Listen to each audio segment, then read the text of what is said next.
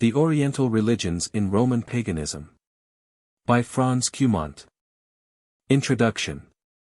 The significance of Franz Cumont's work. Franz Cumont, born January 3, 1868, and educated at Ghent, Bonn, Berlin, and Paris, resides in Brussels, and has been professor in the University of Ghent since 1892. His monumental work, Textes et Monuments Figures Relatifs aux Mystères de Mitra, published in 1896 and 1899 in 2 volumes, was followed in 1902 by the separate publication, under the title Les Mystères de Mitra, of the second half of volume I, the conclusions in which be interpreted the great mass of evidence contained in the remainder of the work. The year following, this book appeared in the translation of Thomas J. McCormack as The Mysteries of Mitra, published by the Open Court Publishing Company. M. Cumont's other work of prime interest to students of the ancient faiths, Les Religions Orientales dans le Paganisme Romain, appeared in 1906, was revised and issued in a second edition in 1909, and is now presented in English in the following pages. M. Cumont is an ideal contributor to knowledge in his chosen field. As an investigator, he combines in one person Teutonic thoroughness and Gallic intuition. As a writer, his virtues are no less pronounced. Recognition of his mastery of an enormous array of detailed learning followed immediately on the publication of Textes et Monuments, and the present series of essays, besides a numerous series of articles and monographs, makes manifest the same painstaking and thorough scholarship. But he is something more than the mere savant who has at command a vast and difficult body of knowledge. He is also the literary architect who builds up his material into well-ordered and graceful structure. Above all, M. Cumont is an interpreter. In the Mysteries of Mitra he put into circulation, so to speak, the coin of the ideas he had minted in the patient and careful study of Textes et Monuments. And in the studies of the Oriental religions he is giving to the wider public the interpretation of the larger and more comprehensive body of knowledge of which his acquaintance with the religion of Mitra is only a part, and against which as a background it stands. What his book The Mysteries of Mitra is to his special knowledge of Mithraism, the Oriental religions is to his knowledge of the whole field. He is thus an example of the highest type of scholar, the exhaustive searcher after evidence, and the sympathetic interpreter who mediates between his subject and the lay intellectual life of his time. And yet, admirable as is M. Cumont's presentation in the Mysteries of Mitra and the Oriental religions, nothing is a greater mistake than to suppose that his popularizations are facile reading. The few specialists in ancient religions may indeed sail smoothly in the current of his thought. But the very nature of a subject which ramifies so extensively and so intricately into the whole of ancient life, concerning itself with practically all the manifestations of ancient civilization, philosophy, religion, astrology, magic, mythology, literature, art, war, commerce, government, will of necessity afford some obstacle to readers unfamiliar with the study of religion. It is in the hope of lessening somewhat this natural difficulty of assimilating M. Cumont's contribution to knowledge, and above all, to life, that these brief words of introduction are undertaken. The presentation in outline of the main lines of thought which underlie his conception of the importance of the Oriental religions in universal history may afford the uninitiated reader a background against which the author's depiction of the various cults of the Oriental group will be more easily and clearly seen. M. Cumont's work, then, transports us in imagination to a time when Christianity was still, at least in the eyes of Roman pagans, only one of a numerous array of foreign Eastern religions struggling for recognition in the Roman world, and especially in the city of Rome. To understand the conditions under which the new faith finally triumphed, we should first realize the number of these religions, and the apparently chaotic condition of paganism when viewed as a system. Let us suppose, says M. Cumont, that in modern Europe the faithful had deserted the Christian churches to worship Allah or Brahma, to follow the precepts of Confucius or Buddha, or to adopt the maxims of the Shinto. Let us imagine a great confusion of all the races of the world in which Arabian mullahs, Chinese scholars, Japanese bonzes, Tibetan lamas and Hindu pundits should all be preaching fatalism and predestination. Ancestor worship and devotion to a deified sovereign, pessimism and deliverance through annihilation, a confusion in which all those priests should erect temples of exotic architecture in our cities and celebrate their disparate rites therein.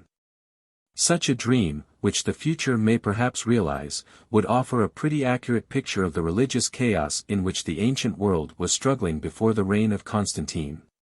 But it is no less necessary to realize, in the second place, that, had there not been an essential solidarity of all these different faiths, the triumph of Christianity would have been achieved with much less difficulty and in much less time. We are not to suppose that religions are long-lived and tenacious unless they possess something vital which enables them to resist. In his chapter on The Transformation of Roman Paganism, M. Cumont thus accounts for the vitality of the old faiths. The mass of religions at Rome finally became so impregnated by Neoplatonism and Orientalism that paganism may be called a single religion with a fairly distinct theology, whose doctrines were somewhat as follows: adoration of the elements, especially the cosmic bodies. The reign of one God, eternal and omnipotent, with messenger attendants, spiritual interpretation of the gross rites yet surviving from primitive times, assurance of eternal felicity to the faithful. Belief that the soul was on earth to be proved before its final return to the universal spirit, of which it was a spark, the existence of an abysmal abode for the evil, against whom the faithful must keep up an unceasing struggle. The destruction of the universe, the death of the wicked, and the eternal happiness of the good in a reconstructed world.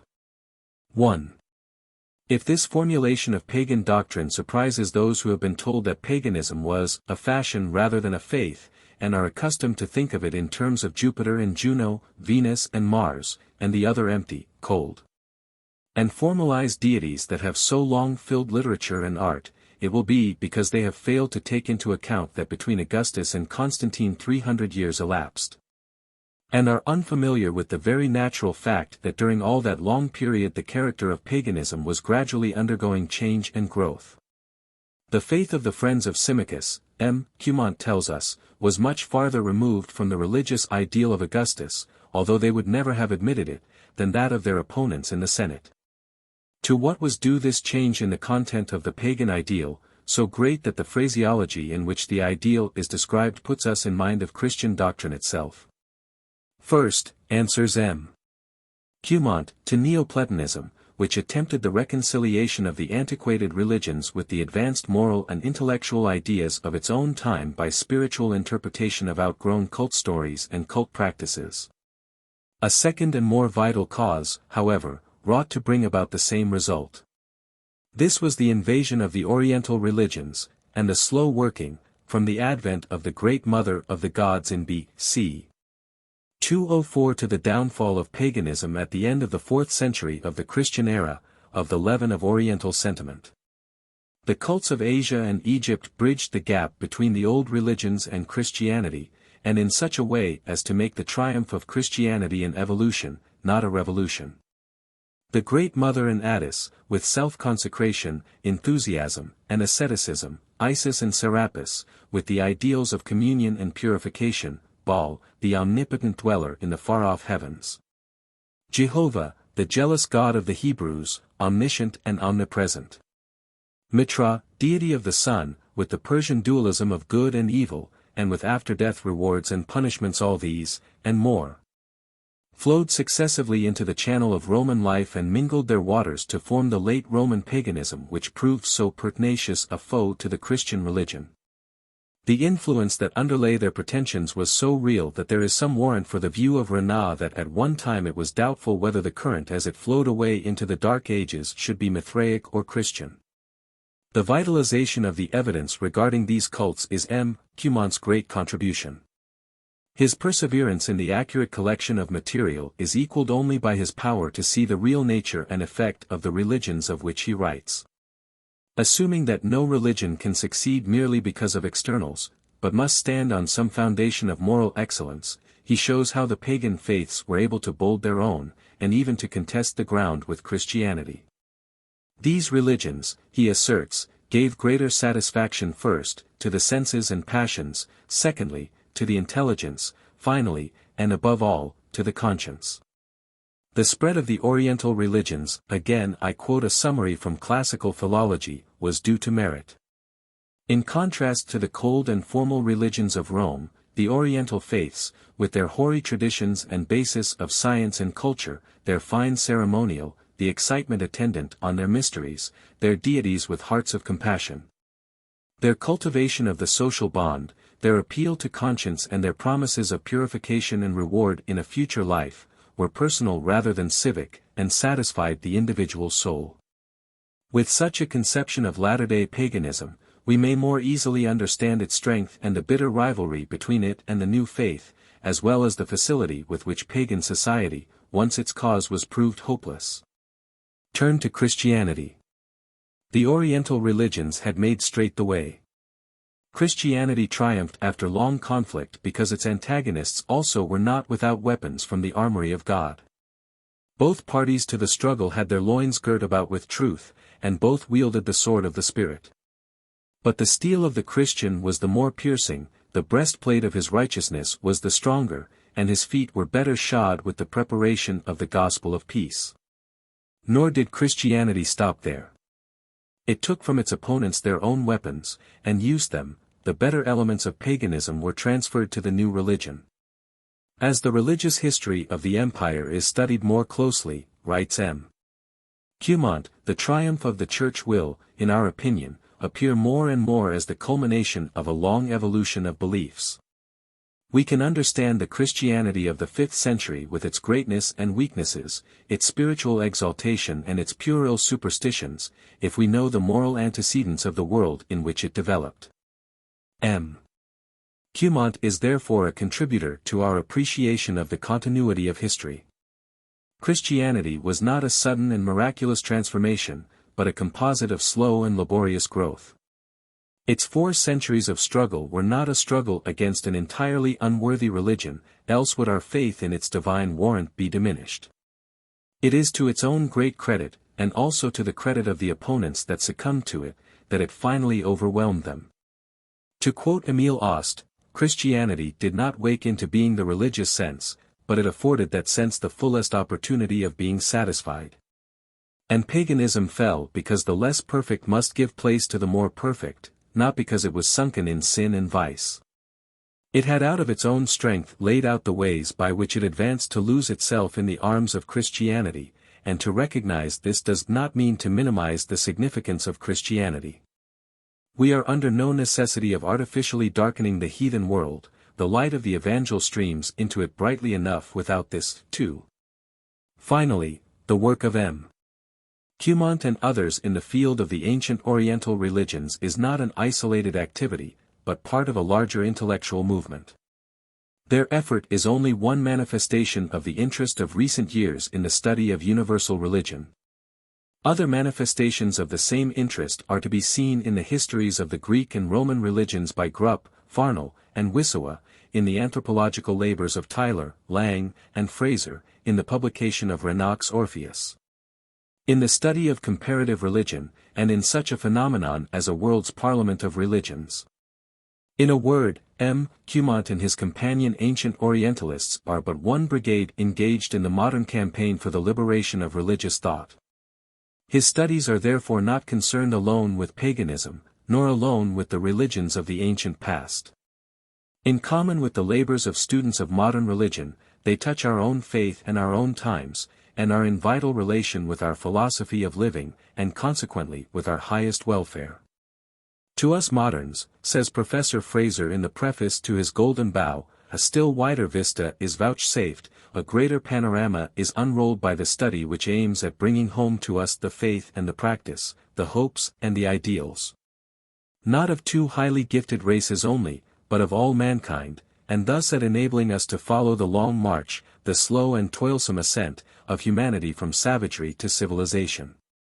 But the comparative study of the beliefs and institutions of mankind is fitted to be much more than a means of satisfying an enlightened curiosity and of furnishing materials for the researches of the learned. Well handled, it may become a powerful instrument to expedite progress. It is possible that all this might disquiet the minds of those who have been wont to assume perfection in the primitive Christian Church, and who assume also that present-day Christianity is the ultimate form of the Christian religion.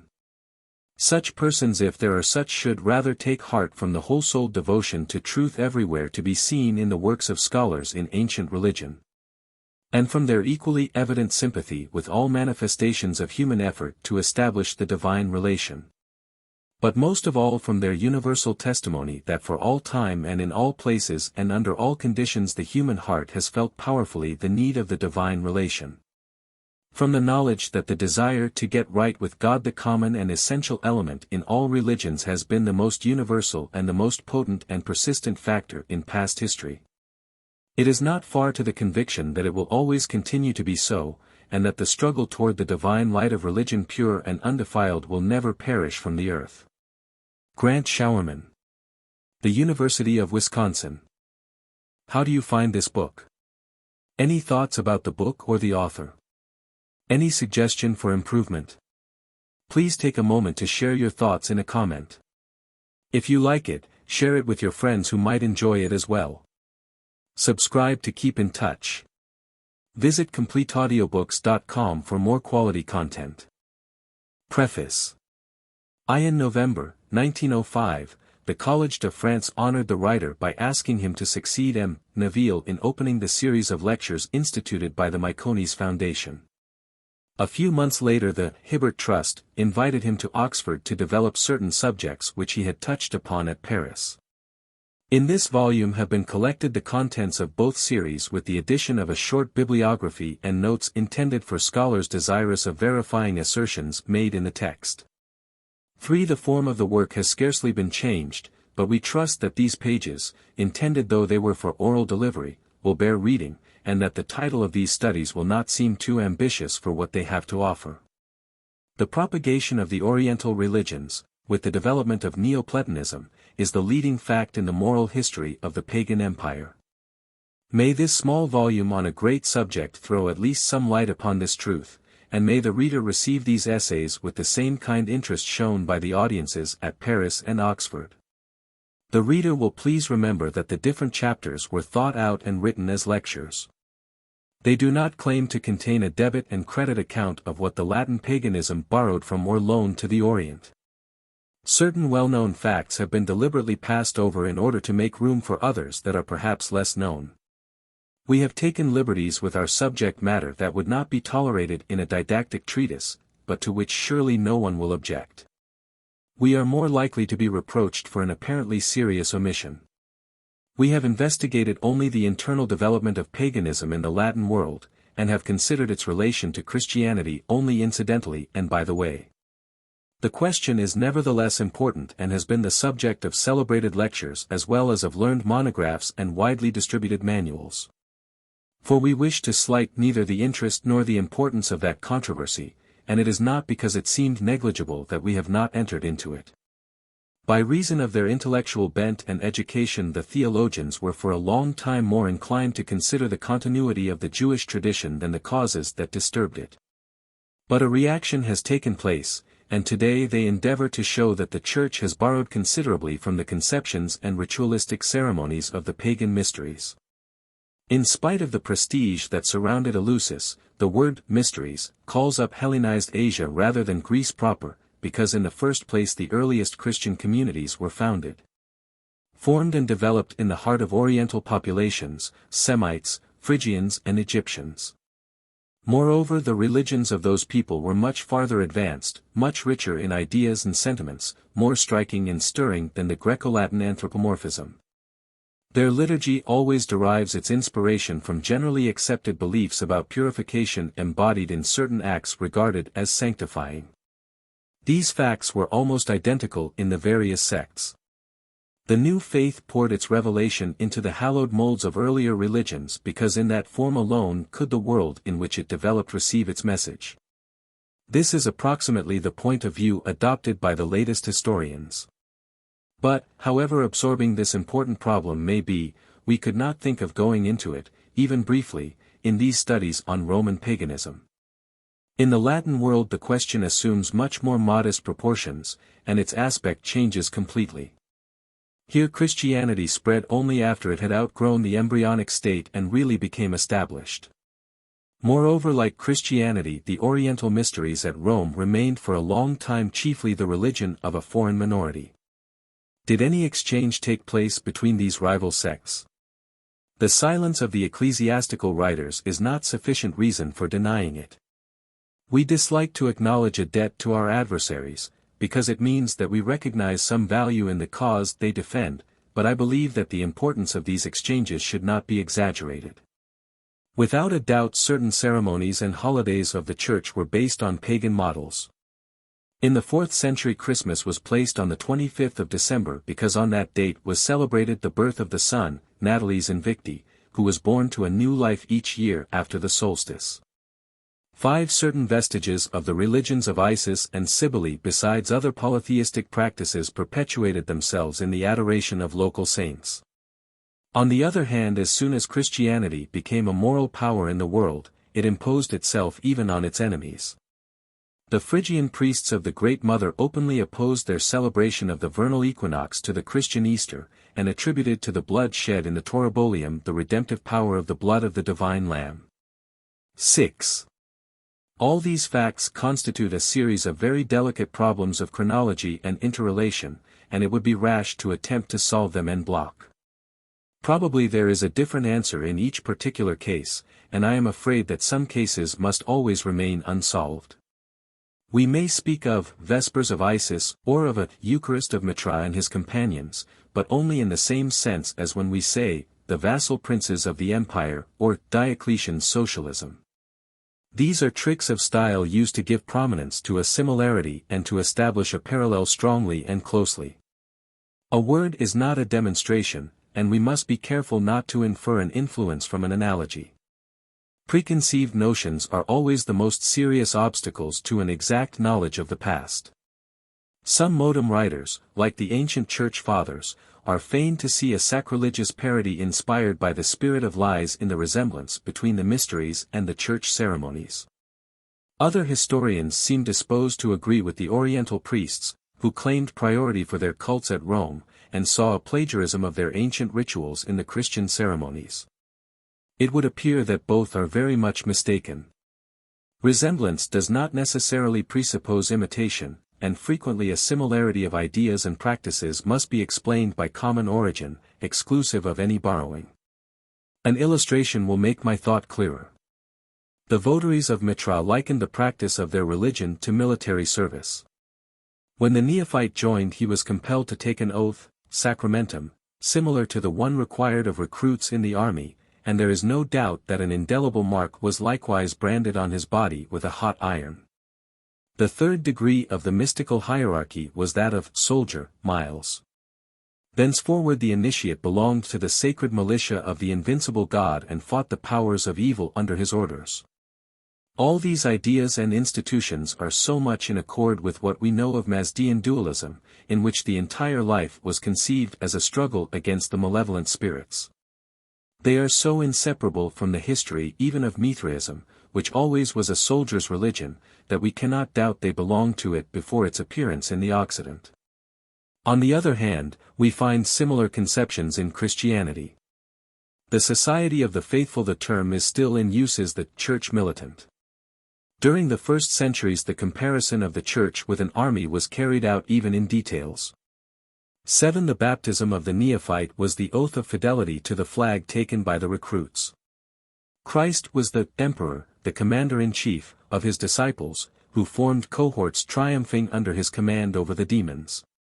The apostates were deserters, the sanctuaries, camps, the pious practices, drills and sentry duty, and so on. If we consider that the gospel preached peace, that for a long time the Christians felt a repugnance to military service, where their faith was threatened, we are tempted to admit a priori an influence of the belligerent cult of Mitra upon Christian thought. But this is not the case. The theme of the militia Christi appears in the oldest ecclesiastical authors, in the epistles of Saint Clement and even in those of Saint Paul. It is impossible to admit an imitation of the Mithraic mysteries then, because at that period they had no importance whatever. But if we extend our researches to the history of that notion, we shall find that, at least under the empire, the mystics of Isis were also regarded as forming sacred cohorts enlisted in the service of the goddess.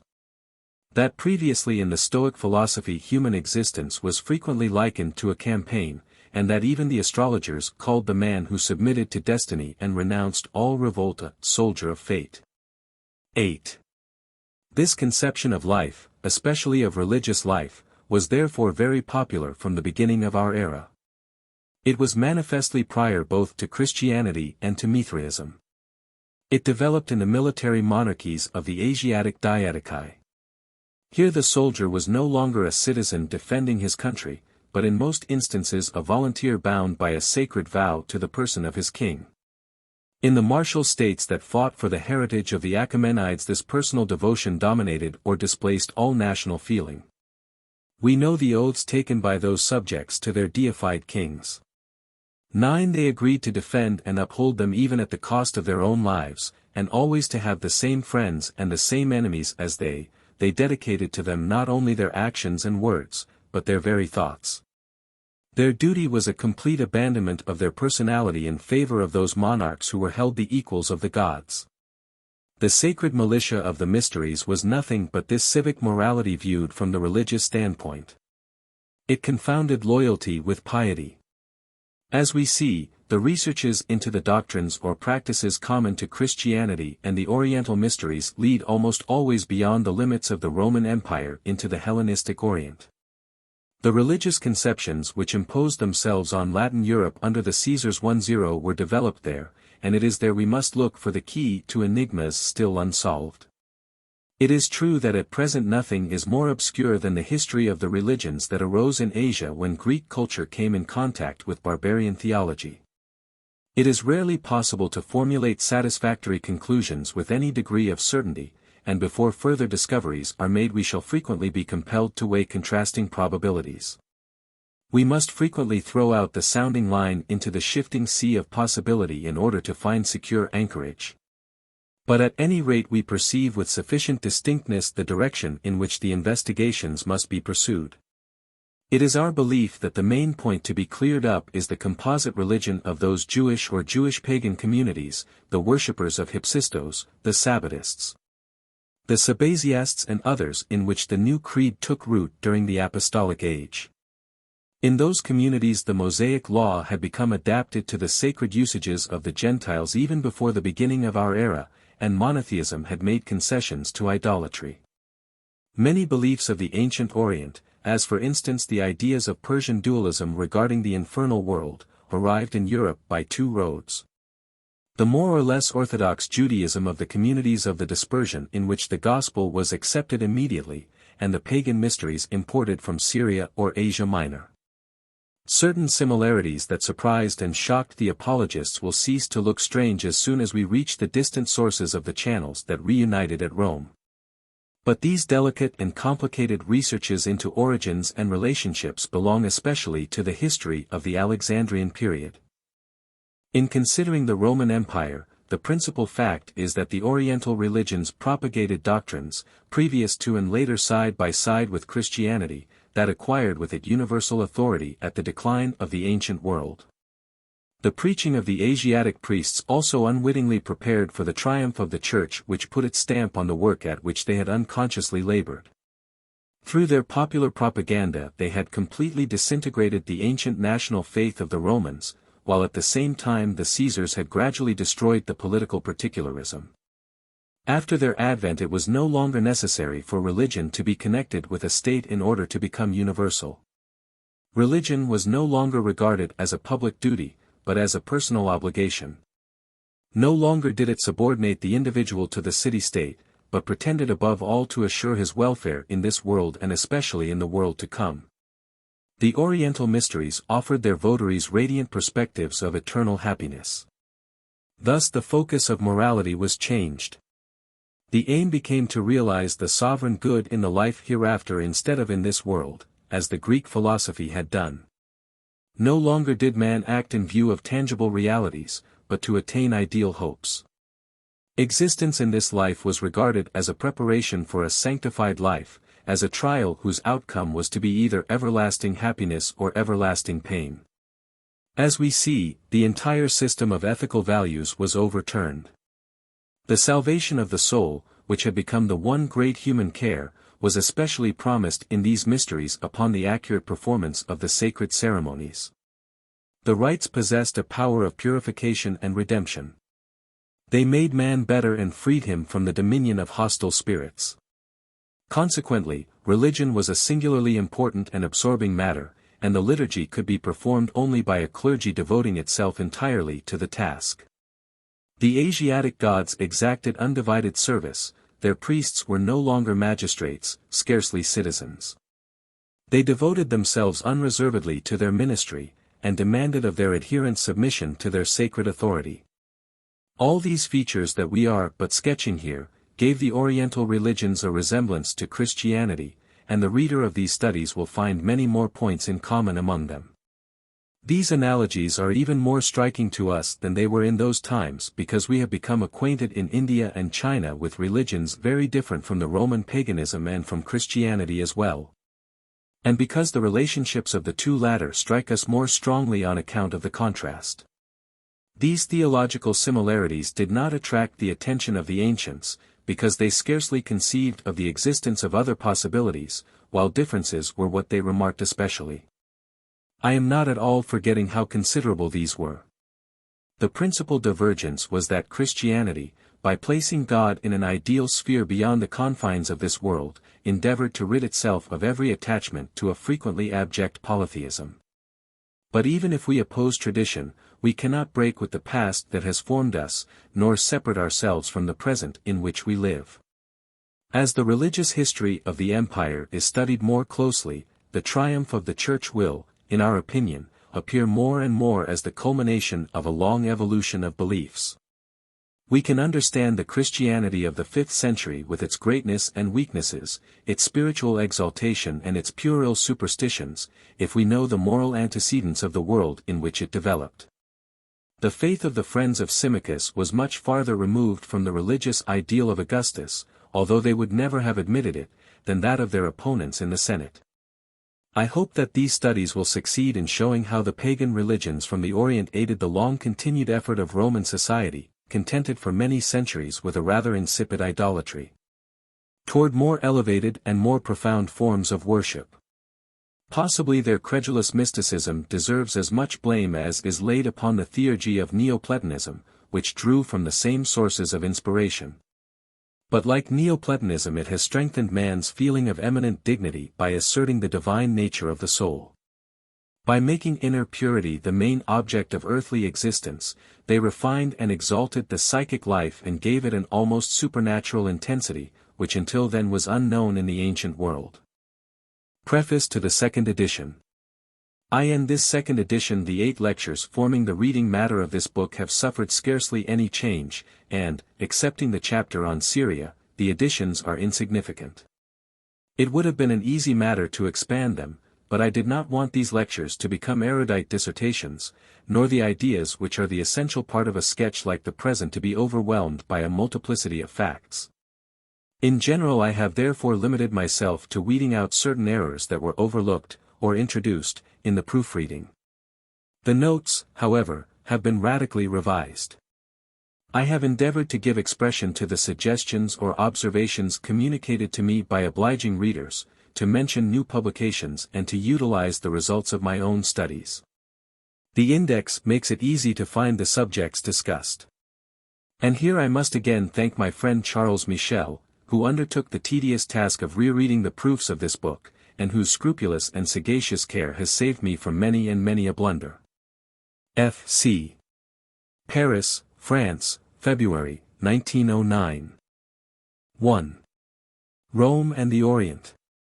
We are fond of regarding ourselves as the heirs of Rome, and we like to think that the Latin genius, after having absorbed the genius of Greece, held an intellectual and moral supremacy in the ancient world similar to the one Europe now maintains, and that the culture of the peoples that lived under the authority of the Caesars was stamped forever by their strong touch. It is difficult to forget the present entirely and to renounce aristocratic pretensions. We find it hard to believe that the Orient has not always lived, to some extent, in the state of humiliation from which it is now slowly emerging, and we are inclined to ascribe to the ancient inhabitants of Smyrna, Beirut or Alexandria the faults with which the Levantines of today are being reproached. The growing influence of the Orientals that accompanied the decline of the empire has frequently been considered a morbid phenomenon and a symptom of the slow decomposition of the ancient world. Even Renan does not seem to have been sufficiently free from an old prejudice when he wrote on this subject, 11, that the oldest and most worn-out civilization should by its corruption subjugate the younger was inevitable. But if we calmly consider the real facts, avoiding the optical illusion that makes things in our immediate vicinity look larger, we shall form a quite different opinion. It is beyond all dispute that Rome found the point of support of its military power in the Occident. The legions from the Danube and the Rhine were always braver, stronger and better disciplined than those from the Euphrates and the Nile. But it is in the Orient, especially in these countries of old civilization, that we must look for industry and riches, for technical ability and artistic productions, as well as for intelligence and science. Even before Constantine made it the center of political power. While Greece merely vegetated in a state of poverty, humiliation and exhaustion, while Italy suffered depopulation and became unable to provide for her own support, while the other countries of Europe were hardly out of barbarism. Asia Minor, Egypt and Syria gathered the rich harvests Roman peace made possible. Their industrial centers cultivated and renewed all the traditions that had caused their former celebrity. A more intense intellectual life corresponded with the economic activity of these great manufacturing and exporting countries. They excelled in every profession except that of arms, and even the prejudiced Romans admitted their superiority. The menace of an Oriental empire haunted the imaginations of the first masters of the world. Such an empire seems to have been the main thought of the dictator Caesar, and the triumvir Antony almost realized it. Even Nero thought of making Alexandria his capital. Although Rome, supported by her army and the right of might, retained the political authority for a long time, she bowed to the fatal moral ascendancy of more advanced peoples. Viewed from this standpoint, the history of the empire during the first 3 centuries may be summarized as a peaceful infiltration of the Orient into the Occident. 12. This truth has become evident since the various aspects of Roman civilization are being studied in greater detail. And before broaching the special subject of these studies, we wish to review a few phases of the slow metamorphosis of which the propagation of the Oriental religions was one phenomenon. In the first place, the imitation of the Orient showed itself plainly in political institutions. 13. To be convinced of this fact, it is sufficient to compare the government of the empire in the time of Augustus with what it had become under Diocletian. At the beginning of the imperial regime, Rome ruled the world but did not govern it. She kept the number of her functionaries down to a minimum. Her provinces were mere unorganized aggregates of cities where she only exercised police power, protectorates rather than annexed countries. 14. As long as law and order were maintained and her citizens, functionaries and merchants could transact their business, Rome was satisfied. She saved herself the trouble of looking after the public service by leaving broad authority to the cities that had existed before her domination, or had been modeled after her. The taxes were levied by syndicates of bankers and the public lands rented out. Before the reforms instituted by Augustus, even the army was not an organic and permanent force, but consisted theoretically of troops levied before a war and discharged after victory. Rome's institutions remained those of a city. It was difficult to apply them to the vast territory she attempted to govern with their aid. They were a clumsy apparatus that worked only by sudden starts, a rudimentary system that could not and did not last. What do we find 3 centuries later?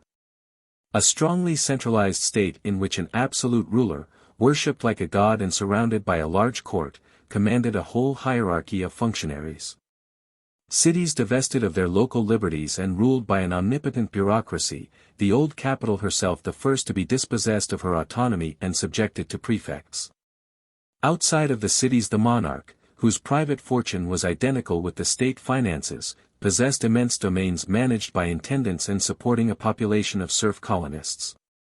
The army was composed largely of foreign mercenaries, professional soldiers whose pay or bounty consisted of lands on which they settled. All these features and many others caused the Roman Empire to assume the likeness of ancient Oriental monarchies.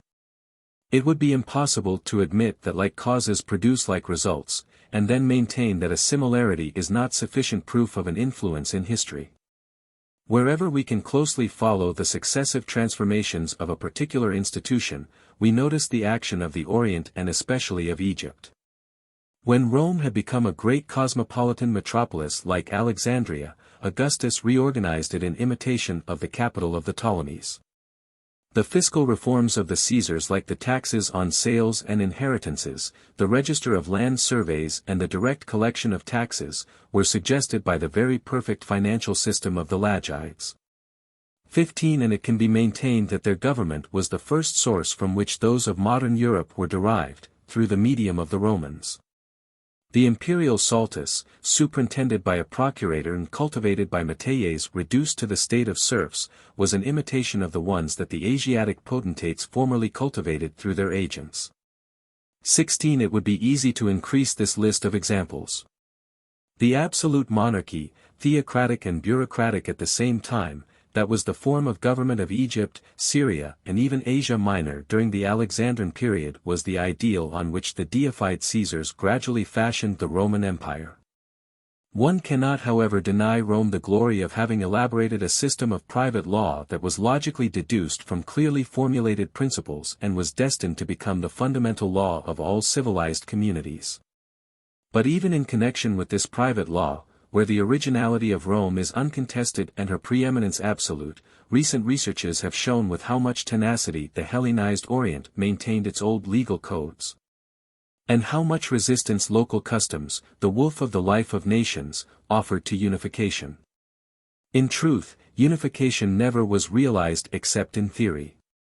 17 More than that, these researches have proved that the fertile principles of that provincial law, which was sometimes on a higher moral plane than the Roman law, reacted on the progressive transformation of the old ius civil.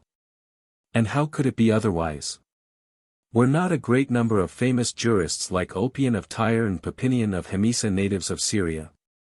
And did not the law school of Beirut constantly grow in importance after the 3rd century, until during the 5th century it became the most brilliant center of legal education? Thus Levantines cultivated even the patrimonial field cleared by Scaevola and Labeo. 18.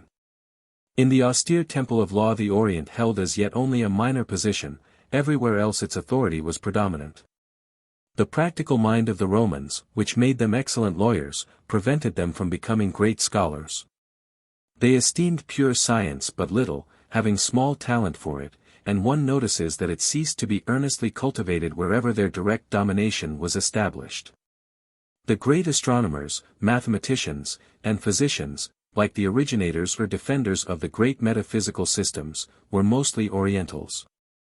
Ptolemy and Plotinus were Egyptians, Porphyry and Iamblichus, Syrians, Dioscorides and Galen, Asiatics. All branches of learning were affected by the spirit of the Orient. The clearest minds accepted the chimeras of astrology and magic. Philosophy claimed more and more to derive its inspiration from the fabulous wisdom of Chaldea and Egypt. Tired of seeking truth, reason abdicated and hoped to find it in a revelation preserved in the mysteries of the barbarians. Greek logic strove to coordinate into an harmonious whole the confused traditions of the Asiatic religions. Letters, as well as science, were cultivated chiefly by the Orientals. Attention has often been called to the fact that those men of letters that were considered the purest representatives of the Greek spirit under the empire belonged almost without exception to Asia Minor, Syria or Egypt. The rhetorician Dion Chrysostom came from Prusa in Bithynia, the satirist Lucian from Samosata in Commagene on the borders of the Euphrates. A number of other names could be cited. From Tacitus and Suetonius down to Ammianus, there was not one author of talent to preserve in Latin the memory of the events that stirred the world of that period, but it was a Bithynian again, Dion Cassius of Nicaea, who, under the Severi, narrated the history of the Roman people. It is a characteristic fact that, besides this literature whose language was Greek, others were born, revived and developed. The Syriac, derived from the Aramaic which was the international language of earlier Asia, became again the language of a cultured race with Bardesanes of Edessa. The Copts remembered that they had spoken several dialects derived from the ancient Egyptian and endeavored to revive them. North of the Taurus even the Armenians began to write and polish their barbarian speech.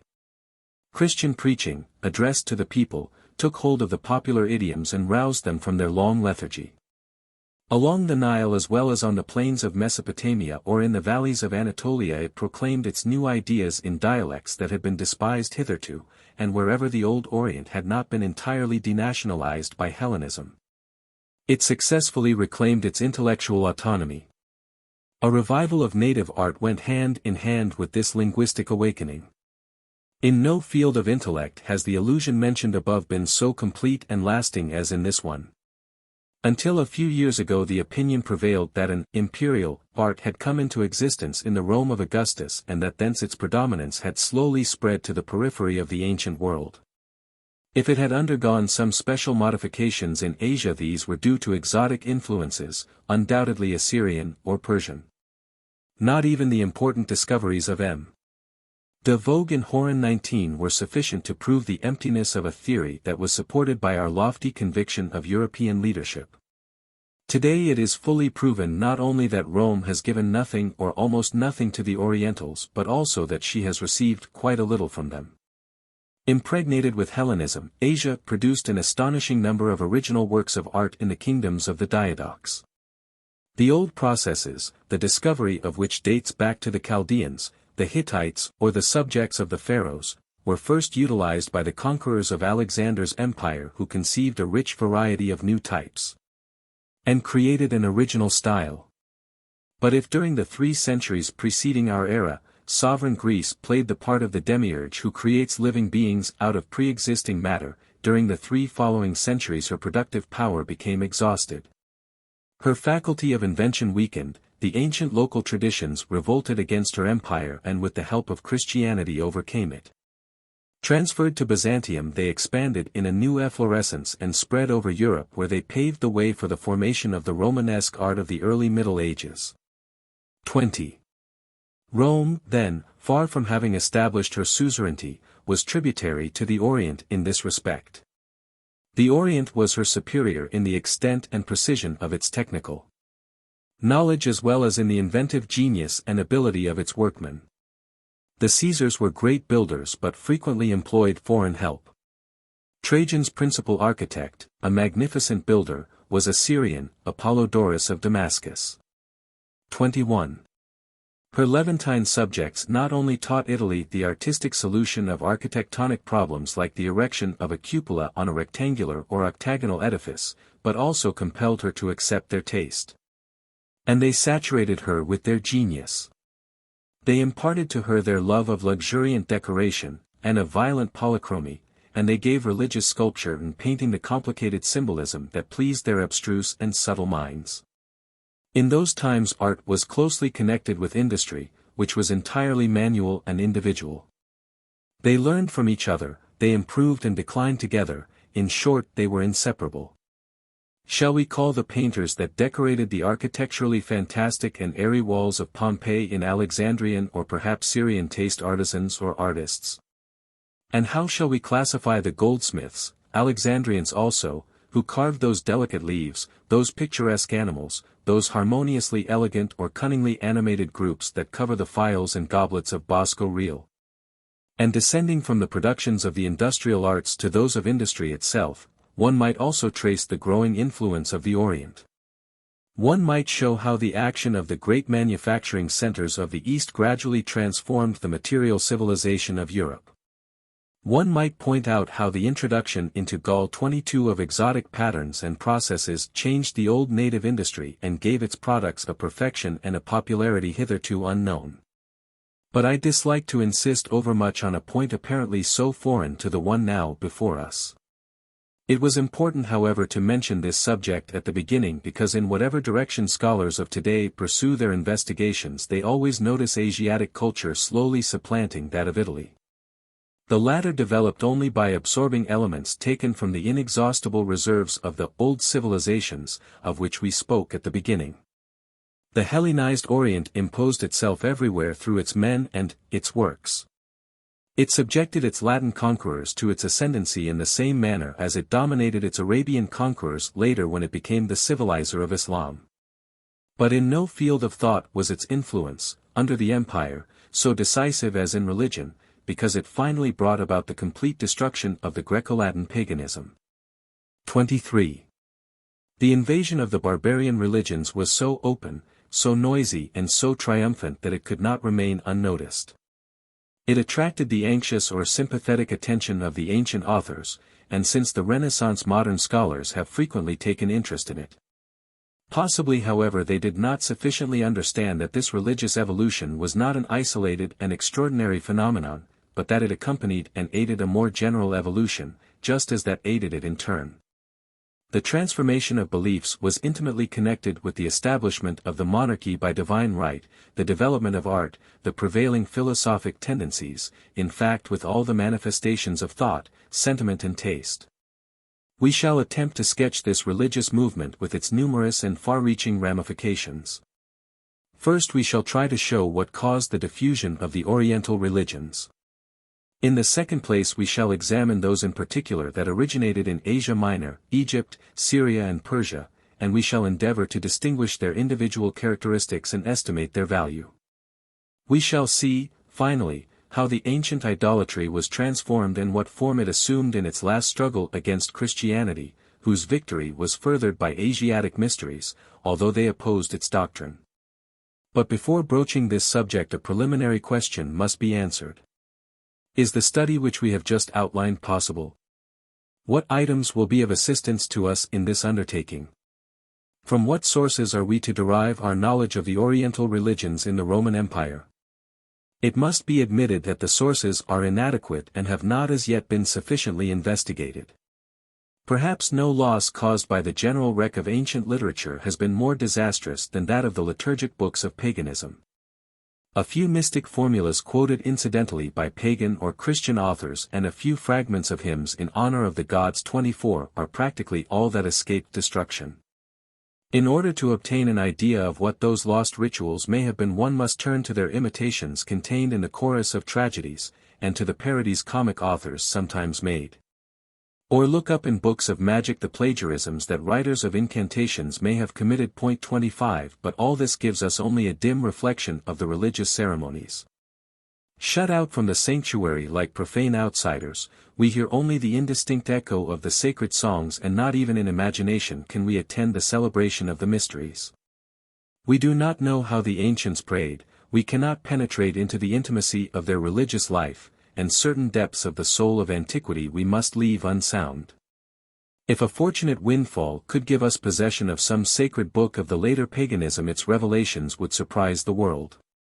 We could witness the performance of those mysterious dramas whose symbolic acts commemorated the passion of the gods. In company with the believers we could sympathize with their sufferings, lament their death and share in the joy of their return to life. In those vast collections of archaic rites that hazily perpetuated the memory of abolished creeds we would find traditional formulas couched in obsolete language that was scarcely understood. Naive prayers conceived by the faith of the earliest ages, sanctified by the devotion of past centuries, and almost ennobled by the joys and sufferings of past generations. We would also read those hymns in which philosophic thought found expression in sumptuous allegories 26 or humbled itself before the omnipotence of the infinite, poems of which only a few Stoic effusions celebrating the creative or destructive fire, or expressing a complete surrender to divine fate can give us some idea. 27. But everything is gone, and thus we lose the possibility of studying from the original documents the internal development of the pagan religions. We should feel this loss less keenly if we possessed at least the works of Greek and Latin mythographers on the subject of foreign divinities like the voluminous books published during the 2nd century by Eusebius and Pallas on the mysteries of Mitra. But those works were thought devoid of interest or even dangerous by the devout Middle Ages, and they are not likely to have survived the fall of paganism. The treatises on mythology that have been preserved deal almost entirely with the ancient Hellenic fables made famous by the classic writers, to the neglect of the Oriental religions. 28. As a rule, All we find in literature on this subject are a few incidental remarks and passing allusions. History is incredibly poor in that respect. This poverty of information was caused in the first place by a narrowness of view characteristic of the rhetoric cultivated by historians of the classical period and especially of the empire. Politics and the wars of the rulers, the dramas, the intrigues and even the gossip of the courts and of the official world were of much higher interest to them than the great economic or religious transformations. Moreover, there is no period of the Roman Empire concerning which we are so little informed as the 3rd century, precisely the one during which the Oriental religions reached the apogee of their power. From Herodianus and Dion Cassius to the Byzantines, and from Suetonius to Ammianus Marcellinus, all narratives of any importance have been lost, and this deplorable blank in historic tradition is particularly fatal to the study of paganism. It is a strange fact that light literature concerned itself more with these grave questions. The rites of the exotic religions stimulated the imagination of the satirists, and the pomp of the festivities furnished the novelists with brilliant descriptive matter. Juvenal laughs at the mortifications of the devotees of Isis. In his necromancy Lucian parodies the interminable purifications of the Magi. And in the Metamorphoses Apuleius relates the various scenes of an initiation into the mysteries of Isis with the fervor of a neophyte and the studied refinement of a rhetorician. But as a rule we find only incidental remarks and superficial observations in the authors. Not even the precious treatise on the Syrian goddess, in which Lucian tells of a visit to the temple of Hierapolis and repeats his conversation with the priests, has any depth. What he relates is the impression of an intelligent, curious and above all an ironical traveler. 29. In order to obtain a more perfect initiation and a less fragmentary insight into the doctrines taught by the Oriental religions, we are compelled to turn to 2 kinds of testimony, inspired by contrary tendencies. But equally suspicious, the testimony of the philosophers, and that of the fathers of the Church.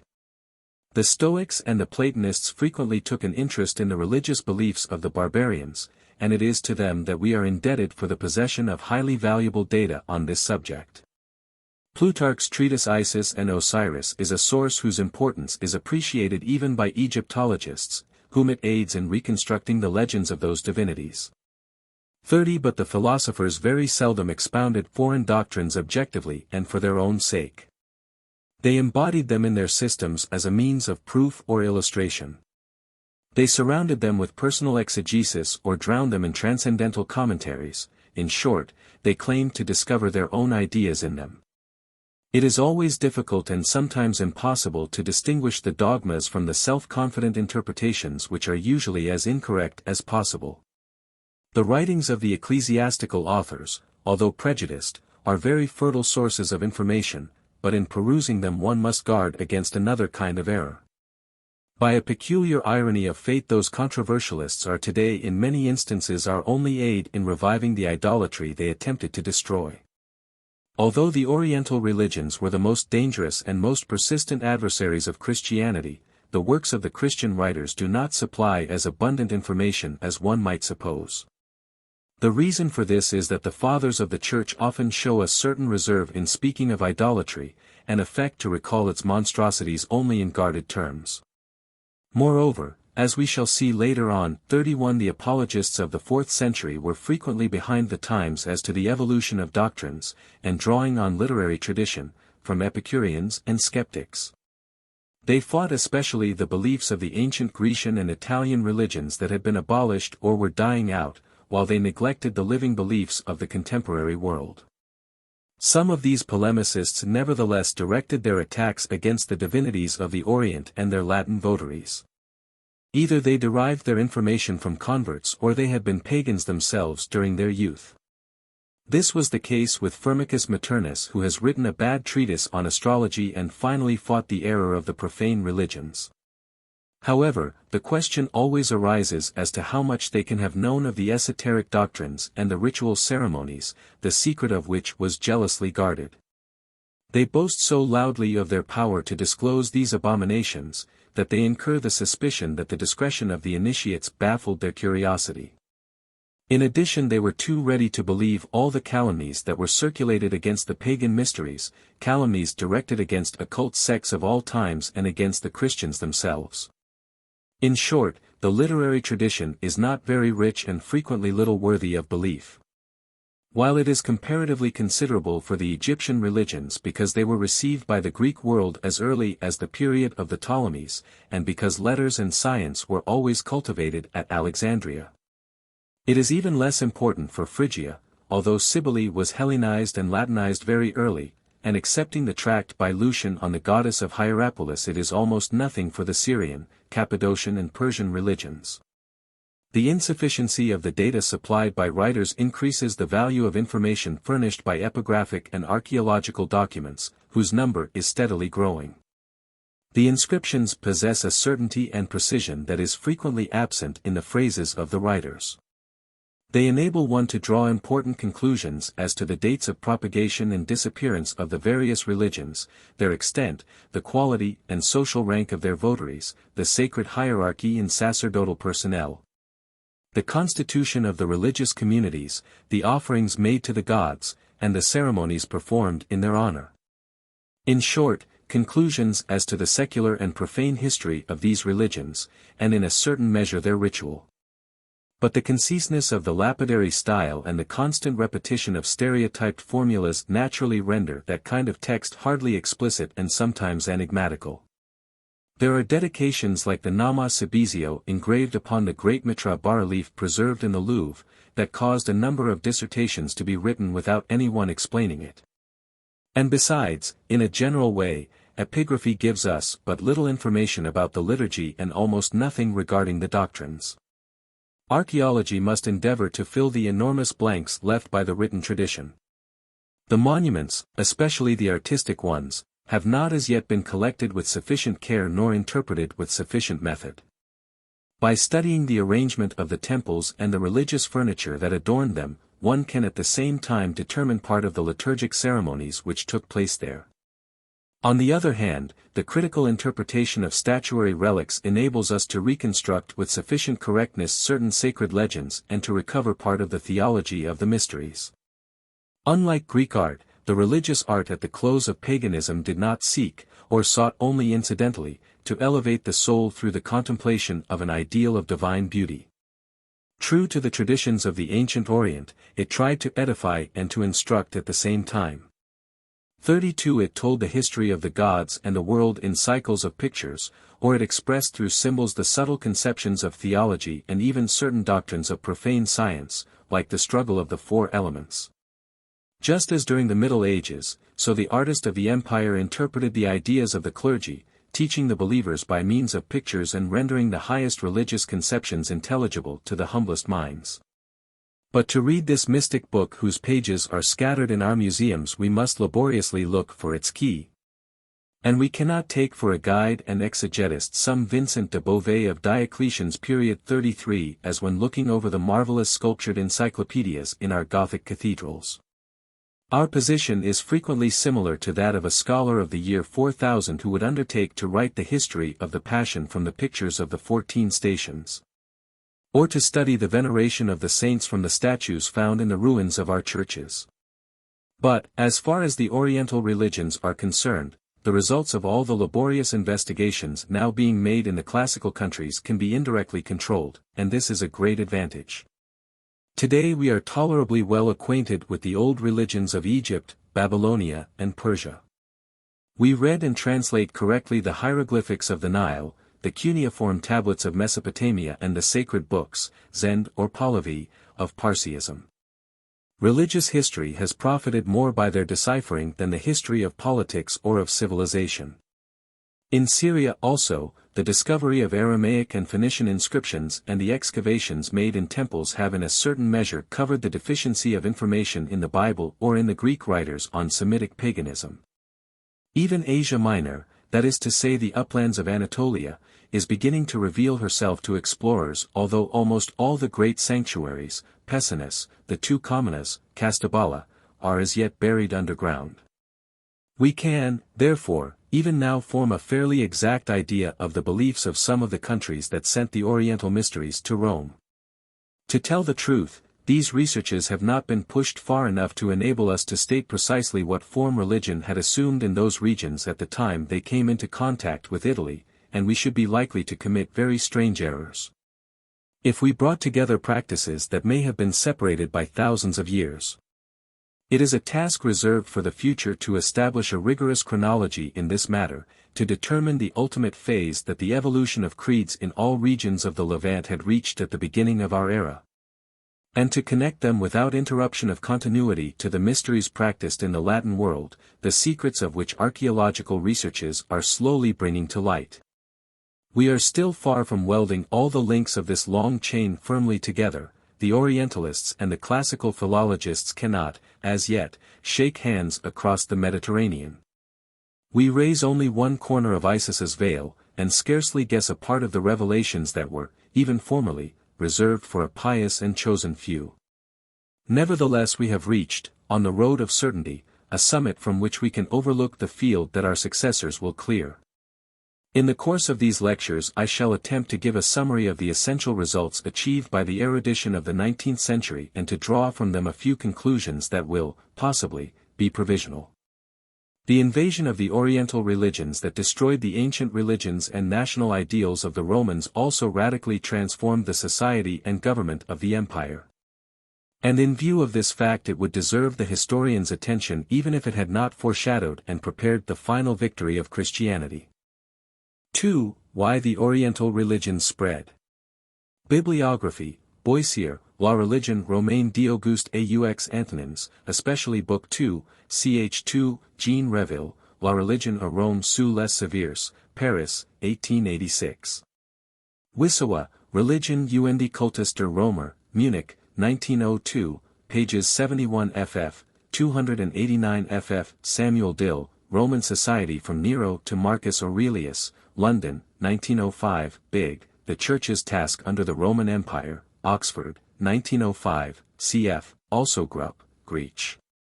Mythology und Religionsgeschichte, 1906, pages 1519 ff. Wendland, Die Hellenistische Kultur in ihren Beziehungen zum Judentum und zum Christentum, Tübingen, 1907, pages 54 f. The monographs will be cited in connection with the different cults which they treat. When, during the 4th century, the weakened empire split asunder like an overburdened scale whose beam is broken, this political divorce perpetuated a moral separation that had existed for a long time. The opposition between the Greco-Oriental and the Latin worlds manifests itself especially in religion and in the attitude taken by the central power toward it. Occidental paganism was almost exclusively Latin under the empire.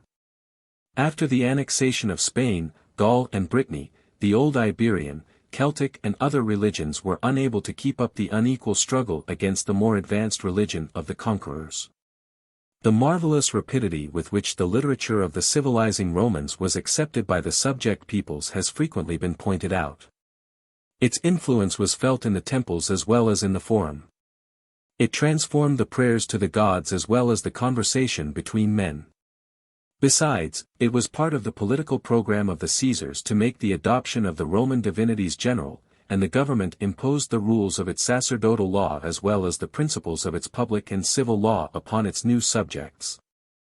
The municipal laws prescribed the election of pontiffs and augurs in common with the judicial duumvirs. In Gaul Druidism, with its oral traditions embodied in long poems, perished and disappeared less on account of the police measures directed against it than in consequence of its voluntary relinquishment by the Celts, as soon as they came under the ascendancy of Latin culture. In Spain it is difficult to find any traces of the aboriginal religions. Even in Africa, where the Punic religion was far more developed, it maintained itself only by assuming an entirely Roman appearance. Baal became Saturn and Eshmount Aesculapius. It is doubtful if there was one temple in all the provinces of Italy and Gaul where, at the time of the disappearance of idolatry, the ceremonies were celebrated according to native rites and in the local idiom.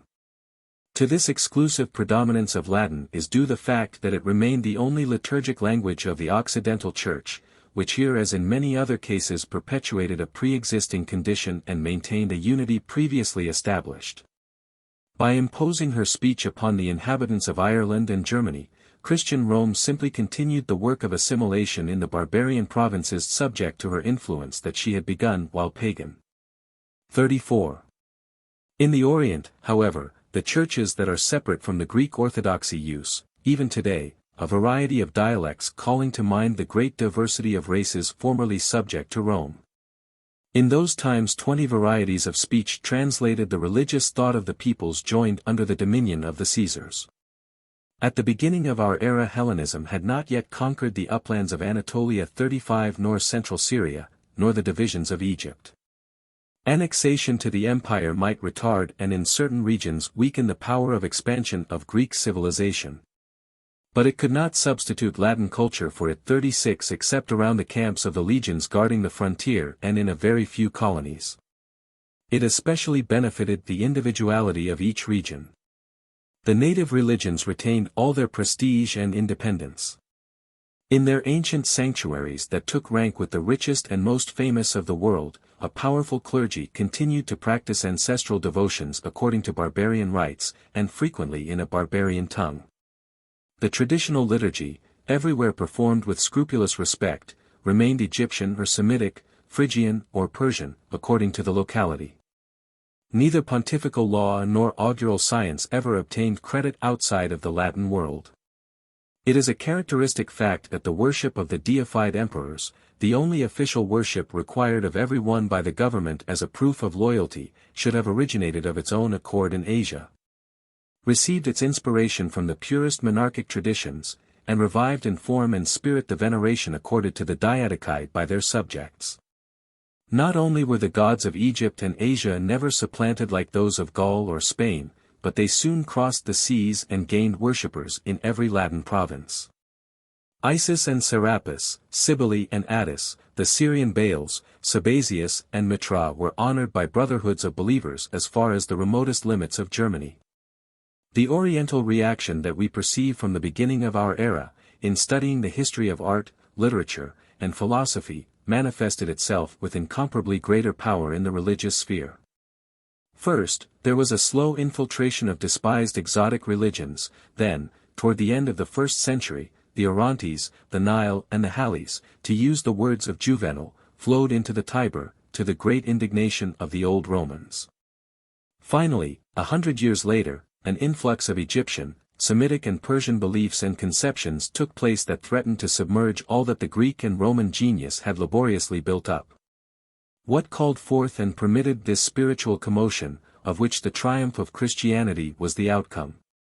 Why was the influence of the Orient strongest in the religious field? These questions claim our attention.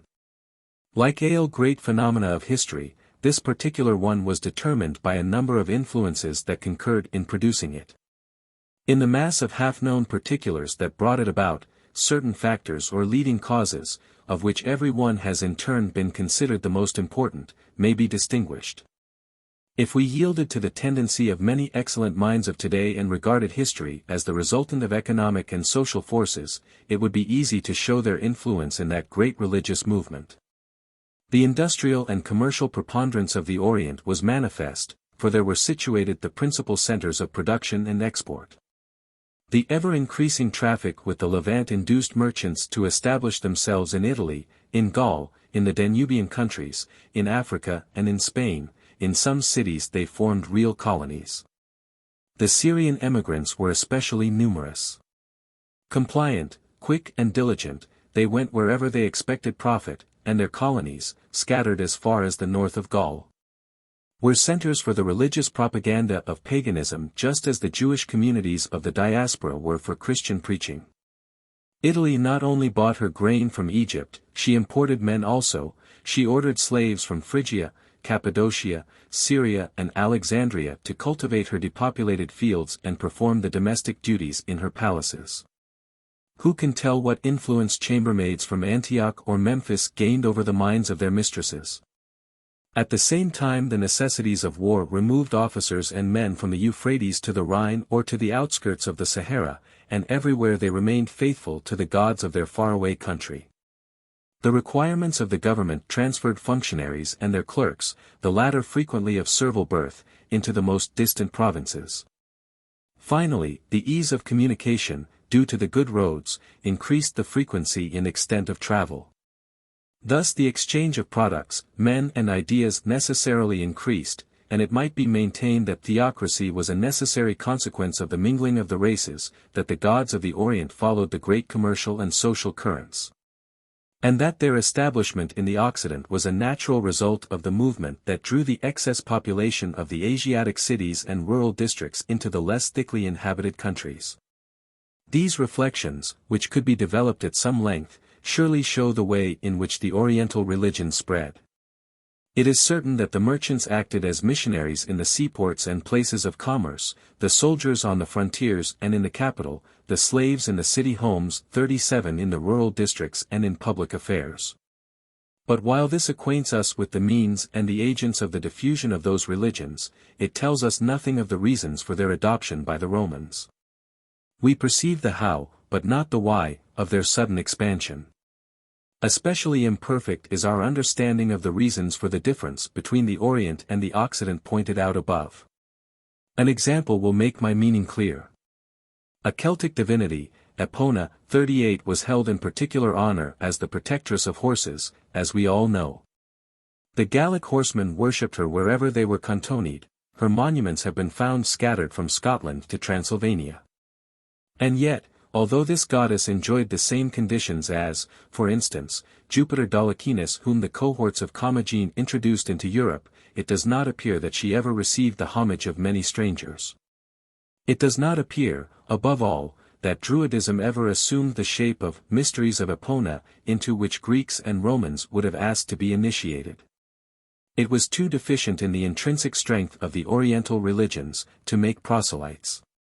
Other historians and thinkers of today prefer to apply the laws of natural science to religious phenomena, and the theories about the variation of species find an unforeseen application here. It is maintained that the immigration of Orientals, of Syrians in particular, was considerable enough to provoke an alteration and rapid deterioration in the robust Italic and Celtic races. In addition, a social status contrary to nature, and a bad political regime effected the destruction of the strongest, the extermination of the best and the ascendancy of the worst elements of the population. This multitude, corrupted by deleterious crossbreeding and weakened by bad selection, became unable to oppose the invasion of the Asiatic chimeras and aberrations. A lowering of the intellectual level and the disappearance of the critical spirit accompanied the decline of morals and the weakening of character. In the evolution of beliefs, the triumph of the Orient denoted a regression toward barbarism, a return to the remote origins of faith and to the worship of natural forces. This is a brief outline of explanations recently proposed and received with some favor. Point 39. It cannot be denied that souls and morals appear to have become coarser during the Roman decline.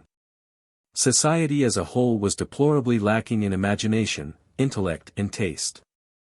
It seemed afflicted with a kind of cerebral anemia and incurable sterility. The impaired reason accepted the coarsest superstitions, the most extreme asceticism and most extravagant theurgy. It resembled an organism incapable of defending itself against contagion. All this is partly true. But the theories summarized proceed from an incorrect conception of things. In reality they are based on the illusion that Asia, under the Empire, was inferior to Europe. While the triumph of the Oriental religions sometimes assumed the appearance of an awakening of savagery, these religions in reality represented a more advanced type in the evolution of religious forms than the ancient national devotions. They were less primitive, less simple, and, if I may use the expression, provided with more organs than the old Greco-Roman idolatry. We have indicated this on previous occasions, and hope to bring it out with perfect clearness in the course of these studies. It is hardly necessary to state that a great religious conquest can be explained only on moral grounds. Whatever part must be ascribed to the instinct of imitation and the contagion of example, in the last analysis we are always face to face with a series of individual conversions. The mysterious affinity of minds is as much due to reflection as to the continued and almost unconscious influence of confused aspirations that produce faith. The obscure gestation of a new ideal is accomplished with pangs of anguish. Violent struggles must have disturbed the souls of the masses when they were torn away from their old ancestral religions, or more often from indifference, by those exacting gods who demanded a surrender of the entire person. A devotion in the etymological meaning of the word. The consecration to Isis of the hero of Apuleius was the result of a call, of an appeal, by the goddess who wanted the neophyte to enlist in her sacred militia. 40. If it is true that every conversion involves a psychological crisis, a transformation of the intimate personality of the individual, this is especially true of the propagation of the Oriental religions. Born outside of the narrow limits of the Roman city, they grew up frequently in hostility to it, and were international, consequently individual. The bond that formerly kept devotion centered upon the city or the tribe, upon the gens or the family, was broken. In place of the ancient social groups, communities of initiates came into existence, who considered themselves brothers no matter where they came from. 41 A God, conceived of as being universal, received every mortal as his child. Whenever these religions had any relation to the state, they were no longer called upon to support old municipal or social institutions, but to lend their strength to the authority of a sovereign regarded as the eternal Lord of the whole world jointly with God himself. In the circles of the mystics, Asiatics mingled with Romans, and slaves with high functionaries. The adoption of the same faith made the poor freedman the equal and sometimes the superior, of the decurion and the clarissimus. All submitted to the same rules and participated in the same festivities, in which the distinctions of an aristocratic society and the differences of blood and country were obliterated. The distinctions of race and nationality, of magistrate and father of a family, of patrician and plebeian, of citizen and foreigner, were abolished. All were but men, and in order to recruit members, those religions worked upon man and his character. In order to gain the masses and the cream of Roman society, as they did for a whole century, the barbarian mysteries had to possess a powerful charm, they had to satisfy the deep wants of the human soul. And their strength had to be superior to that of the ancient Greco-Roman religion.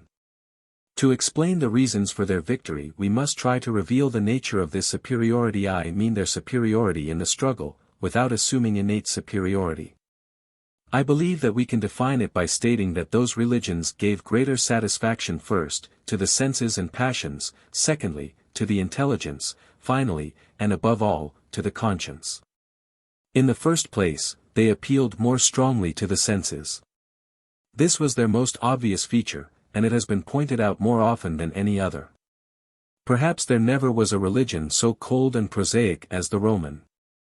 Being subordinated to politics, it sought, above all, to secure the protection of the gods for the state and to avert the effects of their malevolence by the strict execution of appropriate practices. It entered into a contract with the celestial powers from which mutual obligations arose, sacrifices on one side, favors on the other. The pontiffs, who were also magistrates, regulated the religious practices with the exact precision of jurists. 42 As far as we know, the prayers were all couched in formulas as dry and verbose as notarial instruments. The liturgy reminds one of the ancient civil law on account of the minuteness of its prescriptions.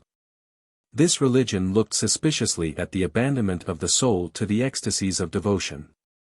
It repressed, by force if necessary, the exuberant manifestations of too ardent faith in everything that was not in keeping with the grave dignity befitting the relations of a civis Romanus with a god. The Jews had the same scrupulous respect as the Romans for a religious code and formulas of the past, but in spite of their dry and minute practices, the legalism of the Pharisees stirred the heart more strongly than did Roman formalism. 43.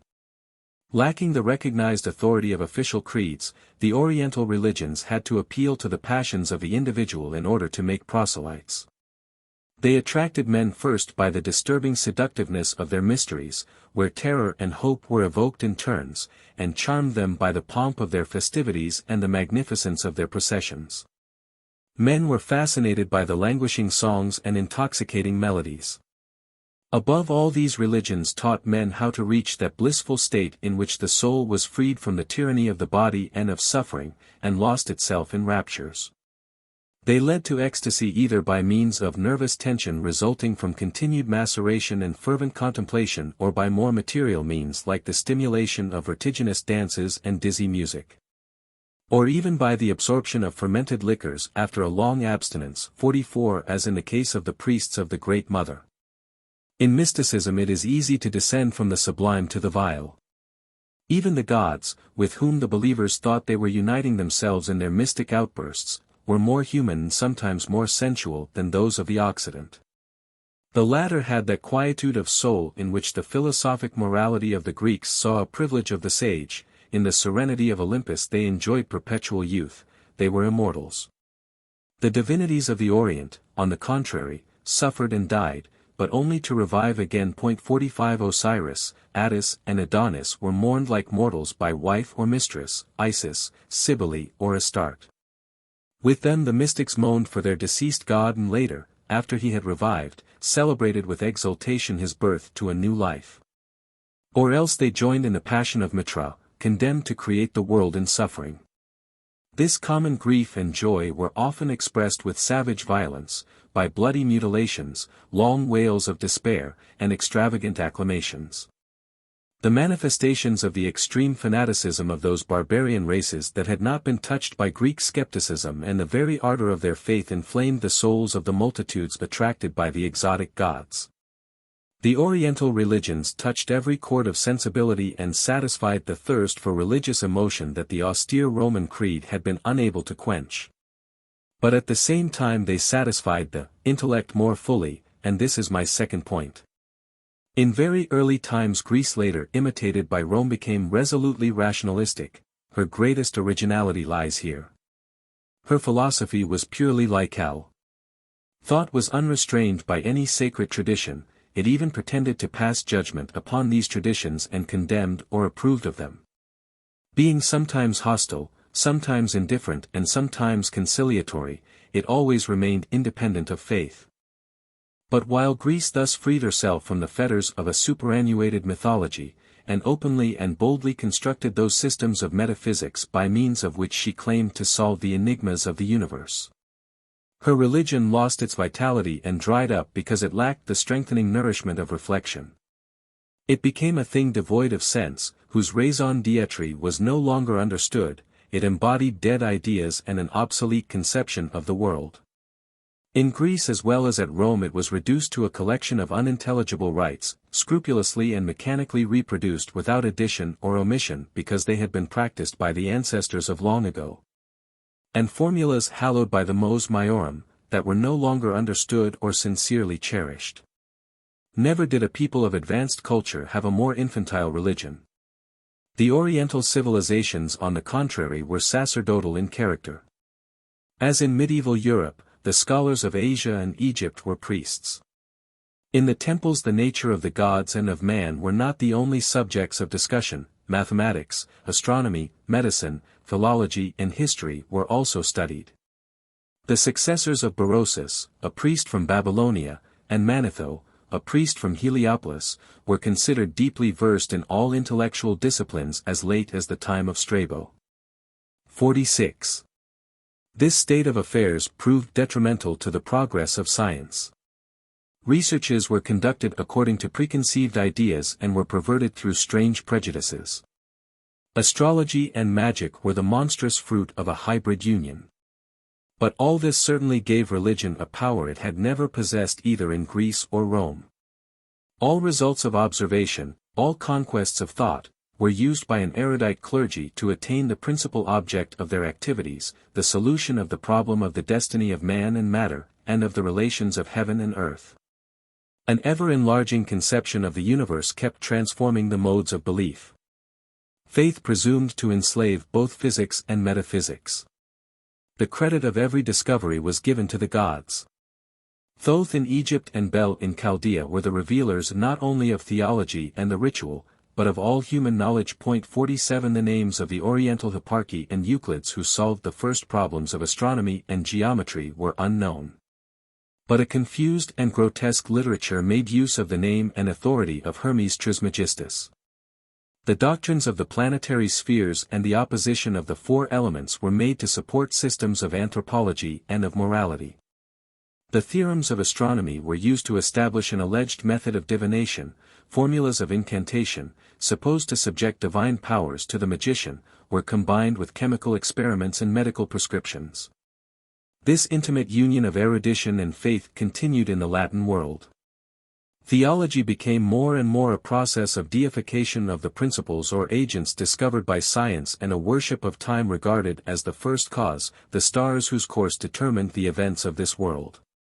The four elements whose innumerable combinations produced the natural phenomena, and especially the sun which preserved heat, fertility and life. The dogmas of the mysteries of Mitra were, to a certain extent, the religious expression of Roman physics and astronomy.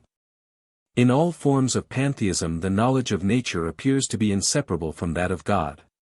48 Art itself complied more and more with the tendency to express erudite ideas by subtle symbolism, and it represented in allegorical figures the relations of divine powers and cosmic forces, like the sky, the earth, the ocean, the planets, the constellations and the winds.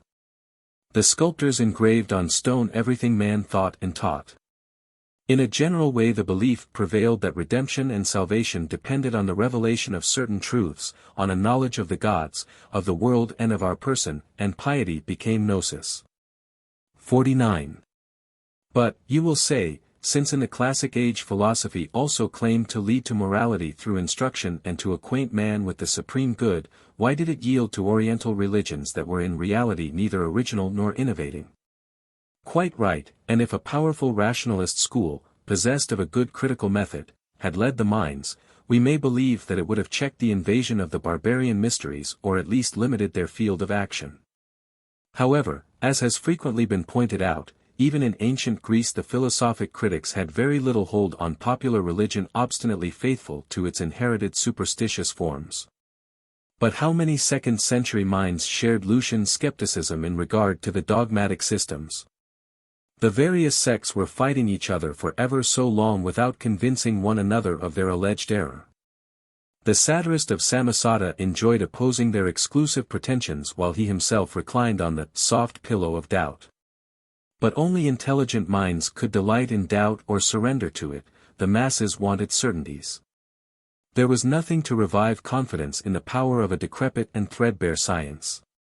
No great discovery transformed the conception of the universe. Nature no longer betrayed her secrets, the earth remained unexplored and the past inscrutable. Every branch of knowledge was forgotten. The world cursed with sterility, could but repeat itself, it had the poignant appreciation of its own decay and impotence. Tired of fruitless researches, the mind surrendered to the necessity of believing. Since the intellect was unable to formulate a consistent rule of life, faith alone could supply it, and the multitudes gravitated toward the temples, where the truths taught to man in earlier days by the Oriental gods were revealed. The stanch adherence of past generations to beliefs and rites of unlimited antiquity seemed to guarantee their truth and efficacy. This current was so strong that philosophy itself was swept toward mysticism and the Neoplatonist school became a theurgy. The Oriental mysteries, then, could stir the soul by arousing admiration and terror, pity and enthusiasm in turn. They gave the intellect the illusion of learned depth and absolute certainty, and finally our third point, they satisfied conscience as well as passion and reason. Among the complex causes that guaranteed their domination, this was without doubt the most effective. In every period of their history the Romans, unlike the Greeks in this respect, judged theories and institutions especially by their practical results. They always had a soldier's and businessman's contempt for metaphysicians. It is a matter of frequent observation that the philosophy of the Latin world neglected metaphysical speculations and concentrated its attention on morals. Just as later the Roman Church left to the subtle Hellenes the interminable controversies over the essence of the divine logos and the double nature of Christ. Questions that could rouse and divide her were those having a direct application to life, like the doctrine of grace. The old religion of the Romans had to respond to this demand of their genius. Its poverty was honest. 50. Its mythology did not possess the poetic charm of that of Greece, nor did its gods have the imperishable beauty of the Olympians, but they were more moral, or at least pretended to be. A large number were simply personified qualities, like chastity and piety. With the aid of the censors they imposed the practice of the national virtues, that is to say of the qualities useful to society, temperance, courage, chastity, obedience to parents and magistrates, reverence for the oath and the law, in fact. The practice of every form of patriotism. During the last century of the Republic the Pontiff Scaevola, one of the foremost men of his time, rejected as futile the divinities of fable and poetry, as superfluous or obnoxious those of the philosophers and the exegetists. And reserved all his favors for those of the statesmen, as the only ones fit for the people. 51. These were the ones protecting the old customs, traditions and frequently even the old privileges. But in the perpetual flux of things conservatism ever carries with it a germ of death. Just as the law failed to maintain the integrity of ancient principles, like the absolute power of the father of the family, principles that were no longer in keeping with the social realities. So religion witnessed the foundering of a system of ethics contrary to the moral code that had slowly been established. The idea of collective responsibility contained in a number of beliefs is one instance. If a Vestal violated her vow of chastity, the divinity sent a pest that ceased only on the day the culprit was punished. Sometimes the angry heavens granted victory to the army only on condition that a general or soldier dedicate himself to the infernal gods as an expiatory victim. However, through the influence of the philosophers and the jurists the conviction slowly gained ground that each one was responsible for his own misdeeds, and that it was not equitable to make a whole city suffer for the crime of an individual. People ceased to admit that the gods crushed the good as well as the wicked in one punishment. Often, also, the divine anger was thought to be as ridiculous in its manifestations as in its cause. The rural superstitions of the country districts of Latium continued to live in the pontifical code of the Roman people. If a lamb with 2 heads or a colt with 5 legs was born, solemn supplications were prescribed to avert the misfortunes foreboded by those terrifying prodigies. 52. All these puerile and monstrous beliefs that burdened the religion of the Latins had thrown it into disrepute. Its morality no longer responded to the new conception of justice beginning to prevail. As a rule, Rome remedied the poverty of her theology and ritual by taking what she needed from the Greeks.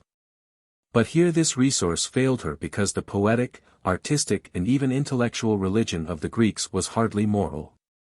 And the fables of a mythology jeered at by the philosophers, parodied on the stage and put to verse by libertine poets were anything but edifying. Moreover, this was its second weakness: whatever morality it demanded of a pious man went unrewarded. People no longer believed that the gods continually intervened in the affairs of men to reveal hidden crimes and to punish triumphant vice, or that Jupiter would hurl his thunderbolt to crush the perjurer. At the time of the proscriptions and the civil wars under Nero or Commodus, it was more than plain that power and possessions were for the strongest, the ablest or even the luckiest, and not for the wisest or the most pious. The idea of reward or punishment beyond the grave found little credit. The notions of future life were hazy, uncertain, doubtful and contradictory. Everybody knows Juvenal's famous lines, that there are manes, a subterranean kingdom, a ferryman with a long pole, and black frogs in the whirlpools of the Styx. That so many thousand men could cross the waves in a single boat, today even children refuse to believe. 53. After the fall of the Republic, indifference spread, the temples were abandoned and threatened to tumble into ruins, the clergy found it difficult to recruit members, the festivities, once so popular, fell into desuetude, and Varro, at the beginning of his Antiquities, expressed his fear lest the gods might perish, not from the blows of foreign enemies, but from very neglect on the part of the citizens. 54. It is well known that Augustus, prompted by political rather than by religious reasons, attempted to revive the dying religion. His religious reforms stood in close relation to his moral legislation and the establishment of the imperial dignity. Their tendency was to bring the people back to the pious practice of ancient virtues but also to chain them to the new political order. The alliance of throne and altar in Europe dates from that time. This attempted reform failed entirely. Making religion an auxiliary to moral policing is not a means of establishing its empire over souls. Formal reverence for the official gods is not incompatible with absolute and practical skepticism. The restoration attempted by Augustus is nevertheless very characteristic because it is so consistent with the Roman spirit which by temperament and tradition demanded that religion should support morality and the state. The Asiatic religions fulfilled the requirements. The change of regime, although unwelcome, brought about a change of religion. The increasing tendency of Caesarism toward absolute monarchy made it lean more and more upon the Oriental clergy. True to the traditions of the Achaemenides and the Pharaohs, those priests preached doctrines tending to elevate the sovereign above humanity, and they supplied the emperors with dogmatic justification for their despotism. 55. It is a noteworthy fact that the rulers who most loudly proclaimed their autocratic pretensions, like Domitian and Commodus, were also those that favored foreign creeds most openly. But his selfish support merely sanctioned a power already established. The propaganda of the Oriental religions was originally democratic and sometimes even revolutionary, like the Isis worship. Step by step they advanced, always reaching higher social classes and appealing to popular conscience rather than to the zeal of functionaries. As a matter of fact, all these religions, except that of Mitra, seem at first sight to be far less austere than the Roman creed. We shall have occasion to note that they contained coarse and immodest fables and atrocious or vile rites. The Egyptian gods were expelled from Rome by Augustus and Tiberius on the charge of being immoral, but they were called immoral principally because they opposed a certain conception of the social order. They gave little attention to the public interest but attached considerable importance to the inner life and consequently to the value of the individual. Two new things, in particular, were brought to Italy by the Oriental priests: mysterious methods of purification, by which they claimed to wash away the impurities of the soul, and the assurance that a blessed immortality would be the reward of piety. 56. These religions pretended to restore lost purity 57 to the soul either through the performance of ritual ceremonies or through mortifications and penance. They had a series of ablutions and lustrations supposed to restore original innocence to the mystic. He had to wash himself in the sacred water according to certain prescribed forms. This was really a magic rite, because bodily purity acted sympathetically upon the soul, or else it was a real spiritual disinfection with the water driving out the evil spirits that had caused pollution. The votary, again, might drink or besprinkle himself with the blood of a slaughtered victim or of the priests themselves. In which case the prevailing idea was that the liquid circulating in the veins was a vivifying principle capable of imparting a new existence. 58. These and similar rites 59 used in the mysteries were supposed to regenerate the initiated person and to restore him to an immaculate and incorruptible life. 60. Purgation of the soul was not effected solely by liturgic acts but also by self-denial and suffering. 61. The meaning of the term expiatio changed. Expiation, or atonement, was no longer accomplished by the exact performance of certain ceremonies pleasing to the gods and required by a sacred code like a penalty for damages, but by privation and personal suffering. Abstinence, which prevented the introduction of deadly elements into the system, and chastity, which preserved man from pollution and debility, became means of getting rid of the domination of the evil powers and of regaining heavenly favor. 62. Macerations, laborious pilgrimages, public confessions, sometimes flagellations and mutilations, in fact all forms of penance and mortifications uplifted the fallen man and brought him nearer to the gods. In Phrygia a sinner would write his sin and the punishment he suffered upon a stela for every one to see and would return thanks to heaven that his prayer of repentance had been heard. 63. The Syrian, who had offended his goddess by eating her sacred fish, dressed in sordid rags, covered himself with a sack and sat in the public highway humbly to proclaim his misdeed in order to obtain forgiveness. 64. 3 times, in the depths of winter, says Juvenal, the devotee of Isis will dive into the chilly waters of the Tiber, and shivering with cold, will drag herself around the temple upon her bleeding knees. If the goddess commands, she will go to the outskirts of Egypt to take water from the Nile and empty it within the sanctuary, 65. This shows the introduction into Europe of Oriental asceticism. But there were impious acts and impure passions that contaminated and defiled the soul. Since this infection could be destroyed only by expiations prescribed by the gods, the extent of the sin and the character of the necessary penance had to be estimated. It was the priest's prerogative to judge the misdeeds and to impose the penalties. This circumstance gave the clergy a very different character from the one it had at Rome. The priest was no longer simply the guardian of sacred traditions, the intermediary between man or the state and the gods, but also a spiritual guide.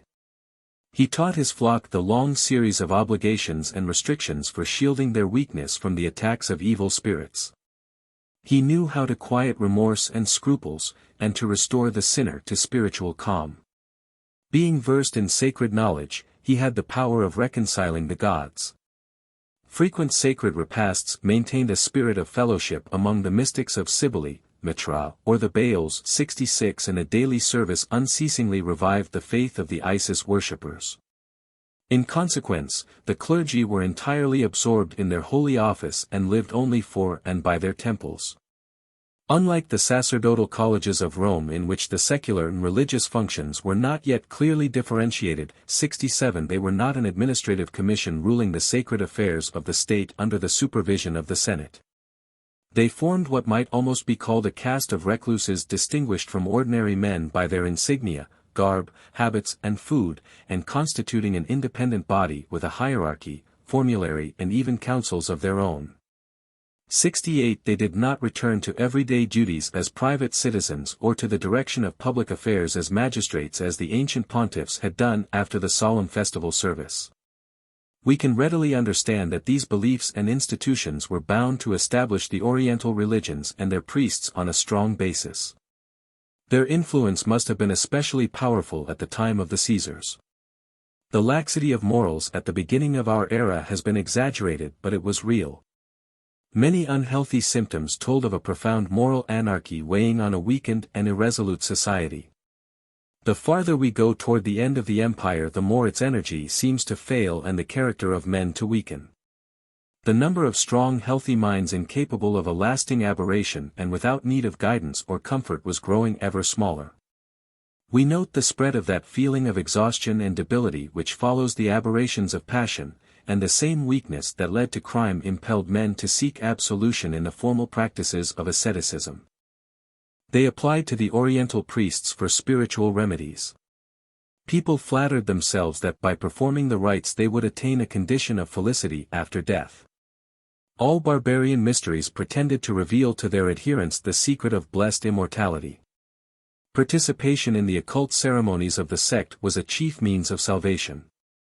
69 The vague and disheartening beliefs of ancient paganism in regard to life after death were transformed into the firm hope of a well-defined form of happiness.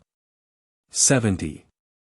This faith in a personal survival of the soul and even of the body was based upon a strong instinct of human nature, the instinct of self-preservation.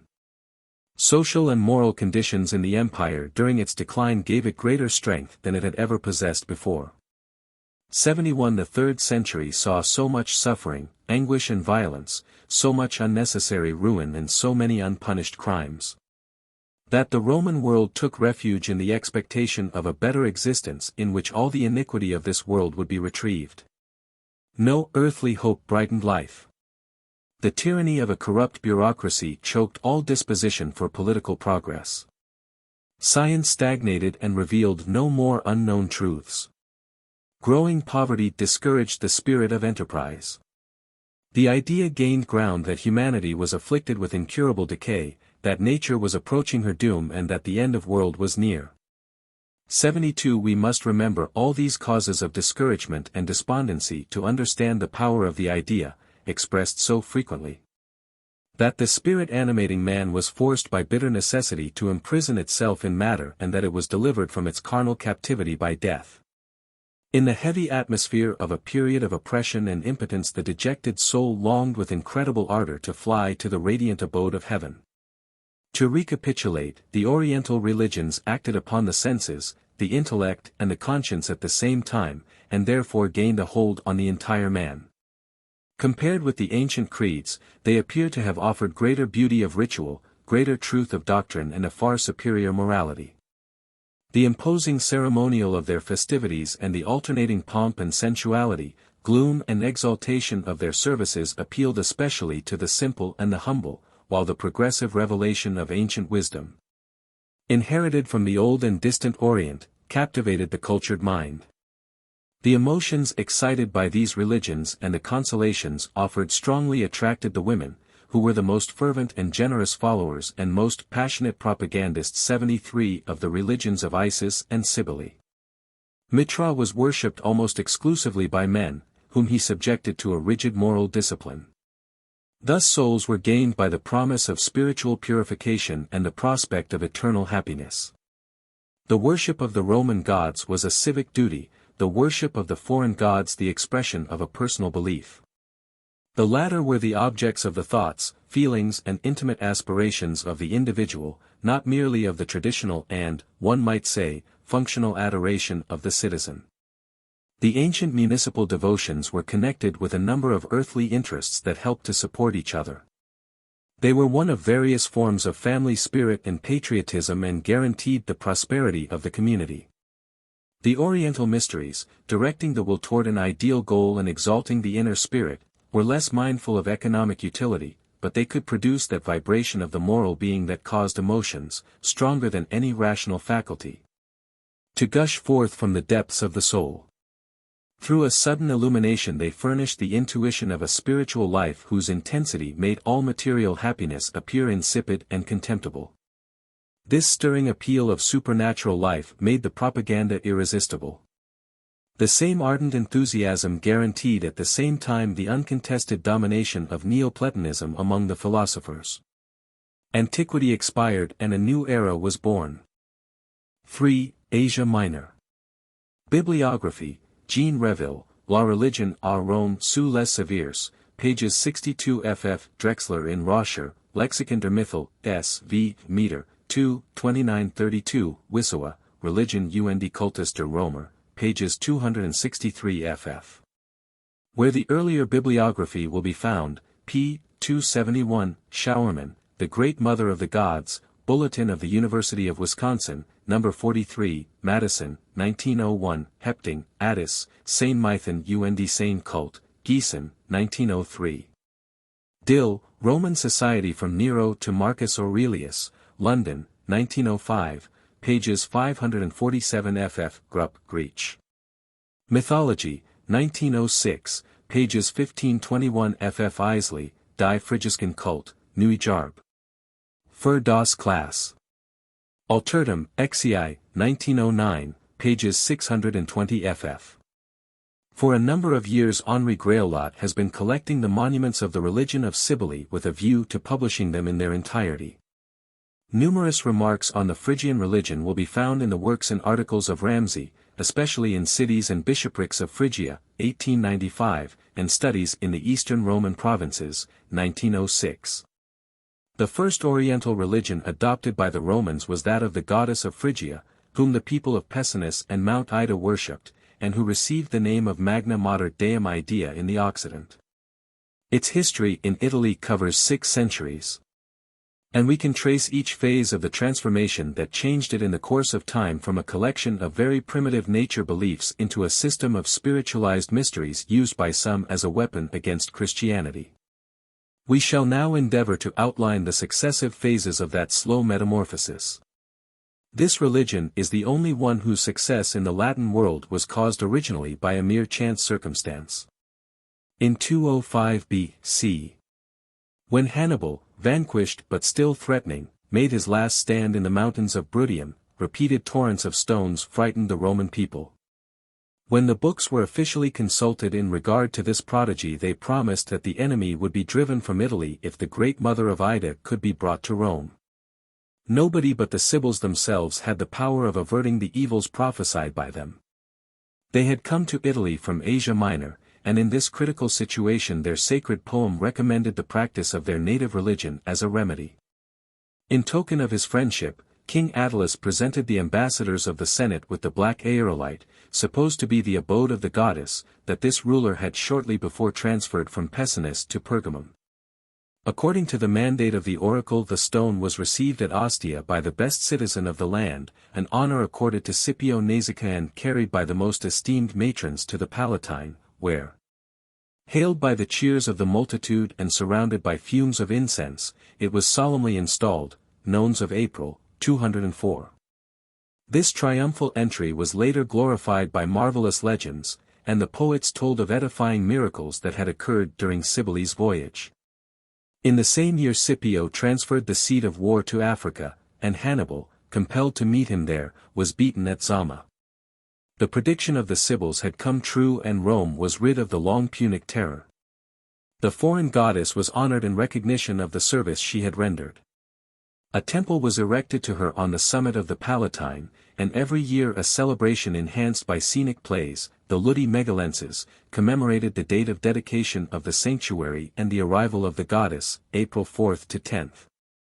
What was this Asiatic religion that had suddenly been transferred into the heart of Rome by an extraordinary circumstance? Even then it could look back upon a long period of development. It combined beliefs of various origin. It contained primitive usages of the religion of Anatolia, some of which have survived to this day in spite of Christianity and Islam. Like the Kizilbash peasants of today, the ancient inhabitants of the peninsula met on the summits of mountains covered with woods no axe had desecrated, and celebrated their festal days. 74 They believed that Cybele resided on the high summits of Ida and Beresintis, and the perennial pines, in conjunction with the prolific and early maturing almond tree, were the sacred trees of Attis. Besides trees, the country people worshipped stones, rocks or meteors that had fallen from the sky like the one taken from Pessinus to Pergamum and thence to Rome. They also venerated certain animals, especially the most powerful of them all, the lion, who may at one time have been the totem of savage tribes. 75 In mythology as well as in art the lion remained the riding or driving animal of the Great Mother. Their conception of the divinity was indistinct and impersonal. A goddess of the earth, called Me or Cybele, was revered as the fecund mother of all things, the mistress of the wild beasts 76 that inhabit the woods. A god Attis, or Papas, was regarded as her husband, but the first place in this divine household belonged to the woman, a reminiscence of the period of matriarchy. 77. When the Phrygians at a very early period came from Thrace and inserted themselves like a wedge in the old Anatolian races, they adopted the vague deities of their new country by identifying them with their own, after the habit of pagan nations. Thus Attis became one with the Dionysus Sabazius of the conquerors, or at least assumed some of his characteristics. This Thracian Dionysus was a god of vegetation. Foucault has thus admirably pictured his savage nature: wooded summits, deep oak and pine forests, ivy-clad caverns were at all times his favorite haunts. Mortals who were anxious to know the powerful divinity ruling these solitudes had to observe the life of his kingdom, and to guess the god's nature from the phenomena through which he manifested his power. Seeing the creeks descend in noisy foaming cascades, or hearing the roaring of steers in the uplands and the strange sounds of the wind-beaten forests, the Thracians thought they heard the voice and the calls of the lord of that empire, and imagined a god who was fond of extravagant leaps and of wild roaming over the wooded mountains.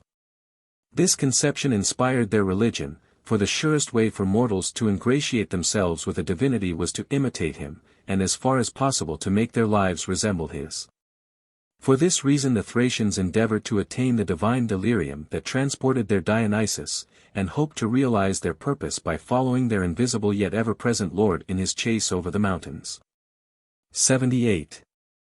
In the Phrygian religion we find the same beliefs and rites, scarcely modified at all, with the one difference that Attis, the god of vegetation, was united to the goddess of the earth instead of living in sullen loneliness.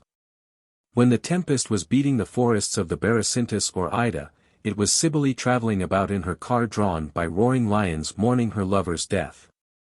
A crowd of worshippers followed her through woods and thickets, mingling their shouts with the shrill sound of flutes, with the dull beat of tambourines, with the rattling of castanets and the dissonance of brass cymbals. Intoxicated with shouting and with uproar of the instruments, excited by their impetuous advance, breathless and panting, they surrendered to the raptures of a sacred enthusiasm. Catullus has left us a dramatic description of this divine ecstasy. 79. The religion of Phrygia was perhaps even more violent than that of Thrace. The climate of the Anatolian uplands is one of extremes. Its winters are rough, long and cold, the spring rains suddenly develop a vigorous vegetation that is scorched by the hot summer sun. The abrupt contrasts of a nature generous and sterile, radiant and bleak in turn, caused excesses of sadness and joy that were unknown in temperate and smiling regions, where the ground was never buried under snow nor scorched by the sun. The Phrygians mourned the long agony and death of the vegetation, but when the verdure reappeared in March they surrendered to the excitement of a tumultuous joy. In Asia savage rites that had been unknown in Thrace or practiced in milder form expressed the vehemence of those opposing feelings. In the midst of their orgies, and after wild dances, some of the worshippers voluntarily wounded themselves and, becoming intoxicated with the view of the blood, with which they besprinkled their altars, they believed they were uniting themselves with their divinity. Or else, arriving at a paroxysm of frenzy, they sacrificed their virility to the gods as certain Russian dissenters still do today. These men became priests of Cybele and were called Galli. Violent ecstasis was always an endemic disease in Phrygia. As late as the Antonines, Montanist prophets that arose in that country attempted to introduce it into Christianity. All these excessive and degrading demonstrations of an extreme worship must not cause us to slight the power of the feeling that inspired it. The sacred ecstasy, the voluntary mutilations and the eagerly sought sufferings manifested an ardent longing for deliverance from subjection to carnal instincts, and a fervent desire to free the soul from the bonds of matter. The ascetic tendencies went so far as to create a kind of begging monachism, the metrogerts. They also harmonized with some of the ideas of renunciation taught by Greek philosophy, and at an early period Hellenic theologians took an interest in this devotion that attracted and repelled them at the same time. Timotheus the Eumolpid, who was one of the founders of the Alexandrian religion of Serapis, derived the inspiration for his essays on religious reform, among other sources, from the ancient Phrygian myths. Those thinkers undoubtedly succeeded in making the priests of Pessinus themselves admit many speculations quite foreign to the old Anatolian nature worship. The votaries of Cybele began at a very remote period to practice mysteries 80 in which the initiates were made acquainted, by degrees, with a wisdom that was always considered divine, but underwent peculiar variations in the course of time. Such is the religion which the rough Romans of the Punic Wars accepted and adopted. Hidden under theological and cosmological doctrines, it contained an ancient stock of very primitive and coarse religious ideas, such as the worship of trees, stones, and animals. Besides this superstitious fetishism, it involved ceremonies that were both sensual and ribald, including all the wild and mystic rites of the Bacchanalia which the public authorities were to prohibit a few years later. When the Senate became better acquainted with the divinity imposed upon it by the Sibyls, it must have been quite embarrassed by the present of King Attalus. The enthusiastic transports and the somber fanaticism of the Phrygian worship contrasted violently with the calm dignity and respectable reserve of the official religion, and excited the minds of the people to a dangerous degree. The emasculated Galli were the objects of contempt and disgust, and what in their own eyes was a meritorious act was made a crime punishable by law, at least under the empire. 81 The authorities hesitated between the respect due to the powerful goddess that had delivered Rome from the Carthaginians and the reverence for the Mos Maiorum. They solved the difficulty by completely isolating the new religion in order to prevent its contagion. All citizens were forbidden to join the priesthood of the foreign goddess or to participate in her sacred orgies. The barbarous rites according to which the Great Mother was to be worshipped were performed by Phrygian priests and priestesses. The holidays celebrated in her honor by the entire nation, the Megalensia, contained no Oriental feature and were organized in conformity with Roman traditions. A characteristic anecdote told by Diodorus 82 shows what the public feeling was towards this Asiatic worship at the end of the Republic. In Pompey's time a high priest from Pessinus came to Rome, presented himself at the forum in his sacerdotal garb, a golden diadem and a long embroidered robe, and pretending that the statue of his goddess had been profaned demanded public expiation. But a tribune forbade him to wear the royal crown, and the populace rose against him in a mob and compelled him to seek refuge in his house. Although apologies were made later, this story shows how little the people of that period felt the veneration that attached to Cybele and her clergy after a century had passed. Kept closely under control, the Phrygian worship led an obscure existence until the establishment of the empire. That closed the first period of its history at Rome. It attracted attention only on certain holidays, when its priests marched the streets in procession, dressed in motley costumes, loaded with heavy jewelry, and beating tambourines. On those days the Senate granted them the right to go from house to collect funds for their temples. The remainder of the year they confined themselves to the sacred enclosure of the Palatine, celebrating foreign ceremonies in a foreign language. They aroused so little notice during this period that almost nothing is known of their practices or of their creed. It has even been maintained that Attis was not worshipped together with his companion, the Great Mother, during the times of the Republic, but this is undoubtedly wrong. Because the two persons of this divine couple must have been as inseparable in the ritual as they were in the myths. 83. But the Phrygian religion kept alive in spite of police surveillance, in spite of precautions and prejudices. A breach had been made in the cracked wall of the old Roman principles, through which the entire Orient finally gained ingress. Directly after the fall of the Republic, a second divinity from Asia Minor, closely related to the Great Mother, became established in the capital. During the wars against Mithridates, the Roman soldiers learned to revere Massachusetts, the great goddess of the two Communas, who was worshipped by a whole people of hierodoles in the ravines of the Taurus and along the banks of the Iris. Like Cybele, she was an ancient Anatolian divinity and personified fertile nature. Her worship, however, had not felt the influence of Thrace, but rather that of the Semites and the Persians. 84. Like the entire religion of Cappadocia. It is certain that she was identical with the Anahita of the Mazdeans, who was of much the same nature. The rites of her cult were even more sanguinary and savage than those of Pessinus, and she had assumed or preserved a warlike character that gave her a resemblance to the Italian Bellona. The dictator Sulla, to whom this invincible goddess of combats had appeared in a dream, was prompted by his superstition to introduce her worship into Rome. The terrible ceremonies connected with it produced a deep impression. Clad in black robes, her fanatics, as they were called, would turn round and round to the sound of drums and trumpets, with their long, loose hair streaming, and when vertigo seized them and a state of anesthesia was attained, they would strike their arms and bodies great blows with swords and axes. The view of the running blood excited them, and they besprinkled the statue of the goddess and her votaries with it, or even drank it. Finally a prophetic delirium would overcome them, and they foretold the future. This ferocious worship aroused curiosity at first, but it never gained great consideration.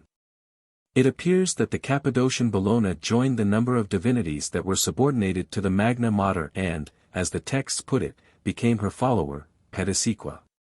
85. The brief popularity enjoyed by this exotic Ma at the beginning of our era shows, nevertheless, the growing influence of the Orient, and of the religions of Asia Minor in particular. After the establishment of the empire, the apprehensive distrust in which the worship of Cybele and Attis had been held gave way to marked favor, and the original restrictions were withdrawn. Thereafter Roman citizens were chosen for archigalli, and the holidays of the Phrygian deities were solemnly and officially celebrated in Italy with even more pomp than had been displayed at Pessinus. According to Johannes Laetus, the Emperor Claudius was the author of this change. Doubts have been expressed as to the correctness of the statement made by this second-rate compiler, and it has been claimed that the transformation in question took place under the Antonines. This is erroneous. The testimony of inscriptions corroborates that of the Byzantine writer. 86. In spite of his love of archaism, it was Claudius who permitted this innovation to be made, and we believe that we can divine the motives of his action. Under his predecessor, Caligula, the worship of Isis had been authorized after a long resistance. Its stirring festivities and imposing processions gained considerable popularity. This competition must have been disastrous to the priests of the Magna Mater, who were secluded in their temple on the Palatine, and Caligula's successor could not but grant to the Phrygian goddess, so long established in the city, the favor accorded the Egyptian divinity who had been admitted into Rome but very recently. In this way Claudius prevented too great an ascendancy in Italy of this second stranger and supplied a distributary to the current of popular superstition. Isis must have been held under great suspicion by a ruler who clung to old national institutions. 87. The Emperor Claudius introduced a new cycle of holidays that were celebrated from March 15 to March 27, the beginning of spring at the time of the revival of vegetation, personified in Attis. The various acts of this grand mystic drama are tolerably well known. The prelude was a procession of canophory or reed-bearers on the 15th. Undoubtedly they commemorated Cybele's discovery of Attis, who, according to the legends, had been exposed while a child on the banks of the Sangarius, the largest river of Phrygia. Or else this ceremony may have been the transformation of an ancient phyllophary intended to guarantee the fertility of the fields. 88. The ceremonies proper began with the equinox. A pine was felled and transferred to the temple of the Palatine by a brotherhood that owed to this function its name of tree-bearers, dendrophori. Wrapped like a corpse in woolen bands and garlands of violets, this pine represented Attis dead. This god was originally only the spirit of the plants, and the honors given to the March tree 89 in front of the imperial palace perpetuated a very ancient agrarian rite of the Phrygian peasants. The next day was a day of sadness and abstinence on which the believers fasted and mourned the defunct god. The 24th bore the significant name of Sanguis in the calendars. We know that it was the celebration of the funeral of Attis, whose manes were appeased by means of libations of blood, as was done for any mortal. Mingling their piercing cries with the shrill sound of flutes, the Galli flagellated themselves and cut their flesh, and neophytes performed the supreme sacrifice with the aid of a sharp stone, being insensible to pain in their frenzy. 90. Then followed a mysterious vigil during which the mystic was supposed to be united as a new Attis with the great goddess. 91. On March 25 there was a sudden transition from the shouts of despair to a delirious jubilation, the Ilaria. With springtime Attis awoke from his sleep of death, and the joy created by his resurrection burst out in wild merrymaking, wanton masquerades, and luxurious banquets. After 24 hours of an indispensable rest, requietio, the festivities wound up, on the 27th, with a long and gorgeous procession through the streets of Rome and surrounding country districts. Under a constant rain of flowers the silver statue of Cybele was taken to the river Almo, and bathed and purified according to an ancient rite, lavatio.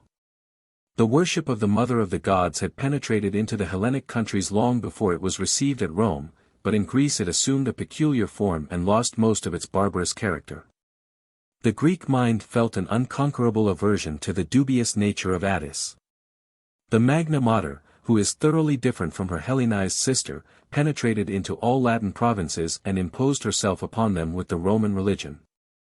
This was the case in Spain, Brittany, the Danubian countries, Africa and especially in Gaul. 92. As late as the 4th century the car of the goddess drawn by steers was led in great state through the fields and vineyards of Autun in order to stimulate their fertility. 93. In the provinces the dendrophori, who carried the sacred pine in the spring festivities, formed associations recognized by the state. These associations had charge of the work of our modern fire departments, besides their religious mission. In case of necessity these woodcutters and carpenters, who knew how to fell the divine tree of Attis, were also able to cut down the timbers of burning buildings. All over the empire religion and the brotherhoods connected with it were under the high supervision of the quindecimvirs of the capital, who gave the priests their insignia. The sacerdotal hierarchy and the rights granted to the priesthood and believers were minutely defined in a series of Senate decrees. These Phrygian divinities who had achieved full naturalization and had been placed on the official list of gods, were adopted by the populations of the Occident as Roman gods together with the rest. This propagation was clearly different from that of any other Oriental religion, for here the action of the government aided the tendencies that attracted the devout masses to these Asiatic divinities. This popular zeal was the result of various causes. Ancient authors describe the impression produced upon the masses by those magnificent processions in which Cybele passed along on her car, preceded by musicians playing captivating melodies, by priests wearing gorgeous costumes covered with amulets, and by the long line of votaries and members of the fraternities, all barefoot and wearing their insignia. All this, however, created only a fleeting and exterior impression upon the neophyte, but as soon as he entered the temple a deeper sensation took hold of him. He heard the pathetic story of the goddess seeking the body of her lover cut down in the prime of his life like the grass of the fields. He saw the bloody funeral services in which the cruel death of the young man was mourned, and heard the joyful hymns of triumph, and the gay songs that greeted his return to life. By a skillfully arranged gradation of feelings the onlookers were uplifted to a state of rapturous ecstasy. Feminine devotion in particular found encouragement and enjoyment in these ceremonies, and the Great Mother, the fecund and generous goddess, was always especially worshipped by the women. Moreover, people founded great hopes on the pious practice of this religion. Like the Thracians, the Phrygians began very early to believe in the immortality of the soul. Just as Attis died and came to life again every year, these believers were to be born to new life after their death. One of the sacred hymns said, "Take courage, O mystics, because the God is saved. And for you also will come salvation from your trials." 94 Even the funeral ceremonies were affected by the strength of that belief. In some cities, especially at Amphipolis in Macedonia, graves have been found adorned with earthenware statuettes representing the shepherd Attis. 95 And even in Germany the gravestones are frequently decorated with the figure of a young man in Oriental costume, leaning dejectedly upon a knotted stick, Pedum, who represented the same Attis. We are ignorant of the conception of immortality held by the Oriental disciples of the Phrygian priests. Maybe, like the votaries of Sabazius, they believed that the blessed ones were permitted to participate with Hermes Psychopompus in a great celestial feast, for which they were prepared by the sacred repasts of the mysteries. 96. Another agent in favor of this imported religion was, as we have stated above, the fact of its official recognition. This placed it in a privileged position among Oriental religions, at least at the beginning of the imperial regime. It enjoyed a toleration that was neither precarious nor limited, it was not subjected to arbitrary police measures nor to coercion on the part of magistrates. Its fraternities were not continually threatened with dissolution, nor its priests with expulsion. It was publicly authorized and endowed, its holidays were marked in the calendars of the pontiffs, its associations of dendrophory were organs of municipal life in Italy and in the provinces, and had a corporate entity. Therefore it is not surprising that other foreign religions, after being transferred to Rome, sought to avert the dangers of an illicit existence by an alliance with the Great Mother. The religion of the latter frequently consented to agreements and compromises, from which it gained in reality as much as it gave up. In exchange for material advantages it acquired complete moral authority over the gods that accepted its protection. Thus Cybele and Attis absorbed a majority of the divinities from Asia Minor that had crossed the Ionian Sea. Their clergy undoubtedly intended to establish a religion complex enough to enable the emigrants from every part of the vast peninsula, slaves, merchants, soldiers, functionaries, scholars, in short, people of all classes of society, to find their national and favorite devotions in it. As a matter of fact, no other Anatolian god could maintain his independence side by side with the deities of Pessinus. 97. We do not know the internal development of the Phrygian mysteries sufficiently to give details of the addition of each individual part. But we can prove that in the course of time certain religions were added to the one that had been practiced in the Temple of the Palatine ever since the Republic. In the inscriptions of the 4th century, Attis bears the cognomen of Menotyrannus. At that time this name was undoubtedly understood to mean Lord of the Months, because Attis represented the sun who entered a new sign of the zodiac every month. 98 But that was not the original meaning of the term. Men-Tyrannus appears with quite a different meaning in many inscriptions found in Asia Minor. Tyrannos 99 Lord, is a word taken by the Greeks from the Lydian, and the honorable title of tyrant was given to Men, an old barbarian divinity worshipped by all Phrygia and surrounding regions.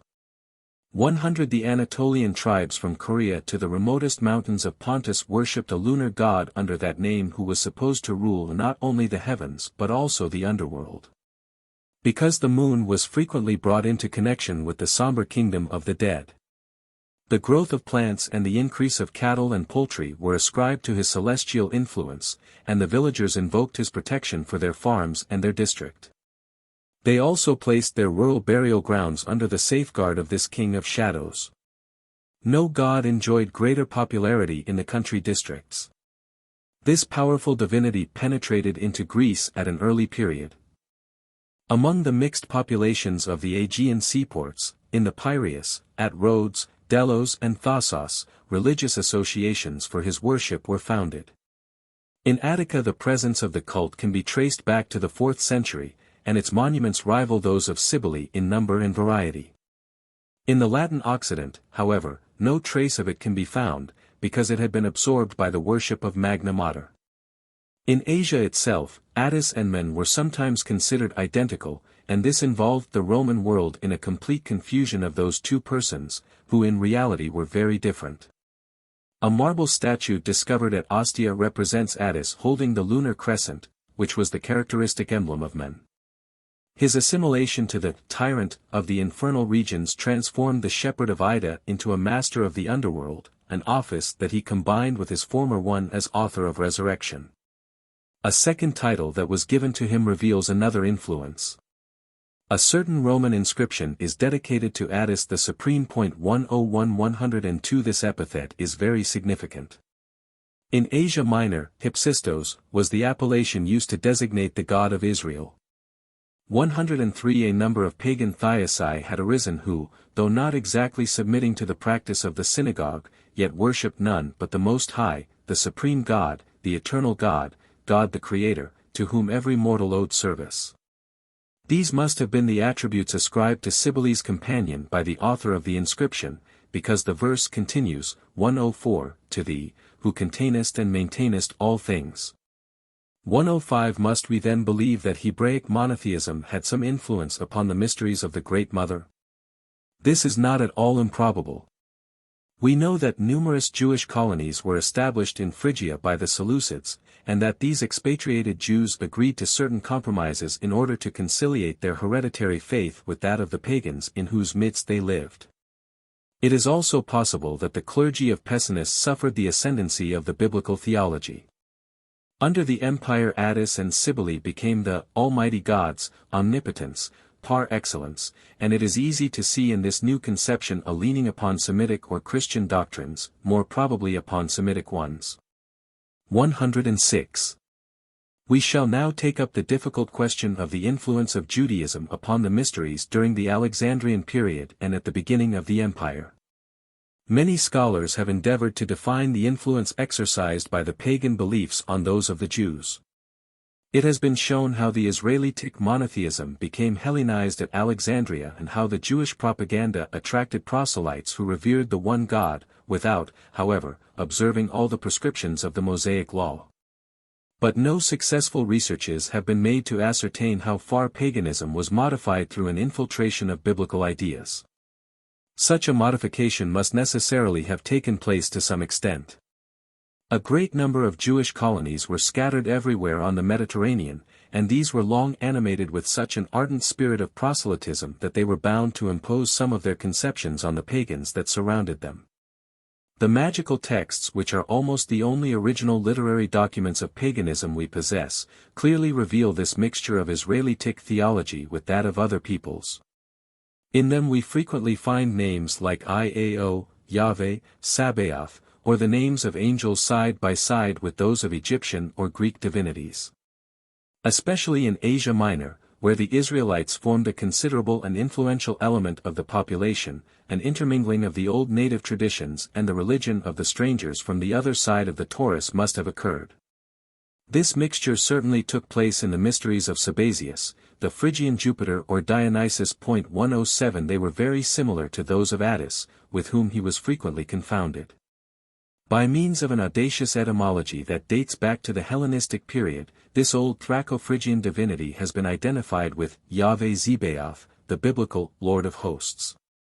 The corresponding expression 108 in the Septuagint has been regarded as the equivalent of the Kyrios Sabazios 109 of the barbarians. The latter was worshipped as the supreme, almighty, and holy Lord. In the light of a new interpretation, the purifications practiced in the mysteries were believed to wipe out the hereditary impurity of a guilty ancestor who had aroused the wrath of heaven against his posterity. Much as the original sin with which Adam's disobedience had stained the human race was to be wiped out. The custom observed by the votaries of Sabazius of dedicating votive hands which made the liturgic sign of benediction with the first 3 fingers extended, the Benedictio Latina of the Church, was probably taken from the ritual of the Semitic temples through the agency of the Jews. The initiates believed, again like the Jews, that after death their good angel, Angelus Bonus, would lead them to the banquet of the eternally happy, and the everlasting joys of these banquets were anticipated on earth by the liturgic repasts.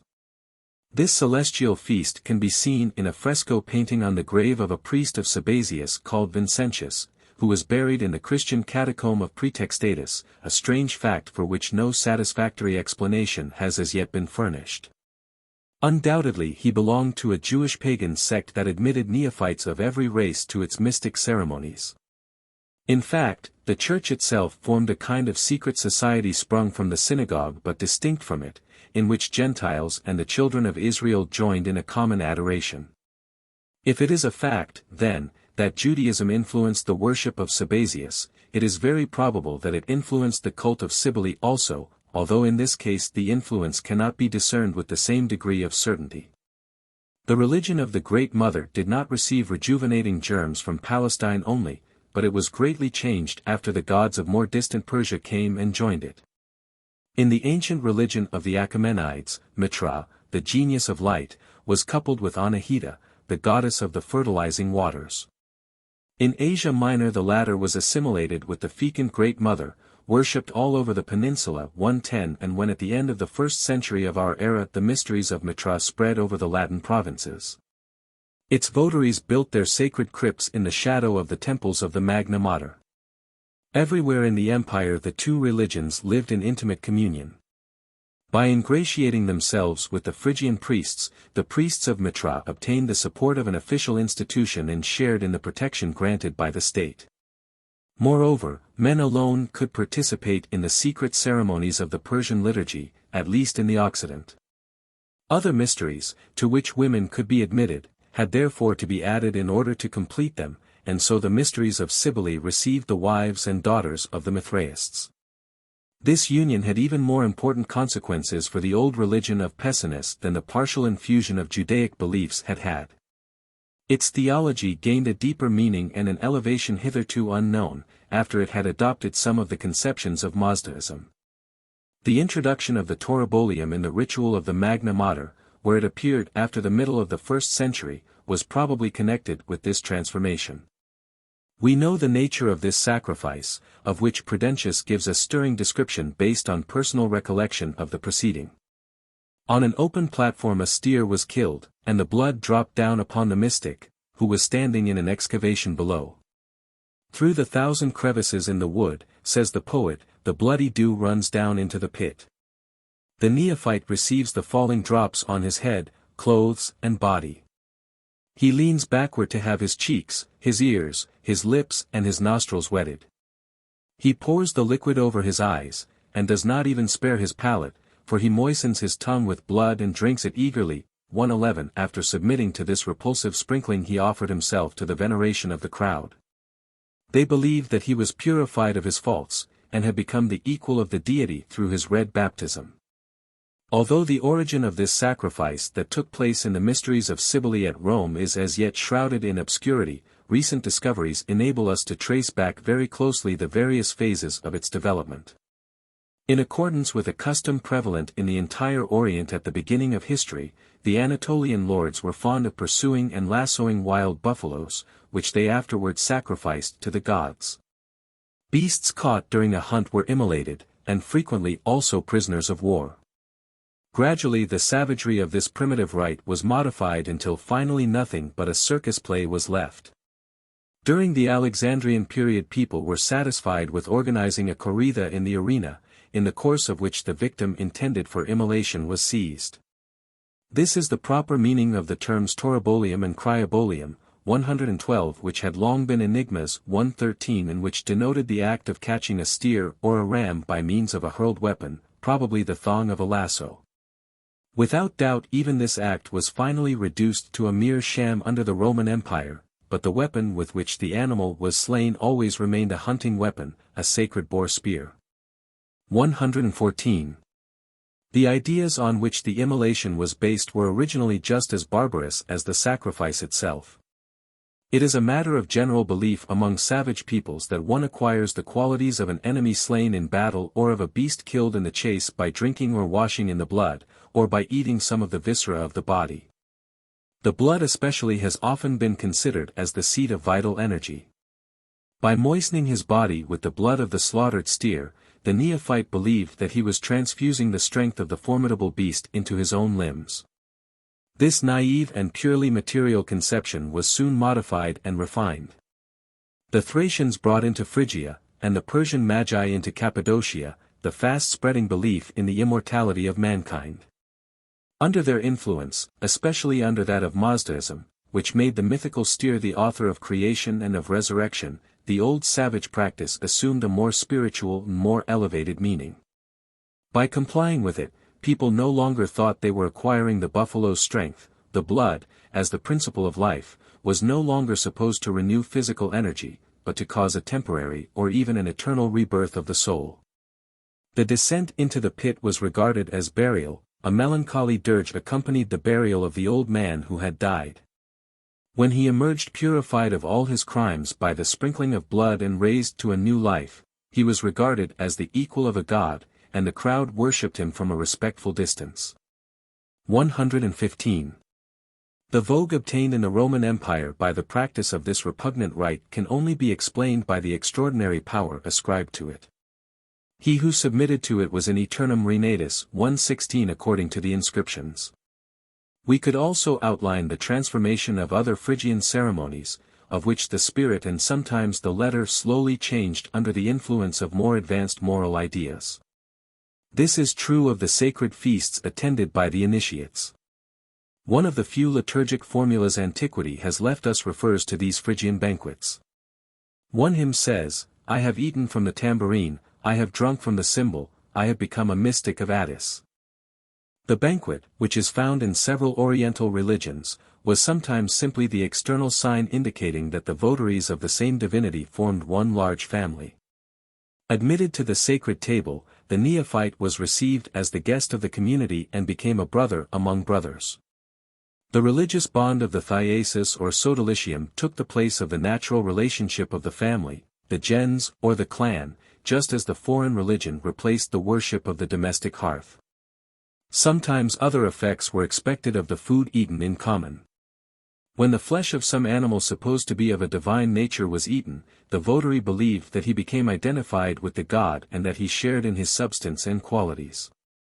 In the beginning the Phrygian priests probably attributed the first of these two meanings to their barbarous communions. 117 Towards the end of the empire, moral ideas were particularly connected with the assimilation of sacred liquor and meats taken from the tambourine and cymbal of Attis. They became the staff of the spiritual life and were to sustain the votary in his trials. At that period he considered the gods as especially the guardians of his soul and thoughts. 118. As we see, every modification of the conception of the world and of man in the society of the empire had its reflection in the doctrine of the mysteries. Even the conception of the old deities of Pessinus was constantly changing.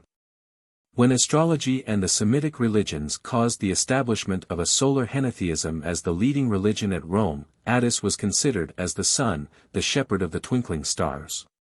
He was identified with Adonis, Bacchus, Pan, Osiris and Mitra. He was made a polymorphous, 119 being in which all celestial powers manifested themselves in turn. A pantheos who wore the crown of rays and the lunar crescent at the same time, and whose various emblems expressed an infinite multiplicity of functions.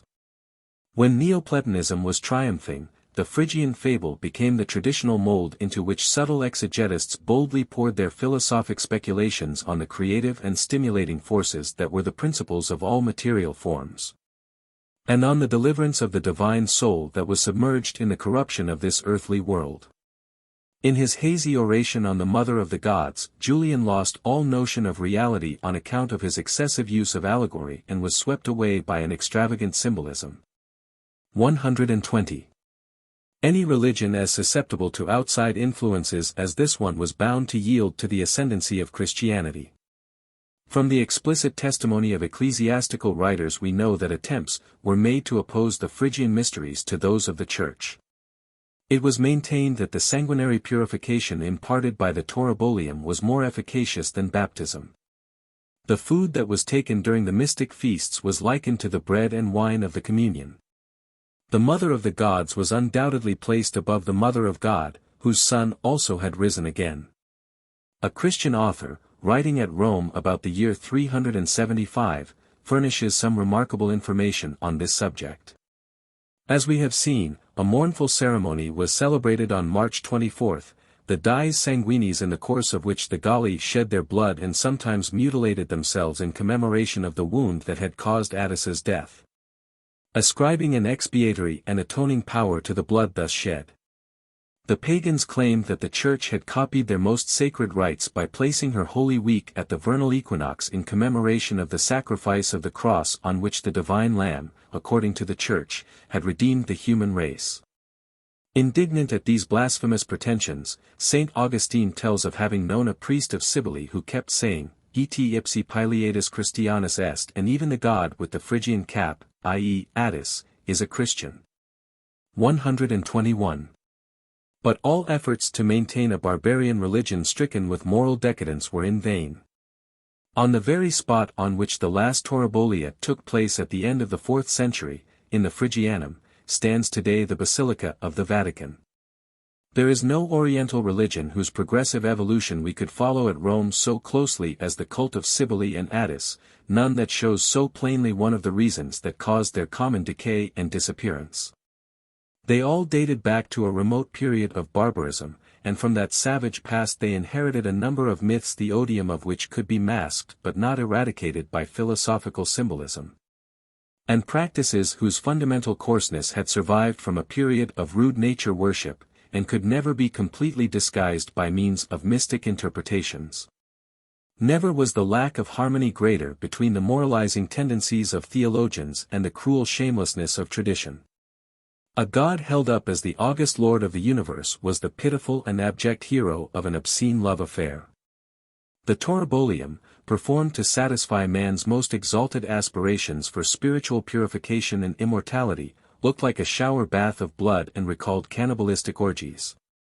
The men of letters and senators attending those mysteries saw them performed by painted eunuchs, ill-reputed for their infamous morals, who went through dizzy dances similar to those of the dancing dervishes and the Isawas. We can imagine the repugnance these ceremonies caused in everybody whose judgment had not been destroyed by a fanatical devotion. Of no other pagan superstition do the Christian polemicists speak with such profound contempt, and there is undoubtedly a reason for their attitude. But they were in a more fortunate position than their pagan antagonists. Their doctrine was not burdened with barbarous traditions dating back to times of savagery. And all the ignominies that stained the old Phrygian religion must not prejudice us against it nor cause us to slight the long-continued efforts that were made to refine it gradually and to mold it into a form that would fulfill the new demands of morality and enable it to follow the laborious march of Roman society on the road of religious progress. 4. Egypt. Bibliography, Le Fay, Histoire du culte des divinités d'Alexandrie or de l'Égypte, Paris, 1884, and, article Isis, in Derenberg and Salio, Diction. De Antiquités, 3, 1899, where may be found, p. 586, an index of the earlier works. Drexler, Art. Isis, in Roscher, Lexikon der Mythel, 2, p. 373-548, Reville, Op. Cit., pages 54 ff, Wissowa, Op. Cit., pages 292 ff, Dill, Op. Cit., pages 560 ff, Grupp, Griechische Mythologie und Religionsgeschichte. Pages 1563 to 1581, published after the revision of this chapter. The study of the Roman cult of the Alexandrian gods is inseparable from that of the Egyptian religion. It would be impossible to furnish a bibliography of the latter here. We shall only refer the reader to the general works of Maspero, Études de Mythologie, 4 volumes, Paris, 1893, and Histoire ancienne des peuples de l'Orient, 1895, Passam, Weidman, Religion of the Ancient Egyptians, London, 1897, cf. Hastings, Dictionary of the Bible, Religion of Egypt, v. pages 177 to 197. Ehrman, Die Ägyptische Religion, Berlin, 1910. Neville, La Religion des Anciens Egyptiens, 6 lectures delivered at the College de France, 1906. W. Otto, Priester und Tempel im Hellenistischen Ägypten, 2 volumes, 1905, 1908, the publication of a Bulletin Critique de Religions de l'Égypte by Jean Capart, begun in the Rev de l'Hist.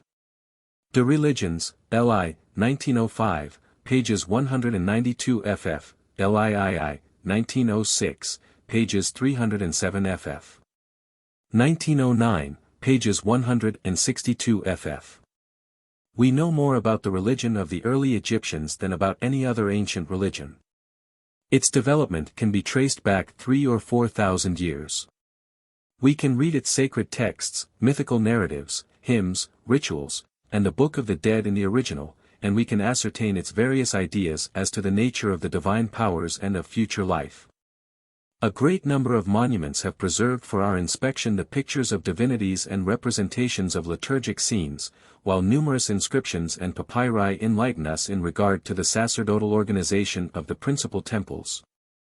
It would seem that the enormous quantity of documents of all kinds that have been deciphered in the course of nearly an entire century should have dispelled every uncertainty about the creed of ancient Egypt, and should have furnished exact information with regard to the sources and original character of the worship which the Greeks and the Romans borrowed from the subjects of the Ptolemies. And yet, this is not the case.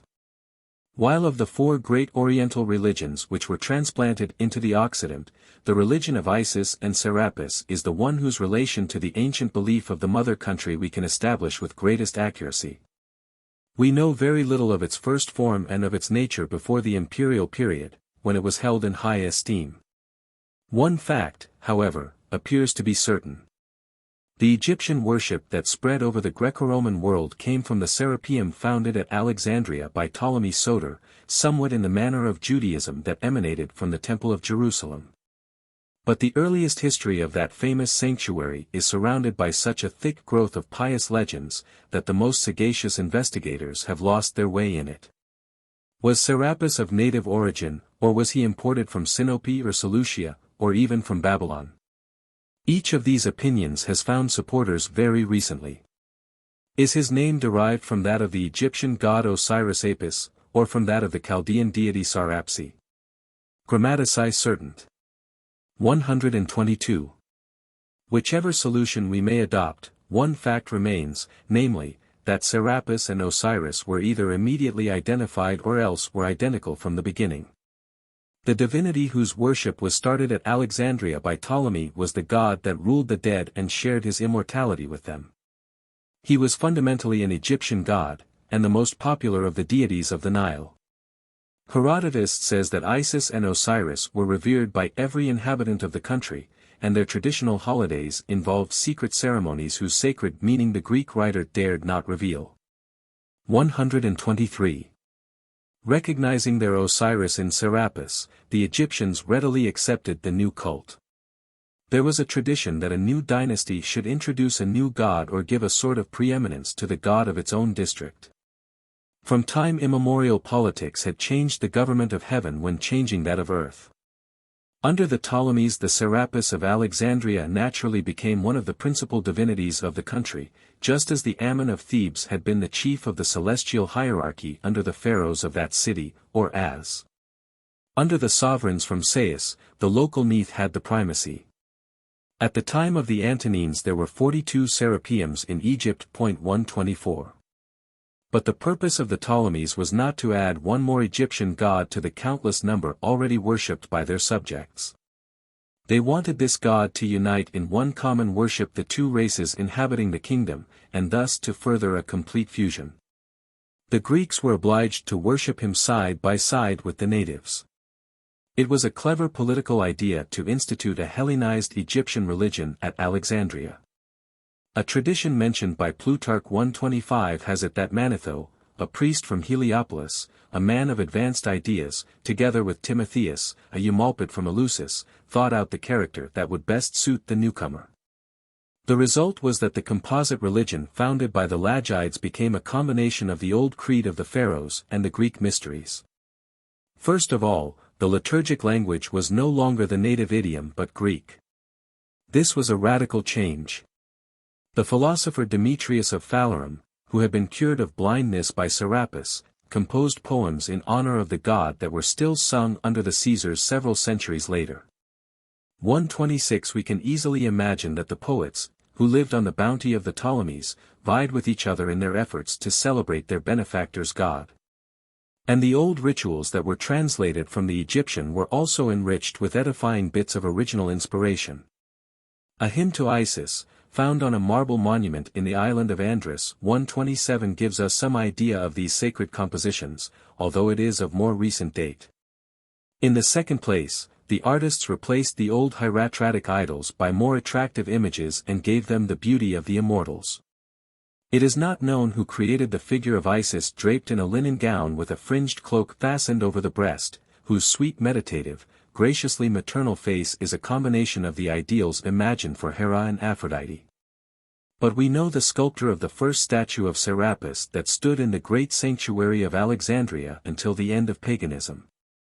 This statue, the prototype of all the copies that have been preserved, is a colossal work of art made of precious materials by a famous Athenian sculptor named Bryaxis, a contemporary of Scopas. It was one of the last divine creations of Hellenic genius. The majestic head, with its somber and yet benevolent expression, with its abundance of hair, and with a crown in the shape of a bushel, bespoke the double character of a god ruling at the same time both the fertile earth and the dismal realm of the dead. 128. As we see, the Ptolemies had given their new religion a literary and artistic shape that was capable of attracting the most refined and cultured minds. But the adaptation to the Hellenic feeling and thinking was not exclusively external. Osiris, the god whose worship was thus renewed, was more adapted than any other to lend his authority to the formation of a syncretic faith. At a very early period, in fact before the time of Herodotus, Osiris had been identified with Dionysus, and Isis with Demeter. M. Foucault has endeavored to prove in an ingenious essay that this assimilation was not arbitrary, that Osiris and Isis came into Crete and Attica during the prehistoric period, and that they were mistaken for Dionysus and Demeter 129 by the people of those regions. Without going back to those remote ages, we shall merely say with him that the mysteries of Dionysus were connected with those of Osiris by far-reaching affinities, not simply by superficial and fortuitous resemblances. Each commemorated the history of a god governing both vegetation and the underworld at the same time, who was put to death and torn to pieces by an enemy, and whose scattered limbs were collected by a goddess, after which he was miraculously revived. The Greeks must have been very willing to adopt a worship in which they found their own divinities and their own myths again with something more poignant and more magnificent added. It is a very remarkable fact that of all the many deities worshipped by the Egyptian districts those of the immediate neighborhood, or if you like, the cycle of Osiris, his wife Isis, their son Harpocrates and their faithful servant Anubis, were the only ones that were adopted by the Hellenic populations. All other heavenly or infernal spirits worshipped by the Egyptians remained strangers to Greece. 130. In the Greco-Latin literature we notice two opposing attitudes toward the Egyptian religion. It was regarded as the highest and the lowest of religions at the same time, and as a matter of fact there was an abyss between the always ardent popular beliefs and the enlightened faith of the official priests. The Greeks and Romans gazed with admiration upon the splendor of the temples and ceremonial, upon the fabulous antiquity of the sacred traditions and upon the erudition of a clergy possessed of a wisdom that had been revealed by divinity. In becoming the disciples of that clergy, they imagined they were drinking from the pure fountain whence their own myths had sprung. They were overawed by the pretensions of a clergy that prided itself on a past in which it kept on living, and they strongly felt the attraction of a marvelous country where everything was mysterious. From the Nile that had created it to the hieroglyphs engraved upon the walls of its gigantic edifices. 131 At the same time they were shocked by the coarseness of its fetishism and by the absurdity of its superstitions. Above all they felt an unconquerable repulsion at the worship of animals and plants, which had always been the most striking feature of the vulgar Egyptian religion and which, like all other archaic devotions, seems to have been practiced with renewed fervor after the accession of the Saite dynasty. The comic writers and the satirists never tired of scoffing at the adorers of the cat, the crocodile, the leek and the onion. Juvenal says ironically, "O holy people, whose very kitchen gardens produce gods." 132 In a general way, this strange people, entirely separated from the remainder of the world, were regarded with about the same kind of feeling that Europeans entertained toward the Chinese for a long time. A purely Egyptian worship would not have been acceptable to the Greco-Latin world. The main merit of the mixed creation of the political genius of the Ptolemies consisted in the rejection or modification of everything repugnant or monstrous like the phyllophores of Abydos, and in the retention of none but stirring or attractive elements. It was the most civilized of all barbarian religions. It retained enough of the exotic element to arouse the curiosity of the Greeks, but not enough to offend their delicate sense of proportion, and its success was remarkable.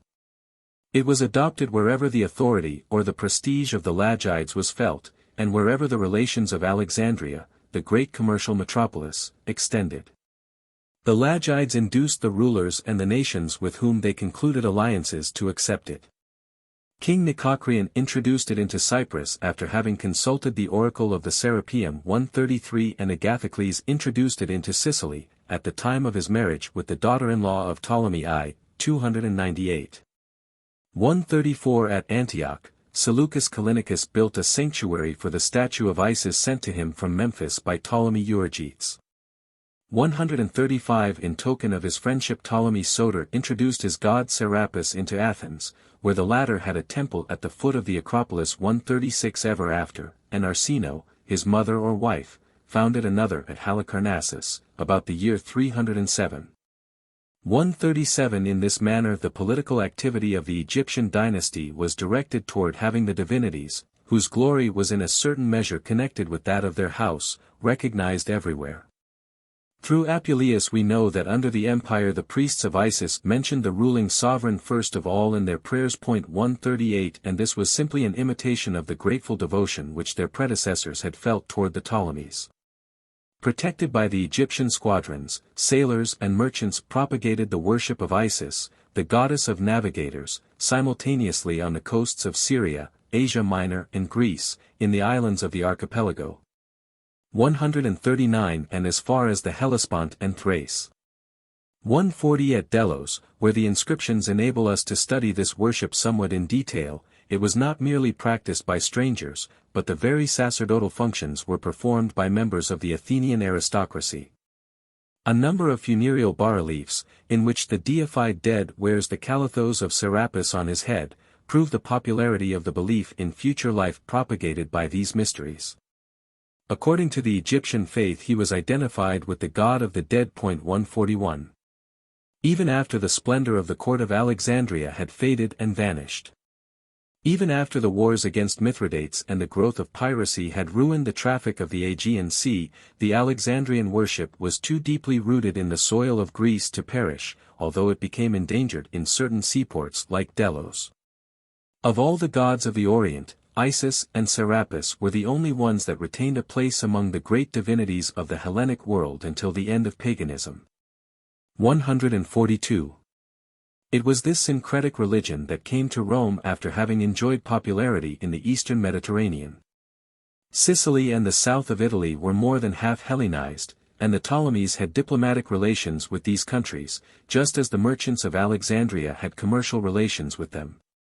For this reason the worship of Isis spread as rapidly in those regions as on the coasts of Ionia or in the Cyclades. 143 It was introduced into Syracuse and Catana during the earliest years of the 3rd century by Agathocles. The Serapeum of Pozzuoli, at that time the busiest seaport of Campania, was mentioned in a city ordinance of the year 105 B.C. 23. About the same time an Iseum was founded at Pompeii, where the decorative frescoes attest to this day the power of expansion possessed by the Alexandrian culture. After its adoption by the southern part of the Italian peninsula, this religion was bound to penetrate rapidly to Rome. Ever since the 2nd century before our era, it could not help but find adepts in the checkered multitude of slaves and freedmen. Under the Antonines the College of the Pastafari recalled that it had been founded in the time of Sulla. 144 In vain did the authorities try to check the invasion of the Alexandrian gods. 5 different times, in 59, 58, 53, and 48 B.C. The Senate ordered their altars and statues torn down. 145 But these violent measures did not stop the diffusion of the new beliefs. The Egyptian mysteries were the first example at Rome of an essentially popular religious movement that was triumphant over the continued resistance of the public authorities and the official clergy.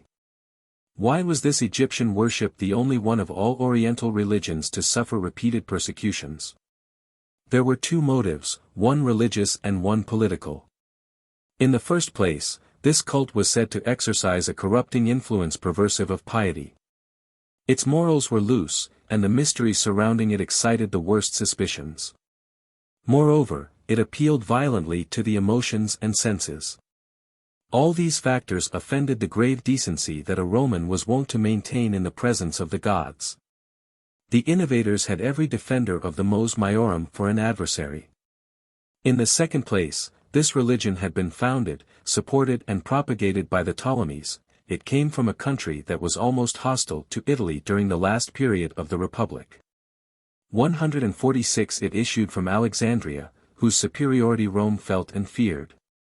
Its secret societies, made up chiefly of people of the lower classes, might easily become clubs of agitators and haunts of spies.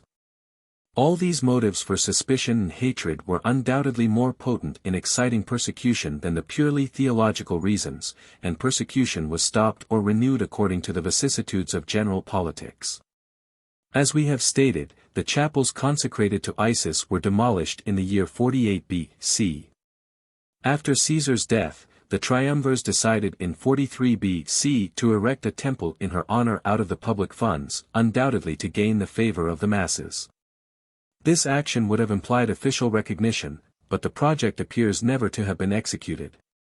If Antony had succeeded at Actium, Isis and Serapis would have entered Rome in triumph, but they were vanquished with Cleopatra. And when Augustus had become the master of the empire, he professed a deep aversion for the gods of his former enemies. Moreover, he could not have suffered the intrusion of the Egyptian clergy into the Roman sacerdotal class, whose guardian, restorer and chief he was. In 28 B.C.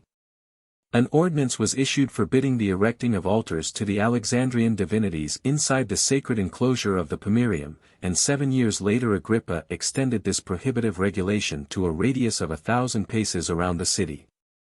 Tiberius acted on the same principle and in 19 AD instituted the bloodiest persecution against the priests of Isis that they ever suffered, in consequence of a scandalous affair in which a matron, a noble and some priests of Isis were implicated.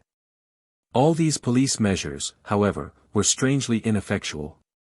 The Egyptian worship was excluded from Rome and her immediate neighborhood in theory if not in fact, but the rest of the world remained open to its propaganda.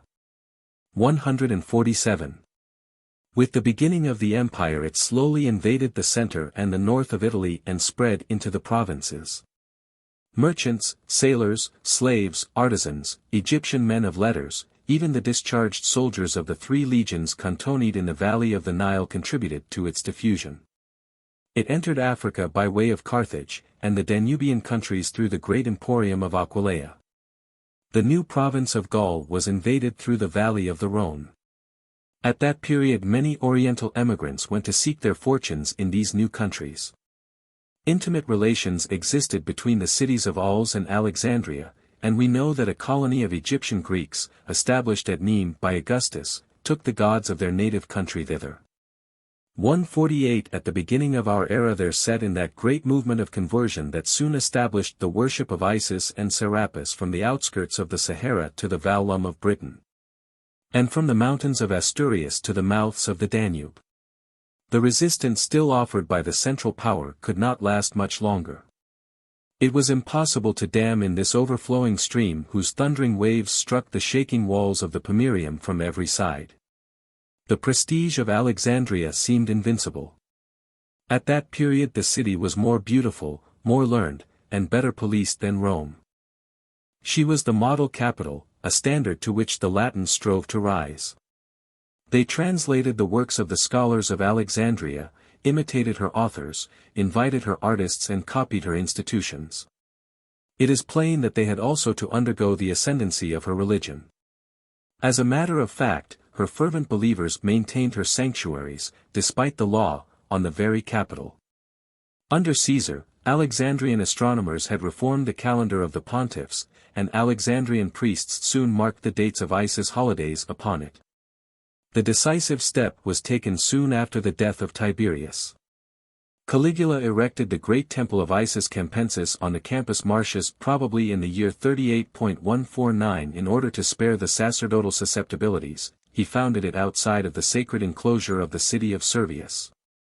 Later Domitian made one of Rome's most splendid monuments of that temple. From that time Isis and Serapis enjoyed the favor of every imperial dynasty, the Flavians as well as the Antonines and the Severi. About the year 215 Caracalla built an Isis temple, even more magnificent than that of Domitian, on the Quirinal, in the heart of the city, and perhaps another one on the Coelian. As the apologist Minucius Felix states, the Egyptian gods had become entirely Roman. 150. The climax of their power seems to have been reached at the beginning of the 3rd century. Later on the popular vogue and official support went to other divinities, like the Syrian Baals and the Persian Mithras. The progress of Christianity also deprived them of their power, which was, however, still considerable until the end of the ancient world. The Isis processions that marched the streets of Rome were described by an eyewitness as late as the year 394,151, but in 391 the Patriarch Theophilus had consigned the Serapeum of Alexandria to the flames, having himself struck the first blow with an axe against the colossal statue of the god that had so long been the object of a superstitious veneration. Thus the prelate destroyed the very head of idolatry, as Rufinus put it. 152. As a matter of fact, idolatry received its death blow. The worship of the gods of the Ptolemies died out completely between the reigns of Theodosius and Justinian 153, and in accordance with the sad prophecy of Hermes Trismegistus 154 Egypt herself lost her divinities and became a land of the dead. Of her religions nothing remained but fables that were no longer believed, and the only thing that reminded the barbarians who came to inhabit the country of its former piety, were words engraved on stone. This rapid sketch of the history of Isis and Serapis shows that these divinities were worshipped in the Latin world for more than 5 centuries. The task of pointing out the transformations of the cult during that long period, and the local differences there may have been in the various provinces, is reserved for future researches.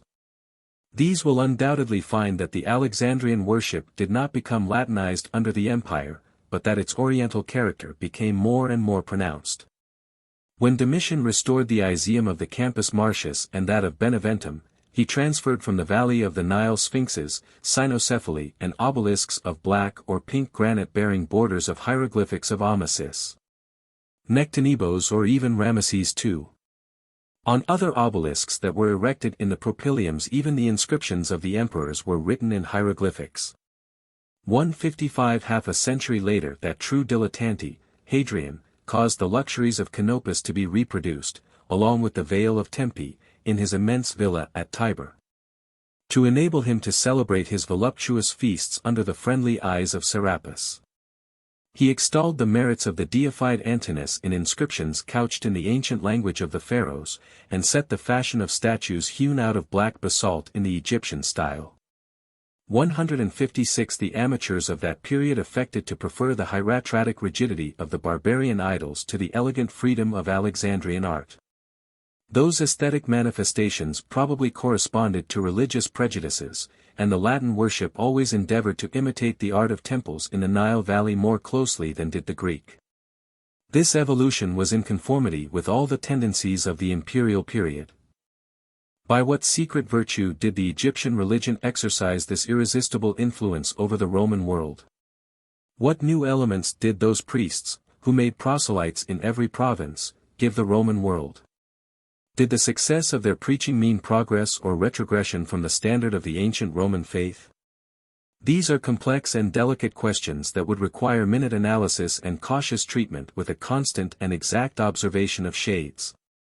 I am compelled to limit myself to a rapid sketch, which, I fear, will appear rather dry and arbitrary, like every generalization. The particular doctrines of the mysteries of Isis and Serapis in regard to the nature and power of the gods were not, or were but incidentally, the reasons for the triumph of these mysteries. It has been said that the Egyptian theology always remained in a fluid state, 157 or better in a state of chaos. It consisted of an amalgamation of disparate legends, of an aggregate of particular cults, as Egypt herself was an aggregate of a number of districts. This religion never formulated a coherent system of generally accepted dogmas. It permitted the coexistence of conflicting conceptions and traditions, and all the subtlety of its clergy never accomplished, or rather never began, the task of fusing those irreconcilable elements into one harmonious synthesis.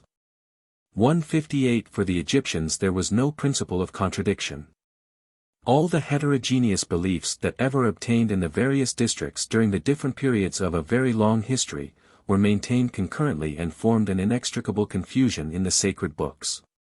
About the same state of affairs prevailed in the Occidental worship of the Alexandrian divinities. In the Occident, just as in Egypt, there were prophets in the first rank of the clergy, who learnedly discussed religion, but never taught a theological system that found universal acceptance. The sacred scribe chairman, who became Nero's tutor, recognized the Stoical theories in the sacerdotal traditions of his country. 159 When the eclectic Plutarch speaks of the character of the Egyptian gods, he finds it agrees surprisingly with his own philosophy. 160 And when the Neoplatonist Iamblichus examines them, their character seems to agree with his doctrines. The hazy ideas of the Oriental priests enabled everyone to see in them the phantoms he was pursuing.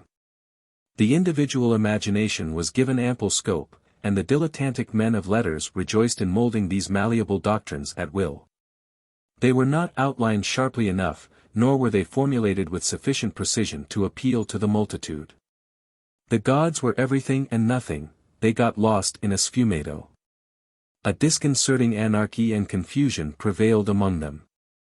By means of a scientific mixture of Greek, Egyptian and Semitic elements, Hermetism, 161 endeavored to create a theological system that would be acceptable to all minds. But it seems never to have imposed itself generally on the Alexandrian mysteries which were older than itself, and furthermore it could not escape the contradictions of Egyptian thought. The religion of Isis did not gain a hold on the soul by its dogmatism. It must be admitted, however, that, owing to its extreme flexibility, this religion was easily adapted to the various centers to which it was transferred. And that it enjoyed the valuable advantage of being always in perfect harmony with the prevailing philosophy. Moreover, the syncretic tendencies of Egypt responded admirably to those that began to obtain at Rome. At a very early period henotheistic theories had been favorably received in sacerdotal circles, and while crediting the god of their own temple with supremacy, the priests admitted that he might have a number of different personalities, under which he was worshipped simultaneously. In this way the unity of the Supreme Being was affirmed for the thinkers, and polytheism with its intangible traditions maintained for the masses. In the same manner Isis and Osiris had absorbed several local divinities under the pharaohs, and had assumed a complex character that was capable of indefinite extension. The same process continued under the Ptolemies when the religion of Egypt came into contact with Greece. Isis was identified simultaneously with Demeter, Aphrodite, Hera, Semele, Io, Tyche, and others. She was considered the queen of heaven and hell, of earth and sea. She was the past, the present and the future. 162, Nature the mother of things, the mistress of the elements, born at the beginning of the centuries. 163 She had numberless names, an infinity of different aspects and an inexhaustible treasure of virtues. In short, she became a pantheistic power that was everything in one, una quae est omnia. 164. The authority of Serapis was no less exalted, and his field no less extensive. He also was regarded as a universal god of whom men liked to say that he was unique. 165 In him all energies were centered, although the functions of Zeus, of Pluto, or of Helios were especially ascribed to him. For many centuries Osiris had been worshipped at Abydos both as author of fecundity and lord of the underworld. 166 And this double character early caused him to be identified with the sun, which fertilizes the earth during its diurnal course and travels through the subterranean realms at night. Thus the conception of this nature divinity, that had already prevailed along the Nile, accorded without difficulty with the solar pantheism that was the last form of Roman paganism. This theological system, which did not gain the upper hand in the Occident until the 2nd century of our era, was not brought in by Egypt. It did not have the exclusive predominance there that it had held under the empire, and even in Plutarch's time it was only one creed among many. 167 The deciding influence in this matter was exercised by the Syrian Baals and the Chaldean astrology. The theology of the Egyptian mysteries, then, followed rather than led the general influx of ideas. The same may be said of their ethics. It did not force itself upon the world by lofty moral precepts, nor by a sublime ideal of holiness. Many have admired the edifying list in the Book of the Dead, that rightfully or otherwise sets forth the virtues which the deceased claims to have practiced in order to obtain a favorable judgment from Osiris. If one considers the period in which it appears, this ethics is undoubtedly very elevated, but it seems rudimentary and even childish if one compares it with the principles formulated by the Roman jurists. To say nothing of the minute psychological analyses of the Stoic casuists. In this range of ideas also, the maintenance of the most striking contrasts characterizes Egyptian mentality, which was never shocked by the cruelties and obscenities that sullied the mythology and the ritual. Like Epicurus at Athens, some of the sacred texts actually invited the believers to enjoy life before the sadness of death. 168. Isis was not a very austere goddess at the time she entered Italy. Identified with Venus, as Harpocrates was with Eros, she was honored especially by the women with whom love was a profession. In Alexandria, the city of pleasure, she had lost all severity, and at Rome this good goddess remained very indulgent to human weaknesses. Juvenal harshly refers to her as a procuress. 169 And her temples had a more than doubtful reputation, for they were frequented by young men in quest of gallant adventures. Apuleius himself chose a lewd tale in which to display his fervor as an initiate. But we have said that Egypt was full of contradictions, and when a more exacting morality demanded that the gods should make man virtuous, the Alexandrian mysteries offered to satisfy that demand.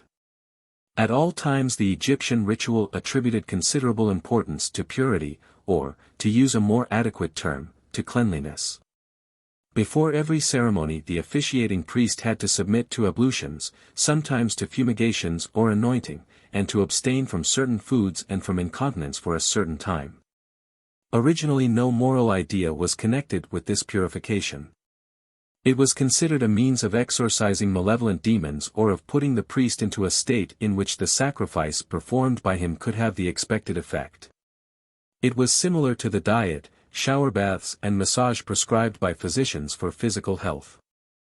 The internal status of the officiating person was a matter of as much indifference to the celestial spirits as the actual worth of the deceased was to Osiris, the judge of the underworld. All that was necessary to have him open the fields of Aelu to the soul was to pronounce the liturgic formulas, and if the soul declared its innocence in the prescribed terms its word was readily accepted. But in the Egyptian religion, as in all the religions of antiquity, 170 the original conception was gradually transformed and a new idea slowly took its place. The sacramental acts of purification were now expected to wipe out moral stains, and people became convinced that they made man better. The devout female votaries of Isis, whom Juvenal 171 pictures as breaking the ice to bathe in the Tiber, and crawling around the temple on their bleeding knees, hoped to atone for their sins and to make up for their shortcomings by means of these sufferings. When a new ideal grew up in the popular conscience during the 2nd century, when the magicians themselves became pious and serious people, free from passions and appetites, and were honored because of the dignity of their lives more than for their white linen robes, 172 then the virtues of which the Egyptian priests enjoined the practice also became less external. Purity of the heart rather than cleanliness of the body was demanded. Renunciation of sensual pleasures was the indispensable condition for the knowledge of divinity, which was the supreme good. 173 No longer did Isis favor illicit love. In the novel by Xenophon of Ephesus, about 288 d, she protects the heroine's chastity against all pitfalls and assures its triumph. According to the ancient belief, man's entire existence was a preparation for the formidable judgment held by Serapis after death, but to have him decide in favor of the mystic, it was not enough to know the rites of the sect. The individual life had to be free from crime, and the master of the infernal regions assigned everybody a place according to his deserts. 170 For the doctrine of future retribution was beginning to develop. However, in this regard, as in their conception of the divinity, the Egyptian mysteries followed the general progress of ideas more than they directed it. Philosophy transformed them, but found in them little inspiration. How could a religion, of which neither the theology nor the ethics was really new, stir up at the same time so much hostility and fervor among the Romans? To many minds of today theology and ethics constitute religion, but during the classical period it was different, and the priests of Isis and Serapis conquered souls mainly by other means. They seduced them by the powerful attraction of the ritual and retained them by the marvelous promises of their doctrine of immortality. To the Egyptians ritual had a value far superior to that we ascribe to it today. It had an operative strength of its own that was independent of the intentions of the officiating priest.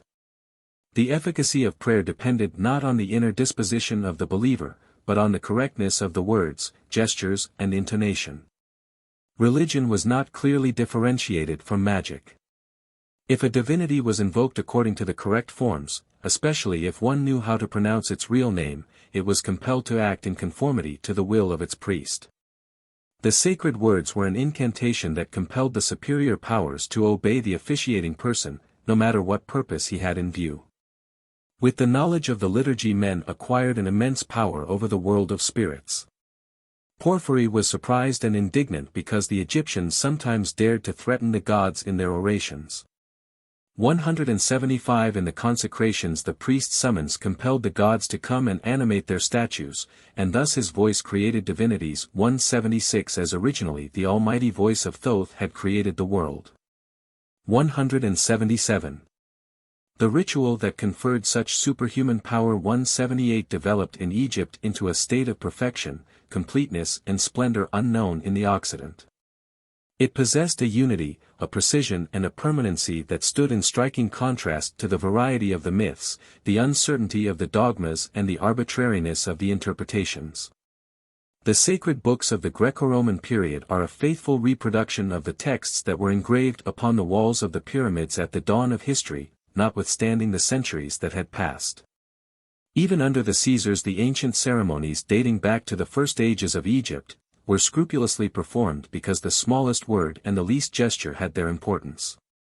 This ritual and the attitude toward it found their way for the most part into the Latin temples of Isis and Serapis. This fact has long been ignored, but there can be no doubt about it. A first proof is that the clergy of those temples were organized just like those of Egypt during the period of the Ptolemies. 179 There was a hierarchy presided over by a high priest, which consisted of prophets skilled in the sacred science, stylistes, or ornatrices. 180 Whose office it was to dress the statues of the gods. Pastafari who carried the sacred temple plates in the processions, and so on, just as in Egypt. As in their native country, the priests were distinguished from common mortals by a tonsure, by a linen tunic, and by their habits as well as by their garb. They devoted themselves entirely to their ministry and had no other profession. This sacerdotal body always remained Egyptian in character, if not in nationality, because the liturgy it had to perform remained so. In a similar manner the priests of the Baals were Syrians 181 because they were the only ones that knew how to honor the gods of Syria. In the first place a daily service had to be held just as in the Nile Valley. The Egyptian gods enjoyed a precarious immortality, for they were liable to destruction and dependent on necessities. According to a very primitive conception that always remained alive, they had to be fed, clothed and refreshed every day or else perish. From this fact arose the necessity of a liturgy that was practically the same in every district. It was practiced for thousands of years and opposed its unaltering form to the multiplicity of legends and local beliefs. 182. This daily liturgy was translated into Greek, perhaps later into Latin also.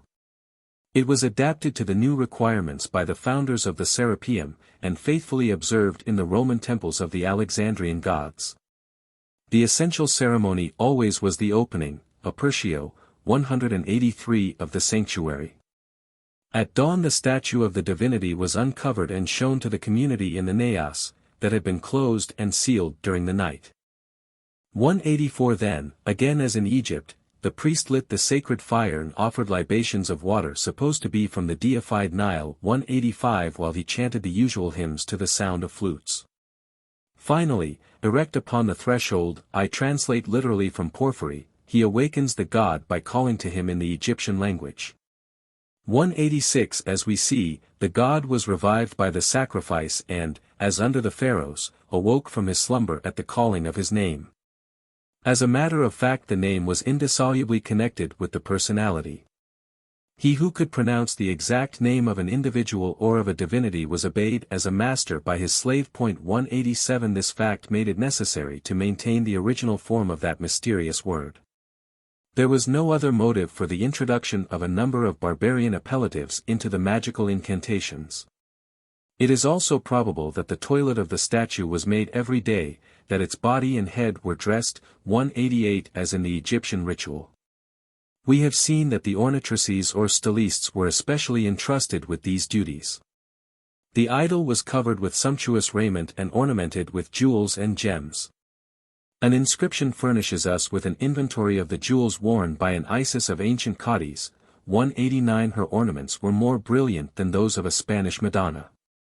During the entire forenoon, from the moment that a noisy acclamation had greeted the rising of the sun, the images of the gods were exposed to the silent adoration of the initiates. 190 Egypt is the country whence contemplative devotion penetrated into Europe. Then, in the afternoon, a second service was held to close the sanctuary. 191. The daily liturgy must have been very absorbing. This innovation in the Roman paganism was full of consequences. No longer were sacrifices offered to the god on certain occasions only, but twice a day elaborate services were held. As with the Egyptians, whom Herodotus had termed the most religious of all peoples, 192 devotion assumed a tendency to fill out the whole existence and to dominate private and public interests. The constant repetition of the same prayers kept up and renewed faith, and, we might say, people lived continually under the eyes of the gods. Besides the daily rites of the Abydos liturgy, the holidays marking the beginning of the different seasons were celebrated at the same date every year. 193 It was the same in Italy. The calendars have preserved the names of several of them, and of one, the Navigium Isidis. The rhetorician Apuleius 194 has left us a brilliant description on which, to speak with the ancients, he emptied all his color tubes. On March 5, when navigation reopened after the winter months, a gorgeous procession 195 marched to the coast, and a ship consecrated to Isis, the protectress of sailors, was launched. A burlesque group of masked persons opened the procession, then came the women in white gowns strewing flowers, the stylistes waving the garments of the goddess and the dataphori with lighted torches. After these came the hymnodes, whose songs mingled in turn with the sharp sound of the cross flutes and the ringing of the brass timbrels. Then the throngs of the initiates, and finally the priests, with shaven heads and clad in linen robes of a dazzling white, bearing the images of animal-faced gods and strange symbols. As for instance a golden urn containing the sacred water of the Nile. The procession stopped in front of altars 196 erected along the road, and on these altars the sacred objects were uncovered for the veneration of the faithful. The strange and sumptuous magnificence of these celebrations made a deep impression on the common people who loved public entertainments.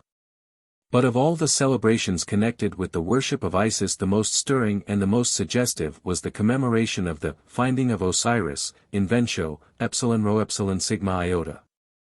Its antecedents date back to remote antiquity.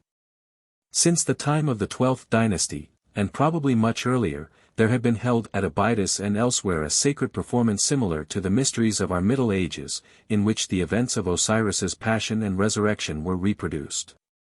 We are in possession of the ritual of those performances. 197 Issuing from the temple, the god fell under Set's blows, around his body funeral lamentations were simulated, and he was buried according to the rites. Then Set was vanquished by Horus, and Osiris, restored to life, re-entered his temple triumphant over death. The same myth was represented in almost the same manner at Rome at the beginning of each November. 198 While the priests and the believers moaned and lamented, Isis in great distress sought the divine body of Osiris, whose limbs had been scattered by Typhon. Then, after the corpse had been found, rehabilitated and revived, there was a long outburst of joy, an exuberant jubilation that rang through the temples and the streets so loudly that it annoyed the passers-by. This mingled despair and enthusiasm acted as strongly upon the feelings of the believers as did the spring holiday ceremony in the Phrygian religion, and it acted through the same means. Moreover, there was an esoteric meaning attached to it that none but the pious elect understood. Besides the public ceremonies, there was a secret worship to which one was admitted only after a gradual initiation. The hero of Apuleius had to submit to the ordeal 3 times in order to obtain the whole revelation. In Egypt the clergy communicated certain rites and interpretations only upon a promise not to reveal them. In fact, this was the case in the worship of Isis at Abydos and elsewhere. 199 When the Ptolemies regulated the Greek ritual of their new religion, it assumed the form of the mysteries spread over the Hellenic world and became very like those of Eleusis. The hand of the Eumolpid Timotheus is noticeable in this connection. 200. But while the ceremonial of the initiations and even the production of the liturgic drama were thus adapted to the religious habits of the Greeks, the doctrinal contents of the Alexandrian mysteries remained purely Egyptian. The old belief that immortality could be secured by means of an identification of the deceased with Osiris or Serapis never died out. Perhaps in no other people did the epigram of Fustel de Coulanges find so complete a verification as in the Egyptians. Death was the first mystery, it started man on the road to the other mysteries. 201 Nowhere else was life so completely dominated by preoccupation with life after death. Nowhere else was such minute and complicated care taken to secure and perpetuate another existence for the deceased. The funeral literature, of which we have found a very great number of documents, had acquired a development equaled by no other. And the architecture of no other nation can exhibit tombs comparable with the pyramids or the rock-built sepulchres of Thebes. This constant endeavor to secure an after-existence for oneself and relatives manifested itself in various ways, but it finally assumed a concrete form in the worship of Osiris. The fate of Osiris, the god who died and returned to life, became the prototype of the fate of every human being that observed the funeral rites. As truly as Osiris lives, says an Egyptian text, he also shall live. As truly as Osiris is not dead, shall he not die, as truly as Osiris is not annihilated, shall he not be annihilated. 202. If, then, the deceased had piously served Osiris Serapis, he was assimilated to that god, and shared his immortality in the underworld, where the judge of the dead held forth. He lived not as a tenuous shade or as a subtle spirit, but in full possession of his body as well as of his soul. That was the Egyptian doctrine, and that certainly was also the doctrine of the Greco-Latin mysteries. 203. Through the initiation the mystic was born again, but to a superhuman life, and became the equal of the immortals. 204 In his ecstasy he imagined that he was crossing the threshold of death and contemplating the gods of heaven and hell face to face. 205 If he had accurately followed the prescriptions imposed upon him by Isis and Serapis through their priests, those gods prolonged his life after his decease beyond the duration assigned to it by destiny. And he participated eternally in their beatitude and offered them his homage in their realm. 206 The unspeakable pleasure he felt when contemplating the sacred images in the temple. 207 became perpetual rapture when he was in the divine presence instead of in the presence of the image. And drawn close to divinity his thirsting soul enjoyed the delights of that ineffable beauty. 208 When the Alexandrian mysteries spread over Italy under the Republic, no religion had ever brought to mankind so formal a promise of blessed immortality as these, and this, more than anything else, lent them an irresistible power of attraction. Instead of the vague and contradictory opinions of the philosophers in regard to the destiny of the soul, Serapis offered certainty founded on divine revelation corroborated by the faith of the countless generations that had adhered to it. What the votaries of Orpheus had confusedly discovered through the veil of the legends, and taught to Magna Graecia 209 namely, that this earthly life was a trial, a preparation for a higher and purer life. That the happiness of an afterlife could be secured by means of rites and observances revealed by the gods themselves, all this was now preached with a firmness and precision hitherto unknown. These eschatological doctrines in particular, helped Egypt to conquer the Latin world and especially the miserable masses, on whom the weight of all the iniquities of Roman society rested heavily. The power and popularity of that belief in future life has left traces even in the French language, and in concluding this study, from which I have been compelled to exclude every picturesque detail, I would like to point out how a French word of today dimly perpetuates the memory of the old Egyptian ideas. During the cold nights of their long winters the Scandinavians dreamed of a Valhalla where the deceased warriors sat in well-closed brilliantly illuminated halls, warming themselves and drinking the strong liquor served by the Valkyries. But under the burning sky of Egypt, near the arid sand where thirst kills the traveler, people wished that their dead might find a limpid spring in their future wanderings to assuage the heat that devoured them. And that they might be refreshed by the breezes of the north wind. 210 Even at Rome the adherents of the Alexandrian gods frequently inscribed the following wish on their tombs: "May Osiris give you fresh water." 211 Soon this water became, in a figurative sense, the fountain of life pouring out immortality to thirsting souls. The metaphor obtained such popularity that in Latin refrigerium became synonymous with comfort and happiness. The term retained this meaning in the liturgy of the Church, 212 and for that reason people continue to pray for spiritual refracement of the dead although the Christian paradise has very little resemblance to the fields of Elu. 5. Syria. Bibliography. The Syrian religions have been studied with especial attention to their relation with Judaism. Baudissen, Studien zur Semitischen Religionsgeschichte, 2 volumes, Leipzig, 1876. The same author has published veritable monographs on certain divinities, Astarte, Baal, San, etc., in the Real Encyclopédie für Prot-Theol, of Herzog Hoch, 3d edition, Bathgen, Beitrag zur Semitischen Religionsgeschichte, Berlin, 1888, W. Robertson Smith, The Religion of the Semites, 2d edition, London, 1894, Lagrange, Études sur les religions sémitiques, 2d edition, Paris, 1905. The results of the excavations in Palestine, which are important in regard to the funeral customs and the oldest idolatry, have been summarized by Father Hugues Vincent, Canaan d'après l'exploration récente, 1907. On the propagation of the Syrian religions in the Occident, see Reville, Op. Cit., pages 70 et Passim, Wissawa, Religion de Romer, pages 299 ff., Grupp, Griech. Mythal, pages 582 f.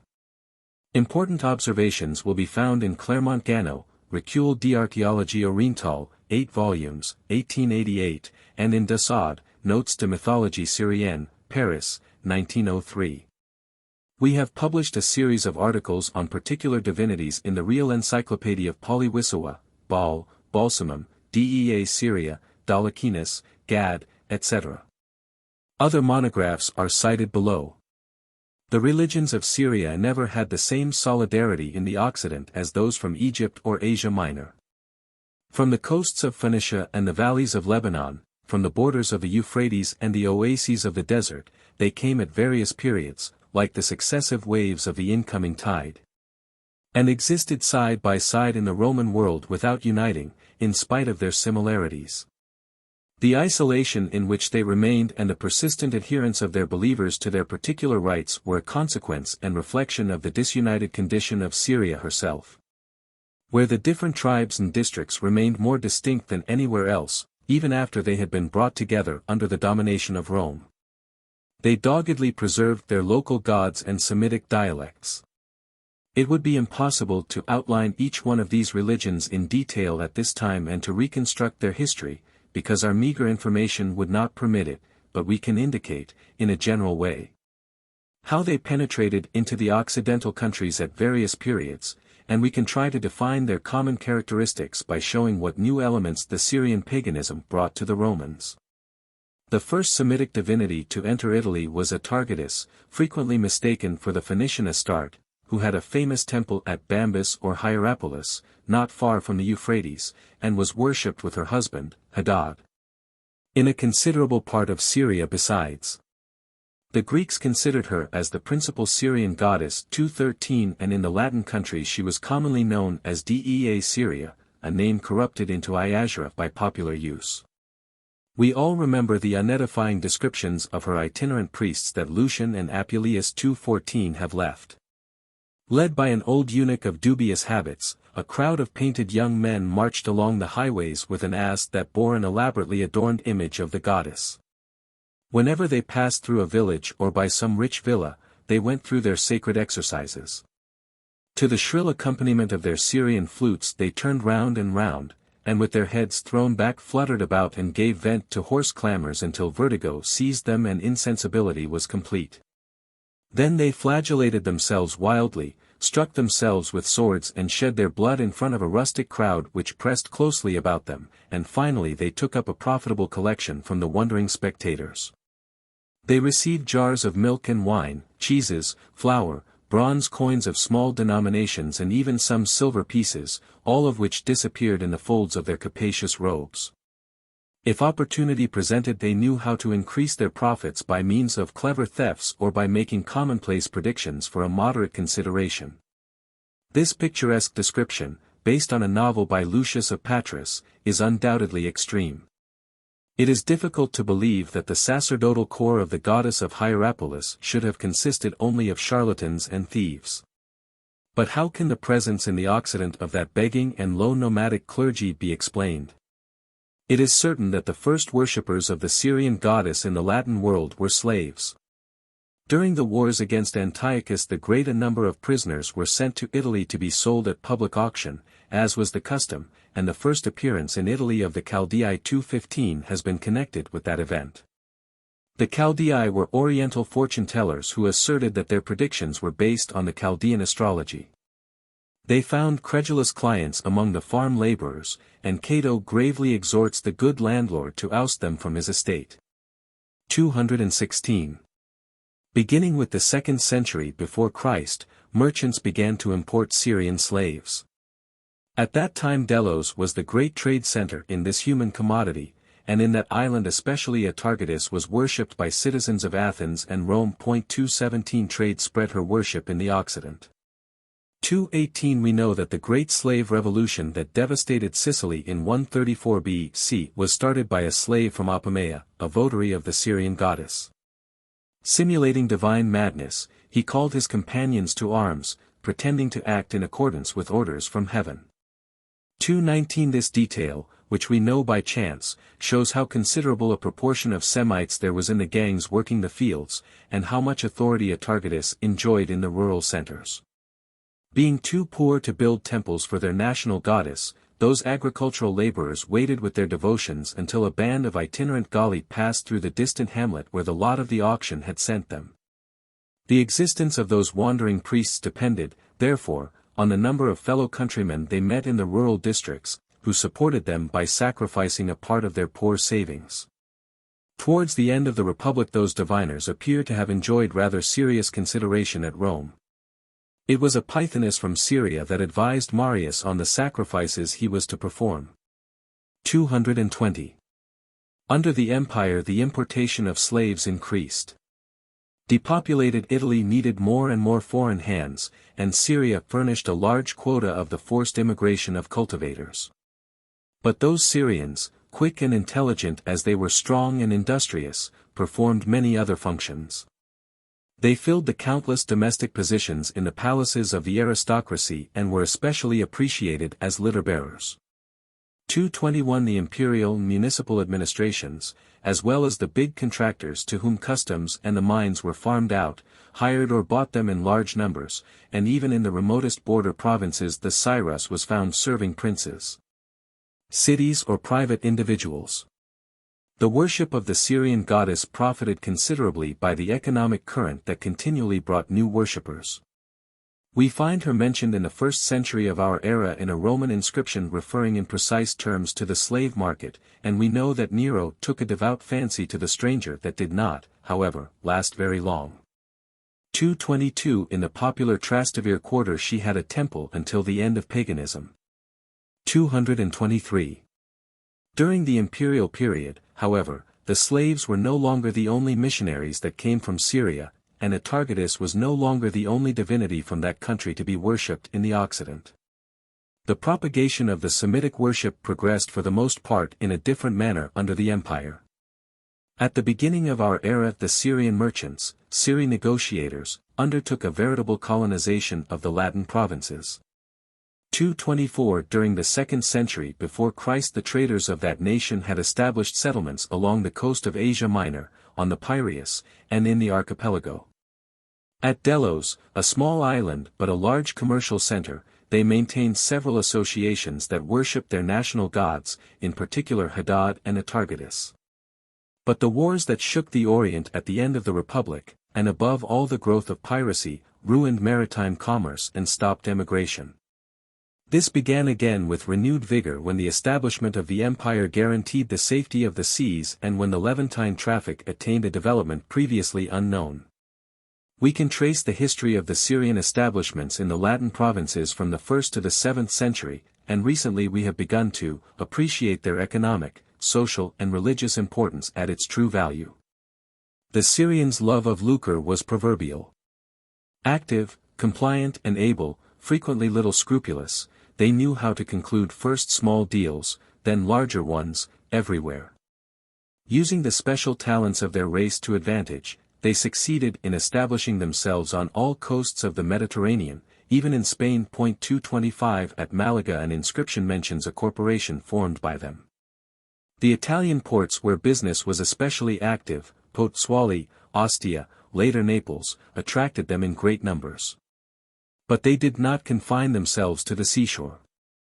They penetrated far into the interior of the countries, wherever they hoped to find profitable trade. They followed the commercial highways and traveled up the big rivers. By way of the Danube they went as far as Pannonia, by way of the Rhone they reached Lyons. In Gaul they were especially numerous. In this new country that had just been opened to commerce fortunes could be made rapidly. A rescript discovered on the range of the Lebanon is addressed to sailors from Aulus, who had charge of the transportation of grain. And in the department of Ain a bilingual epitaph has been found mentioning a merchant of the 3rd century, Thame or Julian, son of Saad, decurion of the city of Kanatha in Syria, who owned 2 factories in the Rhone basin, where he handled goods from Aquitania. 226 Thus the Syrians spread over the entire province as far as Treves, where they had a strong colony. Not even the barbarian invasions of the 5th century stopped their immigration.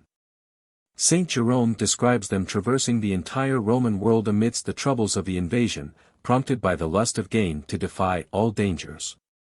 In the barbarian society the part played by this civilized and city-bred element was even more considerable. Under the Merovingians in about 591 they had sufficient influence at Paris to have one of their number elected bishop and to gain possession of all ecclesiastical offices. Gregory of Tours tells how King Gontran, on entering the city of Orleans in 585, was received by a crowd praising him in the language of the Latins, the Jews and the Syrians. 227 The merchant colonies existed until the Saracen corsairs destroyed the commerce of the Mediterranean. Those establishments exercised a strong influence upon the economic and material life of the Latin provinces, especially in Gaul. As bankers, the Syrians concentrated a large share of the money business in their hands and monopolized the importing of the valuable Levantine commodities as well as of the articles of luxury. They sold wines, spices, glassware, silks and purple fabrics, also objects wrought by goldsmiths, to be used as patterns by the native artisans. Their moral and religious influence was not less considerable. For instance, it has been shown that they furthered the development of monastic life during the Christian period. And that the devotion to the crucifix 228 that grew up in opposition to the Monophysites, was introduced into the Occident by them. During the first 5 centuries, Christians felt an unconquerable repugnance to the representation of the Savior of the world nailed to an instrument of punishment more infamous than the guillotine of today. The Syrians were the first to substitute reality in all its pathetic horror for a vague symbolism. In pagan times, the religious ascendancy of that immigrant population was no less remarkable. The merchants always took an interest in the affairs of heaven as well as in those of earth. At all times Syria was a land of ardent devotion. And in the first century its children were as fervid in propagating their barbarian gods in the Occident as after their conversion they were enthusiastic in spreading Christianity as far as Turkestan and China. As soon as the merchants had established their places of business in the islands of the archipelago during the Alexandrian period, and in the Latin period under the Empire, they founded chapels in which they practiced their exotic rites. It was easy for the divinities of the Phoenician coast to cross the seas. Among them were Adonis, whom the women of Byblos mourned, Balmercodes, the lord of the dances, who came from Beirut, Marna, the master of rain, worshipped at Gaza. And Mayuma, 229, whose nautical holiday was celebrated every spring on the coast near Ostia as well as in the Orient. Besides these half-Hellenized religions, others of a more purely Semitic nature came from the interior of the country, because the merchants frequently were natives of the cities of the hinterland. As for instance Apamea or Epiphania in Coele Syria, or even of villages in that flat country. As Rome incorporated the small kingdoms beyond the Lebanon and the Orontes that had preserved a precarious independence, the current of emigration increased. In 71 Commagene, which lies between the Taurus and the Euphrates, was annexed by Vespasian. A little later the dynasties of Chalcis and Emesa were also deprived of their power. Nero, it appears, took possession of Damascus. Half a century later Trajan established the new province of Arabia in the south, 106 AD, and the oasis of Palmyra, a great mercantile center, lost its autonomy at the same time. In this manner Rome extended her direct authority as far as the desert, over countries that were only superficially Hellenized, and where the native devotions had preserved all their savage fervor. From that time constant communication was established between Italy and those regions which had heretofore been almost inaccessible. As roads were built, commerce developed, and together with the interests of trade the needs of administration created an incessant exchange of men, of products and of beliefs between those out-of-the-way countries and the Latin provinces. These annexations, therefore, were followed by a renewed influx of Syrian divinities into the Occident. At Pot-Swali, the last port of call of the Levantine vessels, there was a temple to the Baal of Damascus, Jupiter Damascenus, in which leading citizens officiated, and there were altars on which 2 golden camels 230 were offered to Deceres, a divinity who had come from the interior of Arabia. They kept company with a divinity of more ancient repute, the Hadad of Babek Heliopolis, Jupiter Heliopolitanus, whose immense temple, considered one of the world's wonders, 231 had been restored by Antoninus Pius, and may still be seen facing Lebanon in majestic elegance. Heliopolis and Beirut had been the most ancient colonies founded by Augustus in Syria. The god of Heliopolis participated in the privileged position granted to the inhabitants of those 2 cities, who worshipped in a common devotion, 232, and he was naturalized as a Roman with greater ease than the others. The conquest of all Syria as far as Euphrates and the subjection of even a part of Mesopotamia aided the diffusion of the Semitic religions in still another manner. From these regions, which were partly inhabited by fighting races, the Caesars drew recruits for the imperial army. They levied a great number of legionaries, but especially auxiliary troops, who were transferred to the frontiers. Troopers and foot soldiers from those provinces furnished important contingents to the garrisons of Europe and Africa. For instance, a cohort of 1,000 archers from Emesa was established in Pannonia, another of archers from Damascus in Upper Germany. Mauritania received irregulars from Palmyra, and bodies of troops levied in Icharia, on the outskirts of the Arabian desert, were encamped in Dacia, Germany, Egypt and Cappadocia at the same time.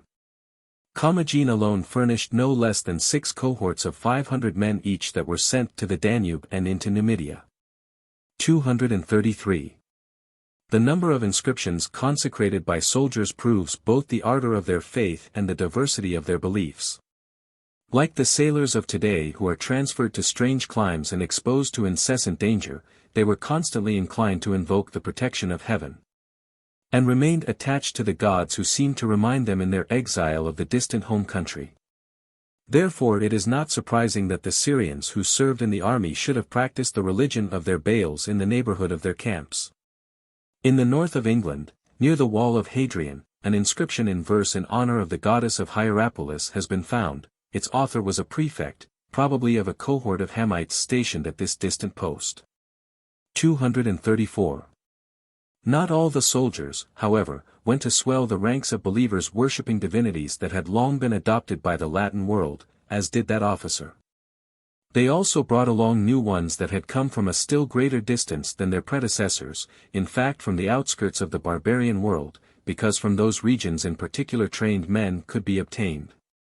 There were, for instance, Baltus, an Our Lady, from Osroene beyond the Euphrates, 235 Aziz, the strong god of Edessa, who was identified with the star Lucifer. 236 Malakbel, the Lord's messenger, patron of the soldiers from Palmyra, who appeared with several companions at Rome, in Numidia, and in Dacia.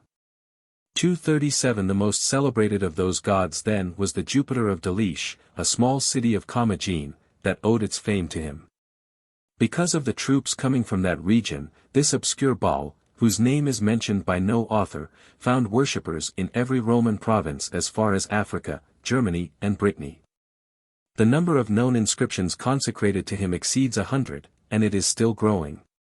Being originally nothing but a god of lightning, represented as brandishing an axe, this local genius of the tempest was elevated to the rank of tutelary divinity of the imperial armies. 238. The diffusion of the Semitic religions in Italy that commenced imperceptibly under the Republic became more marked after the 1st century of our era. Their expansion and multiplication were rapid, and they attained the apogee of their power during the 3rd century. Their influence became almost predominant when the accession of the Severi lent them the support of a court that was half Syrian. Functionaries of all kinds, senators and officers, vied with each other in devotion to the patron gods of their sovereigns, gods which the sovereigns patronized in turn. Intelligent and ambitious princesses like Julia Domna, Julia Misa, Julia Mammia, whose ascendancy was very considerable, became propagators of their national religion. We all know the audacious pronunciamento of the year 218 that placed upon the throne the 14-year-old Emperor Heliogabalus, a worshipper of the Baal of Emesa. His intention was to give supremacy over all other gods to his barbarian divinity, who had heretofore been almost unknown. The ancient authors narrate with indignation how this crowned priest attempted to elevate his black stone, the coarse idol brought from Emesa, to the rank of supreme divinity of the empire by subordinating the whole ancient pantheon to it. They never tire of giving revolting details about the dissoluteness of the debaucheries for which the festivities of the new Sol Invictus Eligable furnished a pretext.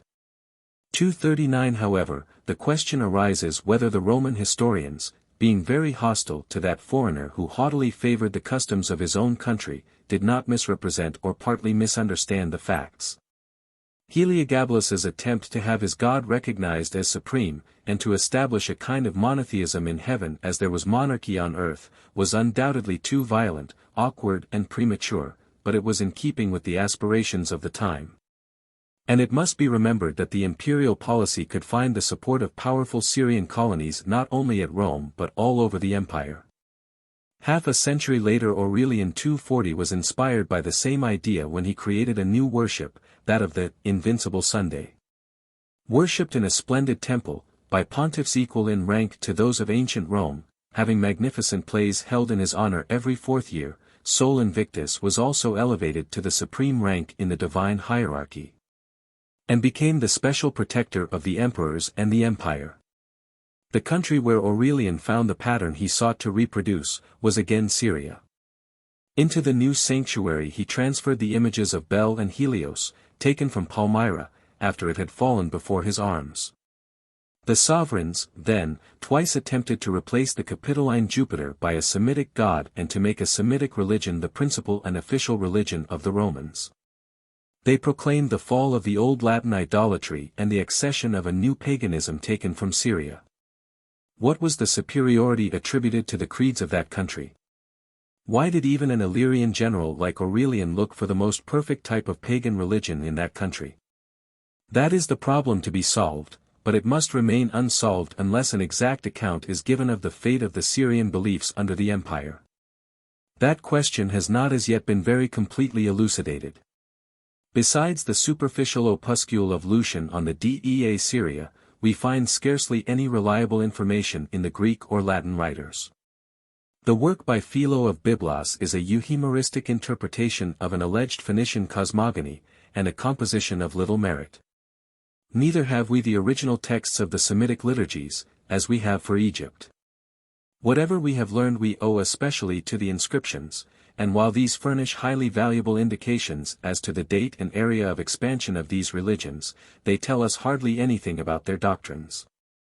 Light on this subject may be expected from the excavations that are being made in the great sanctuaries of Syria, and also from a more exact interpretation of the sculptured monuments that we now possess in great numbers. Especially those of Jupiter Dolichinas. Some characteristics of the Semitic paganism, however, are known at present, and it must be admitted that it would appear at a disadvantage if judged by those noticeable features that first attract our attention. It had retained a stock of very primitive ideas and some aboriginal nature worship that had lasted through many centuries and was to persist, in part, under Christianity and Islam until the present day. 241 Such were the worship of high elevations on which a rustic enclosure sometimes marked the limits of the consecrated territory. The worship of the waters that flow to the sea, the streams that arise in the mountains, the springs that gush out of the soil, the ponds, the lakes and the wells. Into all of which offerings were thrown with the idea either of venerating in them the thirst-quenching liquid or else the fecund nature of the earth. The worship of the trees that shaded the altars and that nobody dared to fell or mutilate. The worship of stones, especially of the rough stones called Bethels that were regarded, as their name, Bethel, indicates, as the residence of the god, or rather, as the matter in which the god was embodied. 242 Aphrodite Astarte was worshipped in the shape of a conical stone at Paphos, and a black aerolite covered with projections and depressions to which a symbolic meaning was attributed represented Elagabal, and was transferred from Emesa to Rome. As we have said, the animals, as well as inanimate things, received their share of homage. Remnants of the old Semitic zoolatry perpetuated themselves until the end of paganism and even later. Frequently the gods were represented standing erect on animals. Thus the Dolichian Baal stood on a steer, and his spouse on a lion.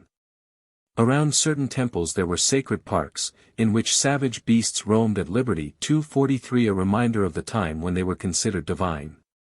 Two animals especially were the objects of universal veneration, the pigeon and the fish.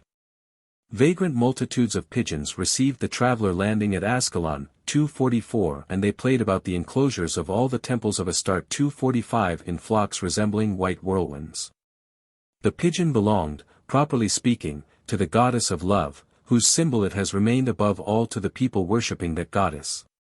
Quid referum uti volatet cribras intacta per herbs. Alba Palestino sancta columba Syro. 246.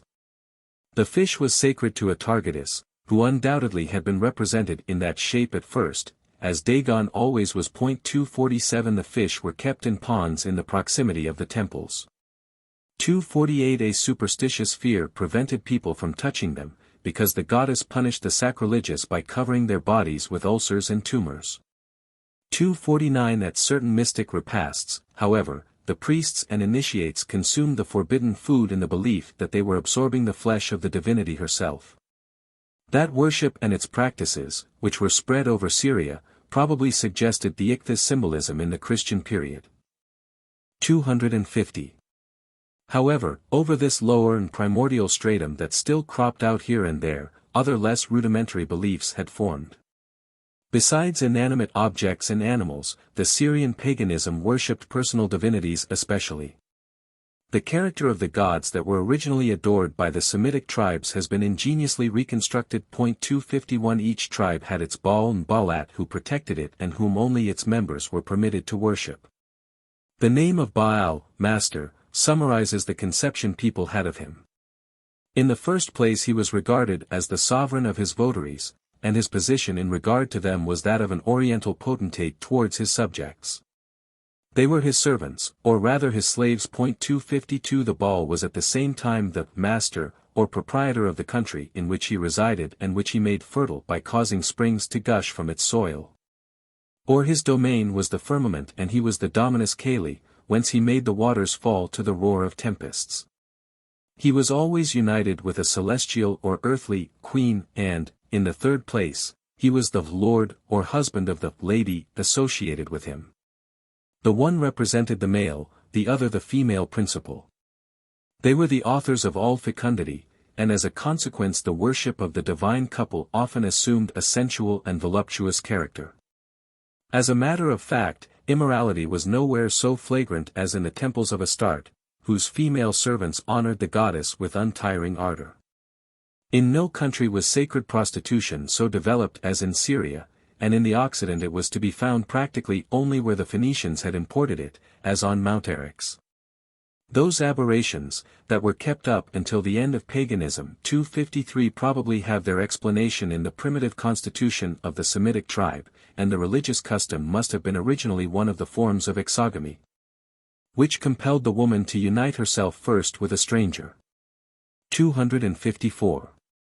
As a second blemish, the Semitic religions practiced human immolations longer than any other religion, sacrificing children and grown men in order to please sanguinary gods.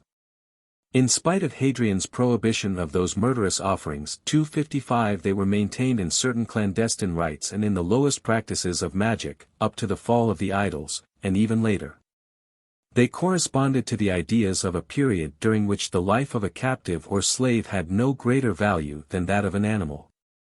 These sacred practices and many others, on which Lucian complacently enlarges in his opuscule on the goddess of Hierapolis, daily revived the habits of a barbarous past in the temples of Syria. Of all the conceptions that had successively dominated the country, none had completely disappeared. As in Egypt, beliefs of very different date and origin coexisted, without any attempt to make them agree, or without success when the task was undertaken.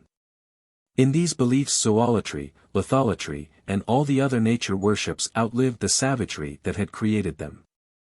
More than anywhere else the gods had remained the chieftains of clans 256 because the tribal organizations of Syria were longer lived and more developed than those of any other region. Under the empire many districts were still subjected to the tribal regime and commanded by ethnarchs or phylarchs. 257 Religion, which sacrificed the lives of the men and the honor of the women to the divinity, had in many regards remained on the moral level of unsocial and sanguinary tribes. Its obscene and atrocious rites called forth exasperated indignation on the part of the Roman conscience when Heliogabalus attempted to introduce them into Italy with his ball of Emesa. How, then, can one explain the fact that in spite of all, the Syrian gods imposed themselves upon the Occident and made even the Caesars accept them? The reason is that the Semitic paganism can no more be judged by certain revolting practices, that perpetuated in the heart of civilization the barbarity and puerilities of an uncultivated society, than the religion of the Nile can be so judged. As in the case of Egypt we must distinguish between the sacerdotal religion and the infinitely varied popular religion that was embodied in local customs. Syria possessed a number of great sanctuaries in which an educated clergy meditated and expatiated upon the nature of the divine beings and on the meaning of traditions inherited from remote ancestors.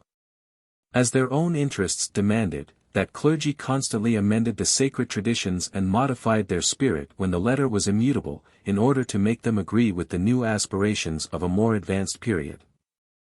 They had their mysteries and their initiates to whom they revealed a wisdom that was above the vulgar beliefs of the masses. 258. Frequently we can draw diametrically opposite conclusions from the same principle. In that manner the old idea of taboo, that seems to have transformed the temples of Astarte into houses of debauchery, also became the source of a severe code of morals. The Semitic tribes were haunted with the fear of the taboo. A multitude of things were either impure or sacred because, in the original confusion, those two notions had not been clearly differentiated. Man's ability to use the products of nature to satisfy his needs, was thus limited by a number of prohibitions, restrictions and conditions. He who touched a forbidden object was soiled and corrupted, his fellows did not associate with him and he could no longer participate in the sacrifices.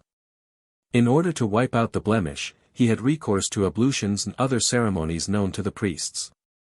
Purity, that had originally been considered simply physical, soon became ritualistic and finally spiritual. Life was surrounded by a network of circumstances subject to certain conditions, every violation of which meant a fall and demanded penance. The anxiety to remain constantly in a state of holiness or regain that state when it had been lost, filled one's entire existence. It was not peculiar to the Semitic tribes, but they ascribed a prime importance to it. 259 In the gods, who necessarily possessed this quality in an eminent degree, were holy beings, gamma iota omicron iota, 260 par excellence.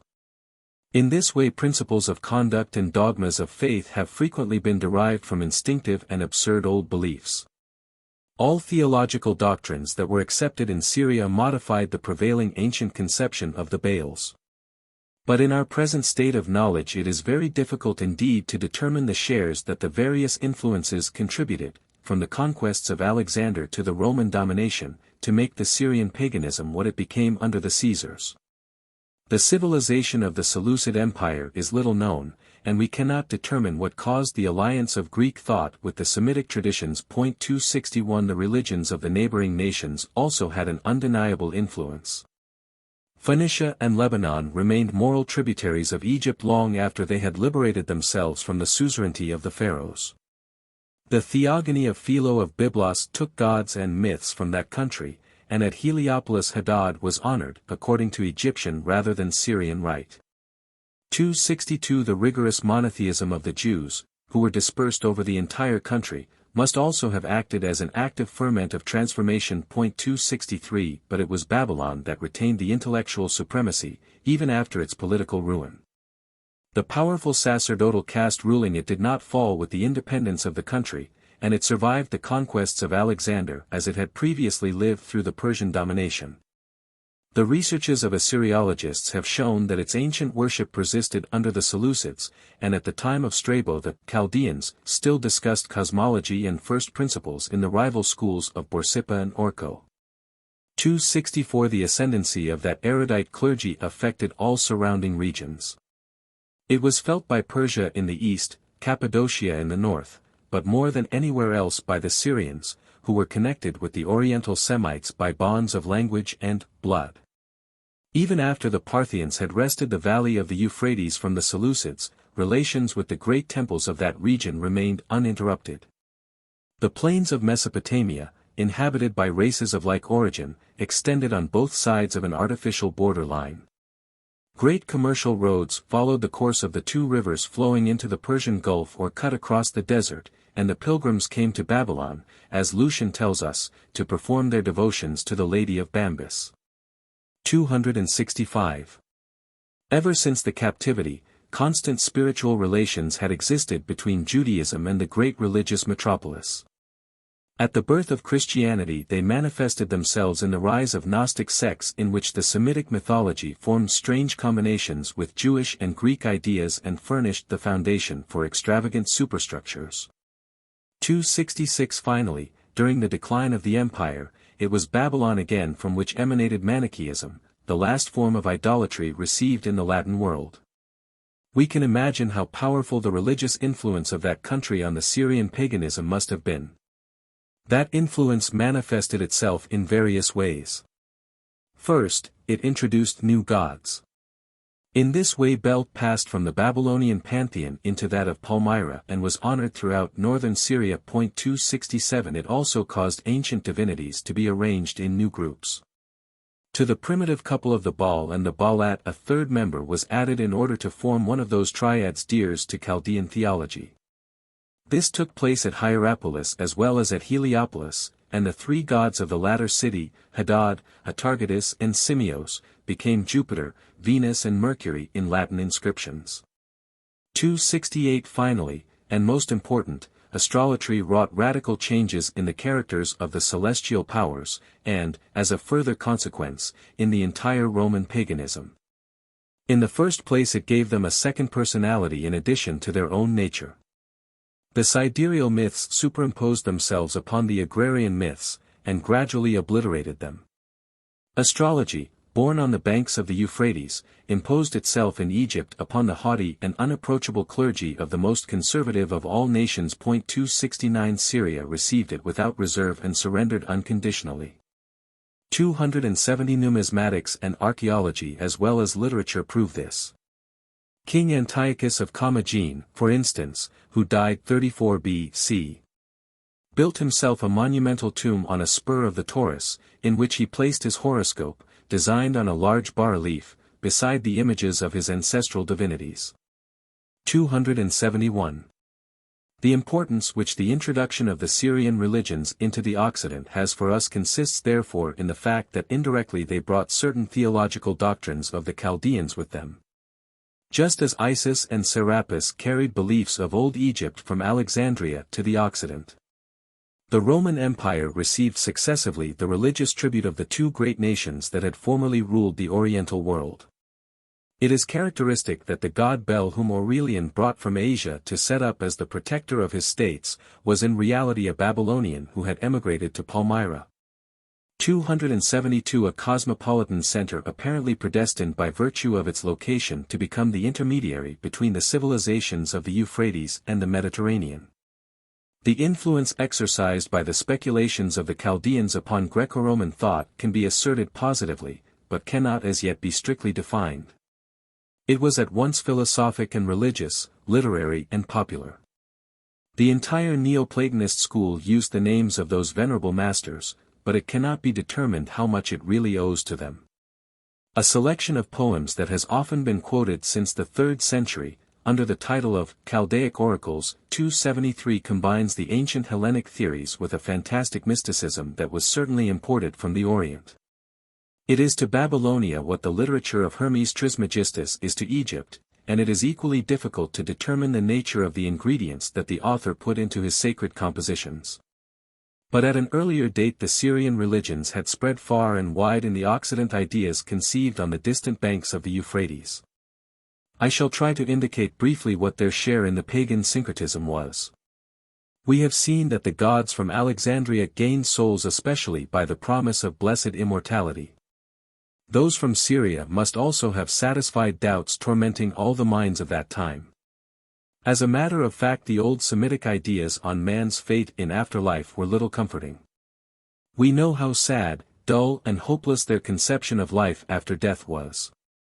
The dead descended into a subterranean realm where they led a miserable existence, a weak reflection of the one they had lost. Since they were subject to wants and suffering, they had to be supported by funeral offerings placed on their sepulchres by their descendants. Those ancient beliefs and customs were found also in primitive Greece and Italy. This rudimentary eschatology, however, gave way to quite a different conception, one that was closely related to the Chaldean astrology, and which spread over the Occident towards the end of the Republic. According to this doctrine the soul returned to heaven after death, to live there among the divine stars. While it remained on earth it was subject to all the bitter necessities of a destiny determined by the revolutions of the stars. But when it ascended into the upper regions, it escaped that fate and even the limits of time, it shared equally in the immortality of the sidereal gods that surrounded it. 274 In the opinion of some, the soul was attracted by the rays of the sun, and after passing through the moon, where it was purified, it lost itself in the shining star of day. 275 Another more purely astrological theory, that was undoubtedly a development of the former, taught that the soul descended to earth from the heights of heaven by passing through the spheres of the 7 planets. During its passage it acquired the dispositions and qualities proper to each planet. After death it returned to its original abode by the same route. To get from one sphere to another, it had to pass a door guarded by a commandant. 277 Only the souls of initiates knew the password that made those incorruptible guardians yield. And under the conduct of a psychopompus 278 they ascended safely from zone to zone. As the soul rose it divested itself of the passions and qualities it had acquired on its descent to the earth as though they were garments, and, free from sensuality, it penetrated into the 8th heaven to enjoy everlasting happiness as a subtle essence. Perhaps this doctrine, undoubtedly of Babylonian origin, was not generally accepted by the Syrian religions, as it was by the mysteries of Mitra, but these religions, impregnated with astrology, certainly propagated the belief that the souls of those worshippers that had led pious lives were elevated to the heights of heaven, where an apotheosis made them the equals of the luminous gods. 279 Under the empire this doctrine slowly supplanted all others. The Elysian fields, which the votaries of Isis and Serapis still located in the depths of the earth, were transferred into the ether bathing the fixed stars. 280 And the underworld was thereafter reserved for the wicked who had not been allowed to pass through the celestial gates. The sublime regions occupied by the purified souls were also the abode of the supreme God. 281 When it transformed the ideas on the destiny of man, astrology also modified those relating to the nature of the divinity. In this matter the Syrian religions were especially original. For even if the Alexandrian mysteries offered man just as comforting prospects of immortality as the eschatology of their rivals, they were backward in building up a commensurate theology. To the Semitic races belongs the honor of having reformed the ancient fetishism most thoroughly. Their base and narrow conceptions of early times to which we can trace their existence, broaden and rise until they form a kind of monotheism. As we have seen, the Syrian tribes worshipped a god of lightning. 282 Like all primitive races, that god opened the reservoirs of the firmament to let the rain fall and split the giant trees of the woods with the double axe that always remained his emblem. 283 When the progress of astronomy removed the constellations to incommensurable distances, the ball of the heavens, Baal Samin, had to grow in majesty. Undoubtedly at the time of the Achaemenides, he was connected with the Ahura Mazda of the Persians, the ancient god of the vault of heaven, who had become the highest physical and moral power. And this connection helped to transform the old genius of thunder. 284 People continued to worship the material heaven in him. Under the Romans he was still simply called Salus, as well as celestial Jupiter, Jupiter Caelestis, Zeta Epsilon Omicron Rho Nu Iota Omicron, 285 But it was a heaven studied by a sacred science that venerated its harmonious mechanism. The Seleucids represented him on their coins with a crescent over his forehead and carrying a sun with 7 rays, to symbolize the fact that he presided over the course of the stars. 286 Or else he was shown with the 2 Dioscuri at his side, heroes who enjoyed life and suffered death in turn, according to the Greek myth, and who had become the symbols of the 2 celestial hemispheres. Religious uranography placed the residence of the supreme divinity in the most elevated region of the world, fixing its abode in the zone most distant from the earth, above the planets and the fixed stars. This fact was intended to be expressed by the term Most High. 287 applied to the Syrian Baals as well as to Jehovah. 288 According to this cosmic religion, the Most High resided in the immense orb that contained the spheres of all the stars and embraced the entire universe which was subject to his domination. The Latins translated the name of this, Hypsistos, by Jupiter Summus Superantissimus 289 to indicate his preeminence over all divine beings. As a matter of fact, his power was infinite. The primary postulate of the Chaldean astrology was that all phenomena and events of this world were necessarily determined by sidereal influence.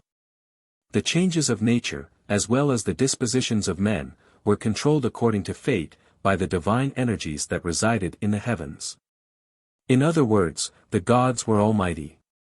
They were the masters of destiny that governed the universe absolutely. The notion of their omnipotence resulted from the development of the ancient autocracy with which the Baals were credited. As we have stated, they were conceived after the image of an Asiatic monarch, and the religious terminology was evidently intended to display the humility of their priests toward them. In Syria we find nothing analogous to what existed in Egypt, where the priest thought he could compel the gods to act, and even dared to threaten them. 290 The distance separating the human and the divine always was much greater with the Semitic tribes, and all that astrology did was to emphasize the distance more strongly by giving it a doctrinal foundation and a scientific appearance. In the Latin world the Asiatic religions propagated the conception of the absolute and illimitable sovereignty of God over the earth. Apuleius calls the Syrian goddess omnipotens ete omniparens, mistress and mother of all things. 291. The observation of the starry skies, moreover, had led the Chaldeans to the notion of a divine eternity. The constancy of the sidereal revolutions inspired the conclusion as to their perpetuity. The stars follow their ever uncompleted courses unceasingly. As soon as the end of their journey is reached, they resume without stopping the road already covered, and the cycles of years in which their movements take place extend from the indefinite past into the indefinite future. 292 Thus a clergy of astronomers necessarily conceived Baal, Lord of the heavens, as the Master of eternity, or He whose name is praised through all eternity. 293 Titles which constantly recur in Semitic inscriptions. The divine stars did not die, like Osiris or Attis. Whenever they seemed to weaken, they were born to a new life and always remained invincible, invicti. Together with the mysteries of the Syrian Baals, this theological notion penetrated into Occidental paganism. 294 Whenever an inscription to a Deus Eternus is found in the Latin provinces it refers to a Syrian sidereal god, and it is a remarkable fact that this epithet did not enter the ritual before the 2nd century. At the time the worship of the god Heaven, Salus, 295 was propagated. That the philosophers had long before placed the first cause beyond the limits of time was of no consequence, for their theories had not penetrated into the popular consciousness nor modified the traditional formulary of the liturgies. To the people the divinities were beings more beautiful, more vigorous, and more powerful than man, but born like him, and exempt only from old age and death, the immortals of old Homer. The Syrian priests diffused the idea of a god without beginning and without end through the Roman world, and thus contributed, along lines parallel with the Jewish proselytism, to lend the authority of dogma to what had previously been only a metaphysical theory. The Baals were universal as well as eternal, and their power became limitless in regard to space as it had been in regard to time. These two principles were correlative. The title of Mar-Olam, which the Baals bore occasionally, may be translated by Lord of the Universe, or by Lord of Eternity, and efforts certainly have been made to claim the twofold quality for them. 296 Peopled with divine constellations and traversed by planets assimilated to the inhabitants of Olympus, the heavens determined the destinies of the entire human race by their movements. And the whole earth was subject to the changes produced by their revolutions. 297 Consequently the old Baal Samin was necessarily transformed into a universal power. Of course, even under the Caesars there existed in Syria traces of a period when the local god was the fetish of a clan and could be worshipped by the members of that clan only. A period when strangers were admitted to his altars only after a ceremony of initiation, as brothers, or at least as guests and clients.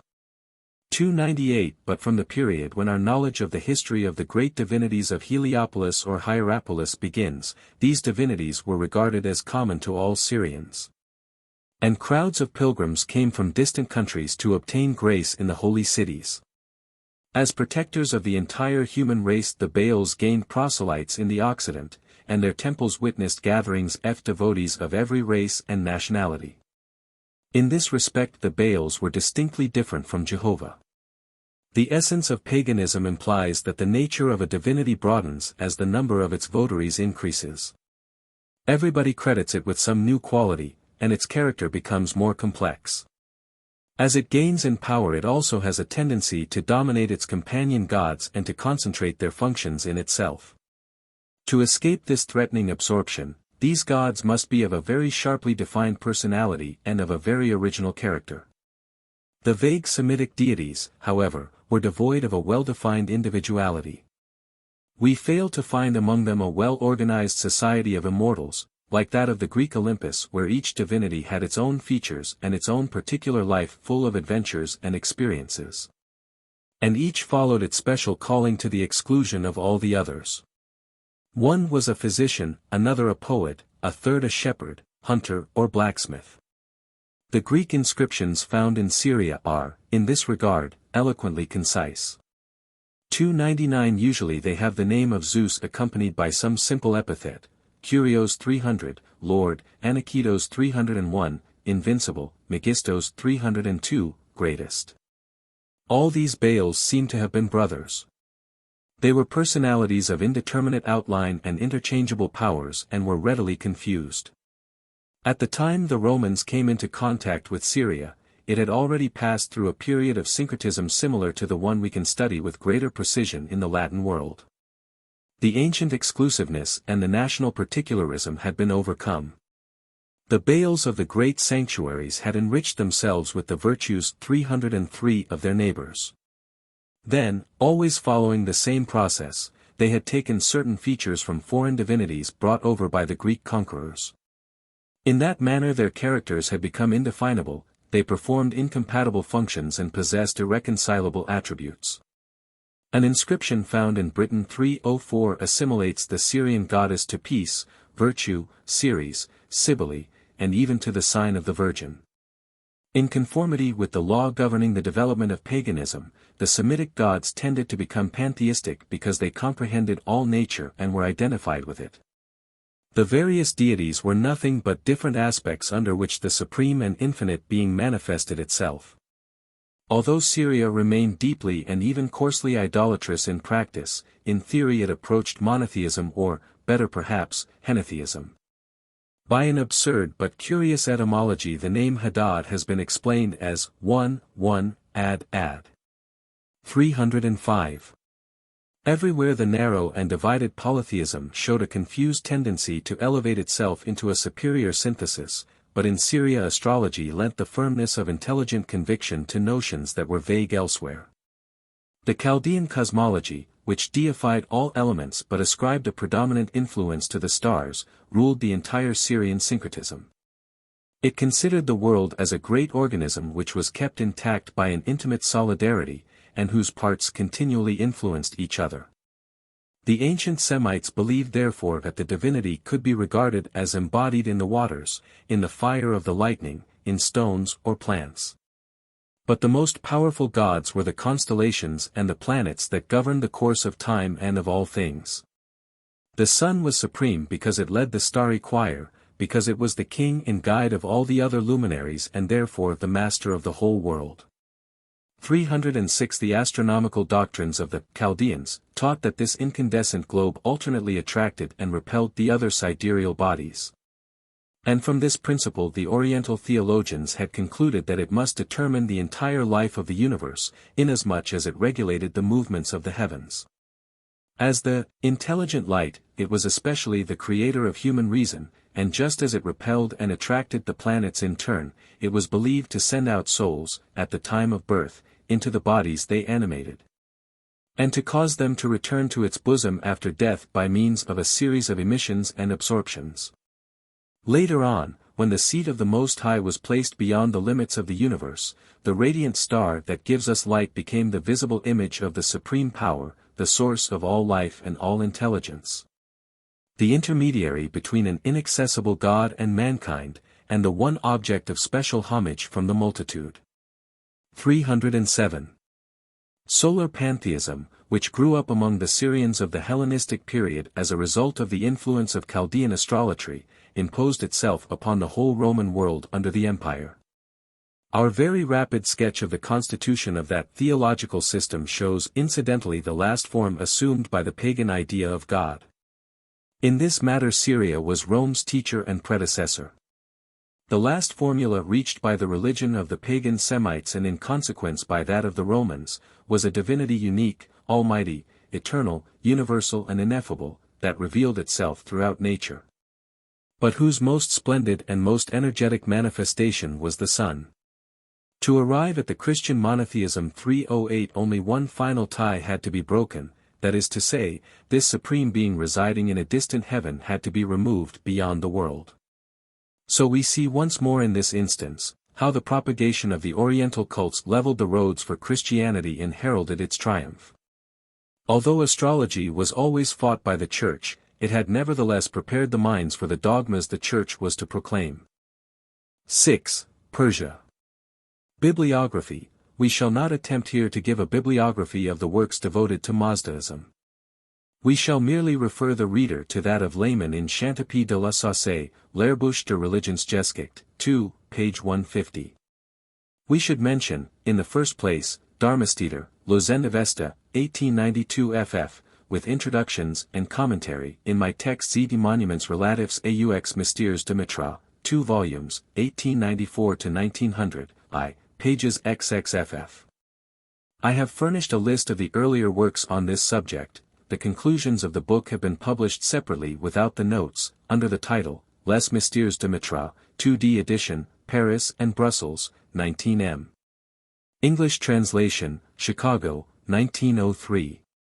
See also the article, Mitra, in the Dictionnaire de Antiquités of Daremberg and Salio, 1904.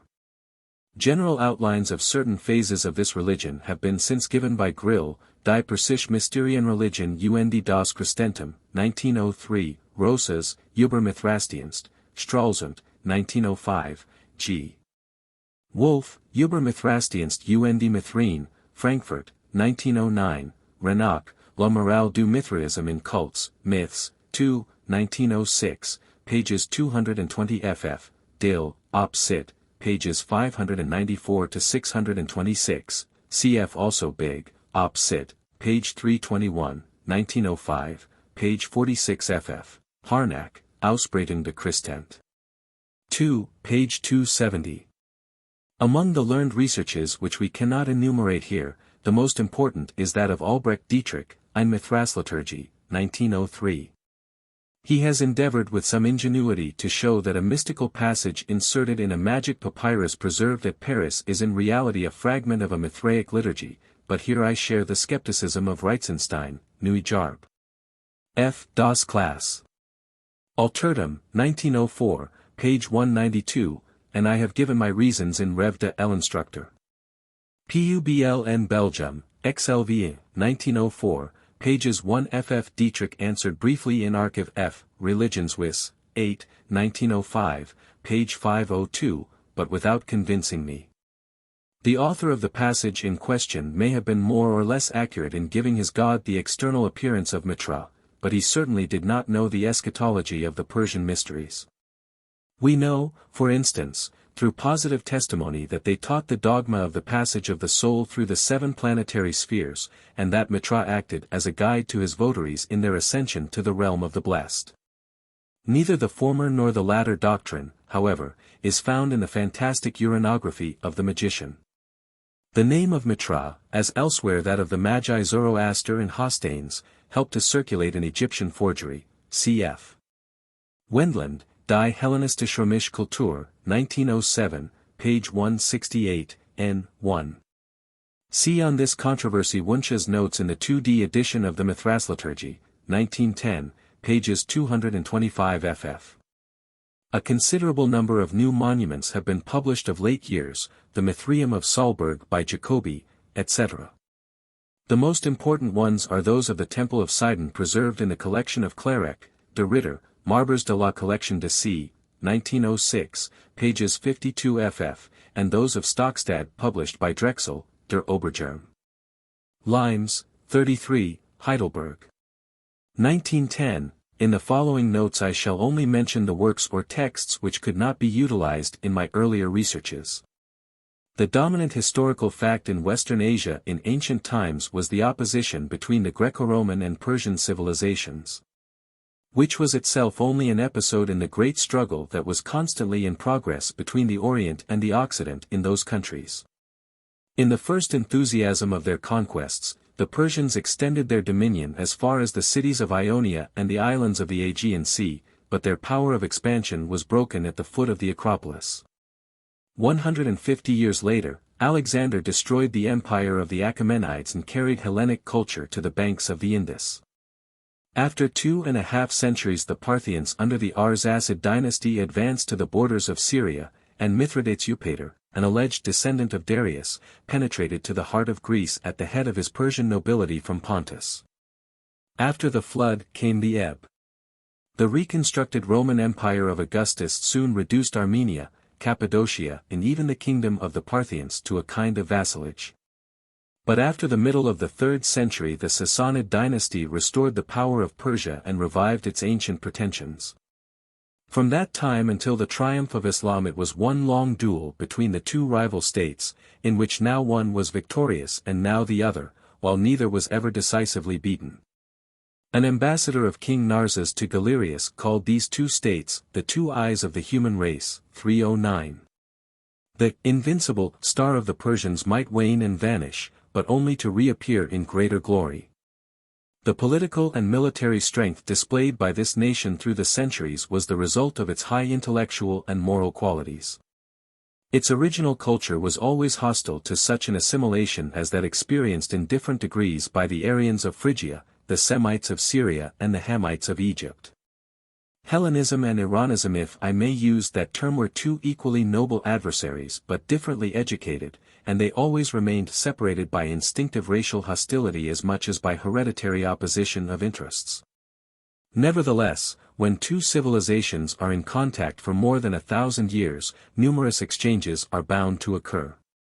The influence exercised by Hellenism as far as the uplands of Central Asia has frequently been pointed out. 310 But the prestige retained by Persia throughout the ages and the extent of area influenced by its energy has not perhaps been shown with as much accuracy. For even if Mazdaism was the highest expression of Persian genius and its influence in consequence mainly religious, yet it was not exclusively so. After the fall of the Achaemenides, the memory of their empire long haunted Alexander's successors.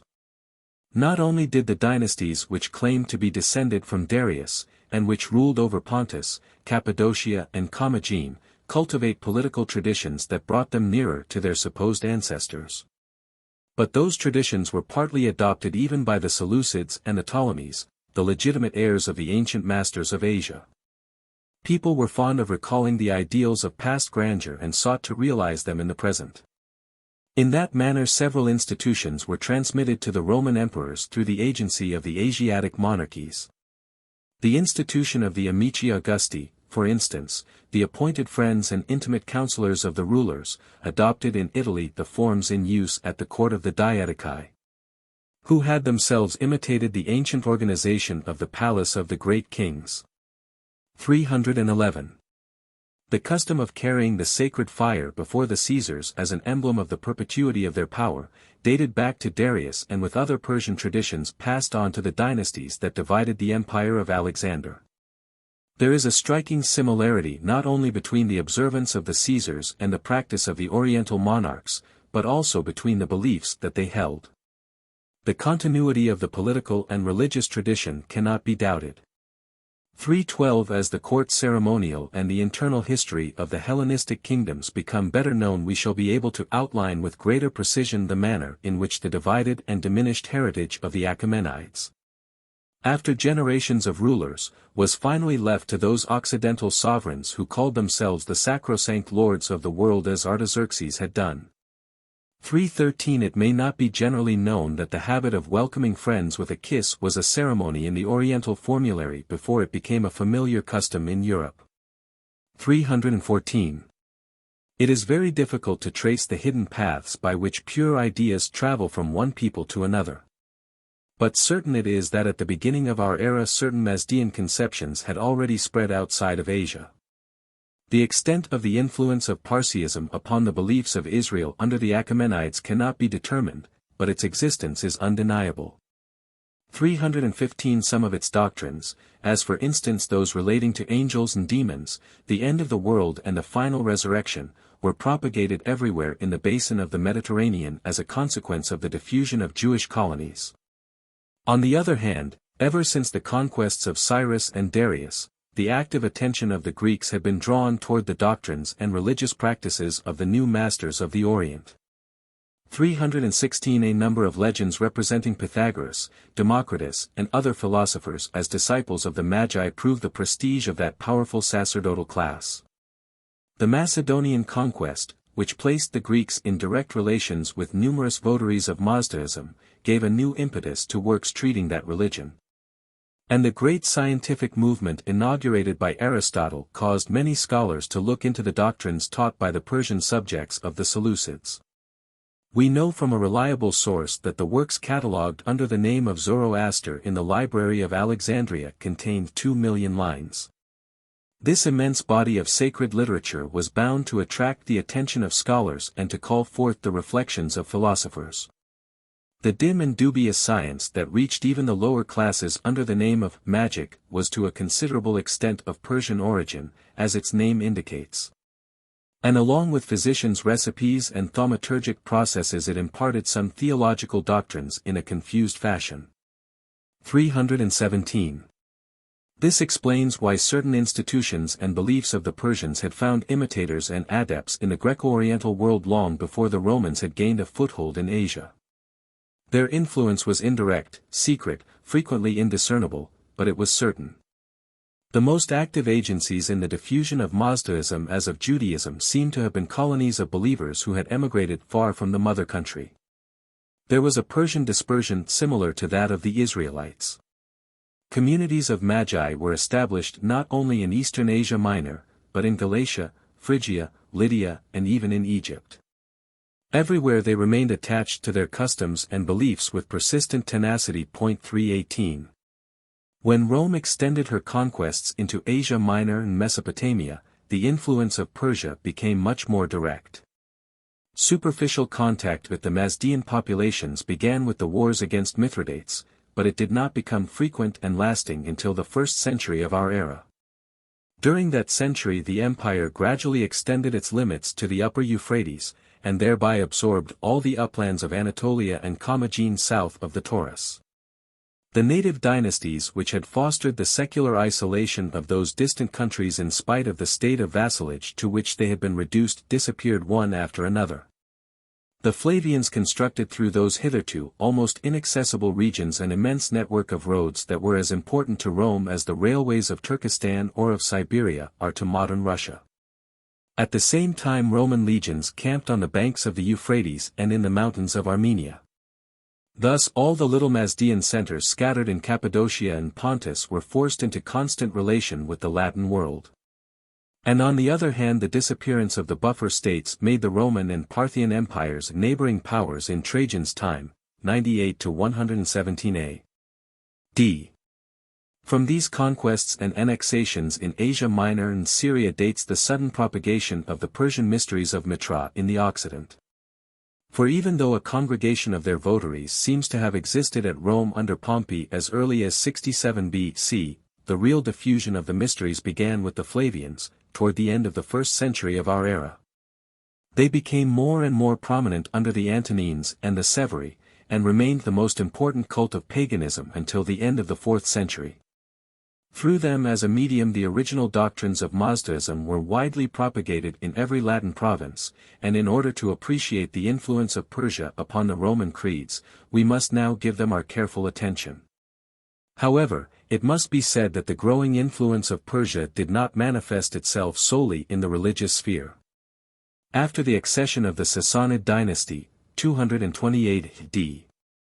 The country once more became conscious of its originality, again resumed the cultivation of national traditions, reorganized the hierarchy of its official clergy and recovered the political cohesion which had been wanting under the Parthians. It felt and showed its superiority over the neighboring empire that was then torn by factions, thrown upon the mercy of manifestos, and ruined economically and morally. The studies now being made in the history of that period show more and more that debilitated Rome had become the imitator of Persia. In the opinion of contemporaries, the court of Diocletian, prostrating itself before a master who was regarded as the equal of God, with its complicated hierarchy and crowd of eunuchs that disgraced it, was an imitation of the court of the Sassanids. Galerius declared in unmistakable terms that Persian absolutism must be introduced in his empire, 319, and the ancient Caesarism founded on the will of the people seemed about to be transformed into a sort of caliphate. Recent discoveries also throw light upon a powerful artistic school that developed in the Parthian Empire and later in that of the Sassanids and which grew up independently of the Greek centers of production. Even if it took certain models from the Hellenic sculpture or architecture, it combined them with Oriental motives into a decoration of exuberant richness. Its field of influence extended far beyond Mesopotamia into the south of Syria, where it has left monuments of unequaled splendor. The radiance of that brilliant center undoubtedly illuminated Byzantium, the barbarians of the north, and even China. 320. The Persian Orient, then, exerted a dominant influence on the political institutions and artistic tastes of the Romans as well as on their ideas and beliefs. The propagation of the religion of Mitra, which always proudly proclaimed its Persian origin, was accompanied by a number of parallel influences of the people from which it had issued. Never, not even during the Mohammedan invasions, had Europe a narrower escape from becoming Asiatic than when Diocletian officially recognized Mitra as the protector of the reconstructed empire. 321. The time when that god seemed to be establishing his authority over the entire civilized world was one of the critical phases in the moral history of antiquity. An irresistible invasion of Semitic and Mazdean conceptions nearly succeeded in permanently overwhelming the Occidental spirit. Even after Mitra had been vanquished and expelled from Christianized Rome, Persia did not disarm. The work of conversion in which Mithraism had failed was taken up by Manichaeism, the heir to its cardinal doctrines, and until the Middle Ages Persian dualism continued to cause bloody struggles in the ancient Roman provinces. Just as we cannot understand the character of the mysteries of Isis and Serapis without studying the circumstances accompanying their creation by the Ptolemies, so we cannot appreciate the causes of the power attained by the mysteries of Mitra, unless we go far back to their origin. Here the subject is unfortunately more obscure. The ancient authors tell us almost nothing about the origin of Mitra. One point on which they all agree is that he was a Persian god, but this we should know from the Avesta even if they had not mentioned it. But how did he get to Italy from the Persian uplands? Two scant lines of Plutarch are the most explicit document we have on the subject. He narrates incidentally that the pirates from Asia Minor vanquished by Pompey in 67 performed strange sacrifices on Olympus, a volcano of Lycia, and practiced occult rites, among others those of Mitra which, he says, exist to the present day and were first taught by them. 322. Lactantius Placidus, a commentator on Statius and a mediocre authority, also tells us that the cult passed from the Persians to the Phrygians and from the Phrygians to the Romans. 323. These two authors agree then in fixing in Asia Minor the origin of this Persian religion that later spread over the Occident, and in fact various indications direct us to that country. The frequency of the name Mithridates, for instance, in the dynasties of Pontus, Cappadocia, Armenia and Commagene, connected with the Achaemenides by fictitious genealogies, shows the devotion of those kings to Mitra. As we see, the Mithraism that was revealed to the Romans at the time of Pompey had established itself in the Anatolian monarchies during the preceding period, which was an epoch of intense moral and religious unrest. Unfortunately, we have no monuments of that period of its history. The absence of direct testimony on the development of Mazdean sects during the last 3 centuries before our era prevents us from gaining exact knowledge of the Parsiism of Asia Minor. None of the temples dedicated to Mitra in that religion have been examined. 324. The inscriptions mentioning his name are as yet few and insignificant, so that it is only by indirect means that we can arrive at conclusions about this primitive cult. The only way to explain its distinguishing features in the Occident is to study the environment in which it originated. During the domination of the Achaemenides, Eastern Asia Minor was colonized by the Persians. The uplands of Anatolia resembled those of Persia in climate and soil, and were especially adapted to the raising of horses. 325 In Cappadocia and even in Pontus the aristocracy who owned the soil belonged to the conquering nation. Under the various governments which followed after the death of Alexander, those landlords remained the real masters of the country, chieftains of clans governing the canton where they had their domains, and, on the outskirts of Armenia at least, they retained the hereditary title of satraps through all political vicissitudes until the time of Justinian, thus recalling their Persian origin. 326 This military and feudal aristocracy furnished Mithridates Eupator a considerable number of the officers who helped him in his long defiance of Rome. And later it defended the threatened independence of Armenia against the enterprises of the Caesars. These warriors worshipped Mitra as the protecting genius of their arms, and this is the reason why Mitra always, even in the Latin world, remained the invincible god, the tutelary deity of armies, held in special honor by warriors.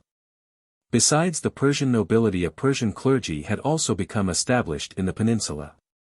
It officiated in famous temples, at Zela in Pontus and Hierokesaria in Lydia. Magi, called Magaseioi or Pereiths, firelighters, were scattered over the Levant. Like the Jews, they retained their national customs and traditional rites with such scrupulous loyalty that Bardesanes of Edessa cited them as an example in his attempt to refute the doctrines of astrology and to show that a nation can retain the same customs in different climates. 327 We know their religion sufficiently to be certain that the Syrian author had good grounds for attributing that conservative spirit to them. The sacrifices of the Pereiths which Strabo observed in Cappadocia recall all the peculiarities of the Avestan liturgy. The same prayers were recited before the altar of the fire while the priest held the sacred fasces, Barakman. The same offerings were made of milk, oil and honey, and the same precautions were taken to prevent the priest's breath from polluting the divine flame. Their gods were practically those of Orthodox Mazdaism. They worshipped Ahura Mazda, who had to them remained a divinity of the sky as Zeus and Jupiter had been originally. Below him they venerated deified abstractions, such as Vohumano, good mind, and Amaritat, immortality, from which the religion of Zoroaster made its Amshaspens, the archangels surrounding the Most High. 328 Finally they sacrificed to the spirits of nature, the Yazatas, for instance, Anahita or Anates the goddess of the waters that made fertile the fields, Ater, the personification of fire, and especially Mitra, the pure genius of light. Thus the basis of the religion of the Magi of Asia Minor was Mazdaism, somewhat changed from that of the Avesta, and in certain respects holding closer to the primitive nature worship of the Aryans. But nevertheless a clearly characterized and distinctive Mazdaism, which was to remain the most solid foundation for the greatness of the mysteries of Mitra in the Occident. Recent discoveries 329 of bilingual inscriptions have succeeded in establishing the fact that the language used, or at least written, by the Persian colonies of Asia Minor was not their ancient Aryan idiom, but Aramaic, which was a Semitic dialect. Under the Achaemenides this was the diplomatic and commercial language of all countries west of the Tigris. In Cappadocia and Armenia it remained the literary and probably also the liturgical language until it was slowly supplanted by Greek during the Hellenistic period. The very name Magaseioi 330 given to the Magi in those countries is an exact transcription of a Semitic plural. 331 This phenomenon, surprising at first sight, is explained by the history of the Magaseioi who emigrated to Asia Minor. They did not come there directly from Persepolis or Susa, but from Mesopotamia. Their religion had been deeply influenced by the speculations of the powerful clergy officiating in the temples of Babylon. The learned theology of the Chaldeans imposed itself on the primitive Mazdaism, which was a collection of traditions and rites rather than a body of doctrines. The divinities of the two religions became identified, their legends connected, and the Semitic astrology, the result of long-continued scientific observations, superimposed itself on the naturalistic myths of the Persians. Ahura Mazda was assimilated to Bel, Anahita to Ishtar, and Mitra to Shamash, the solar god. For that reason Mitra was commonly called Sol Invictus in the Roman mysteries. And an abstruse and a complicated astronomic symbolism was always part of the teachings revealed to candidates for initiation and manifested itself also in the artistic embellishments of the temple. In connection with a cult from Commagene we can observe rather closely how the fusion of Parsiism with Semitic and Anatolian creeds took place, because in those regions the form of religious transformations was at all times syncretic. On a mountain top in the vicinity of a town named Delish, a deity was worshipped who after a number of transformations became a Jupiter protector of the Roman armies. Originally this god, who was believed to have discovered the use of iron, seems to have been brought to Commagene by a tribe of blacksmiths, the Chalybes, who had come from the north. 332 He was represented standing on a steer and holding in his hand a two-edged axe, an ancient symbol venerated in Crete during the Mycenaean age and found also at Labranda in Korea and all over Asia Minor.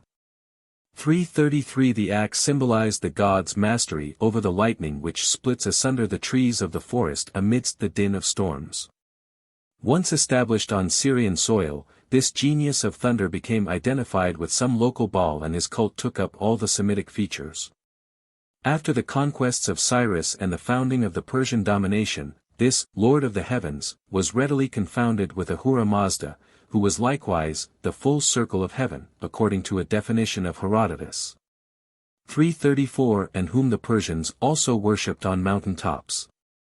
When a half-Persian, half-Hellenic dynasty succeeded Alexander in Commagene, this Baal became a Zeus Oromasdes 335, Ahura Mazda, residing in the sublime ethereal regions. A Greek inscription speaks of the celestial thrones, on which this supreme divinity receives the souls of its worshippers. 336 In the Latin countries, Jupiter Salus remained at the head of the Mazdean pantheon. 337 And in all the provinces the temples of Jupiter Dolichinas were erected beside those of Mitra, and the two remained in the closest relations. 338 The same series of transformations took place elsewhere with a number of other gods. 339 The Mitra worship was thus formed, in the main, by a combination of Persian beliefs with Semitic theology, incidentally including certain elements from the native cults of Asia Minor. The Greeks later translated the names of the Persian divinities into their language and imposed certain forms of their mysteries on the Mazdean cult. 340 Hellenic art lent to the Yazatas that idealized form in which it liked to represent the immortals, and philosophy, especially that of the Stoics, endeavored to discover its own physical and metaphysical theories in the traditions of the Magi. But in spite of all these accommodations, adaptations and interpretations, Mithraism always remained in substance a Mazdaism blended with Chaldeanism, that is to say, essentially a barbarian religion. It certainly was far less Hellenized than the Alexandrian cult of Isis and Serapis, or even that of the Great Mother of Pessinus. For that reason it always seemed unacceptable to the Greek world, from which it continued to be almost completely excluded. Even language furnishes a curious proof of that fact.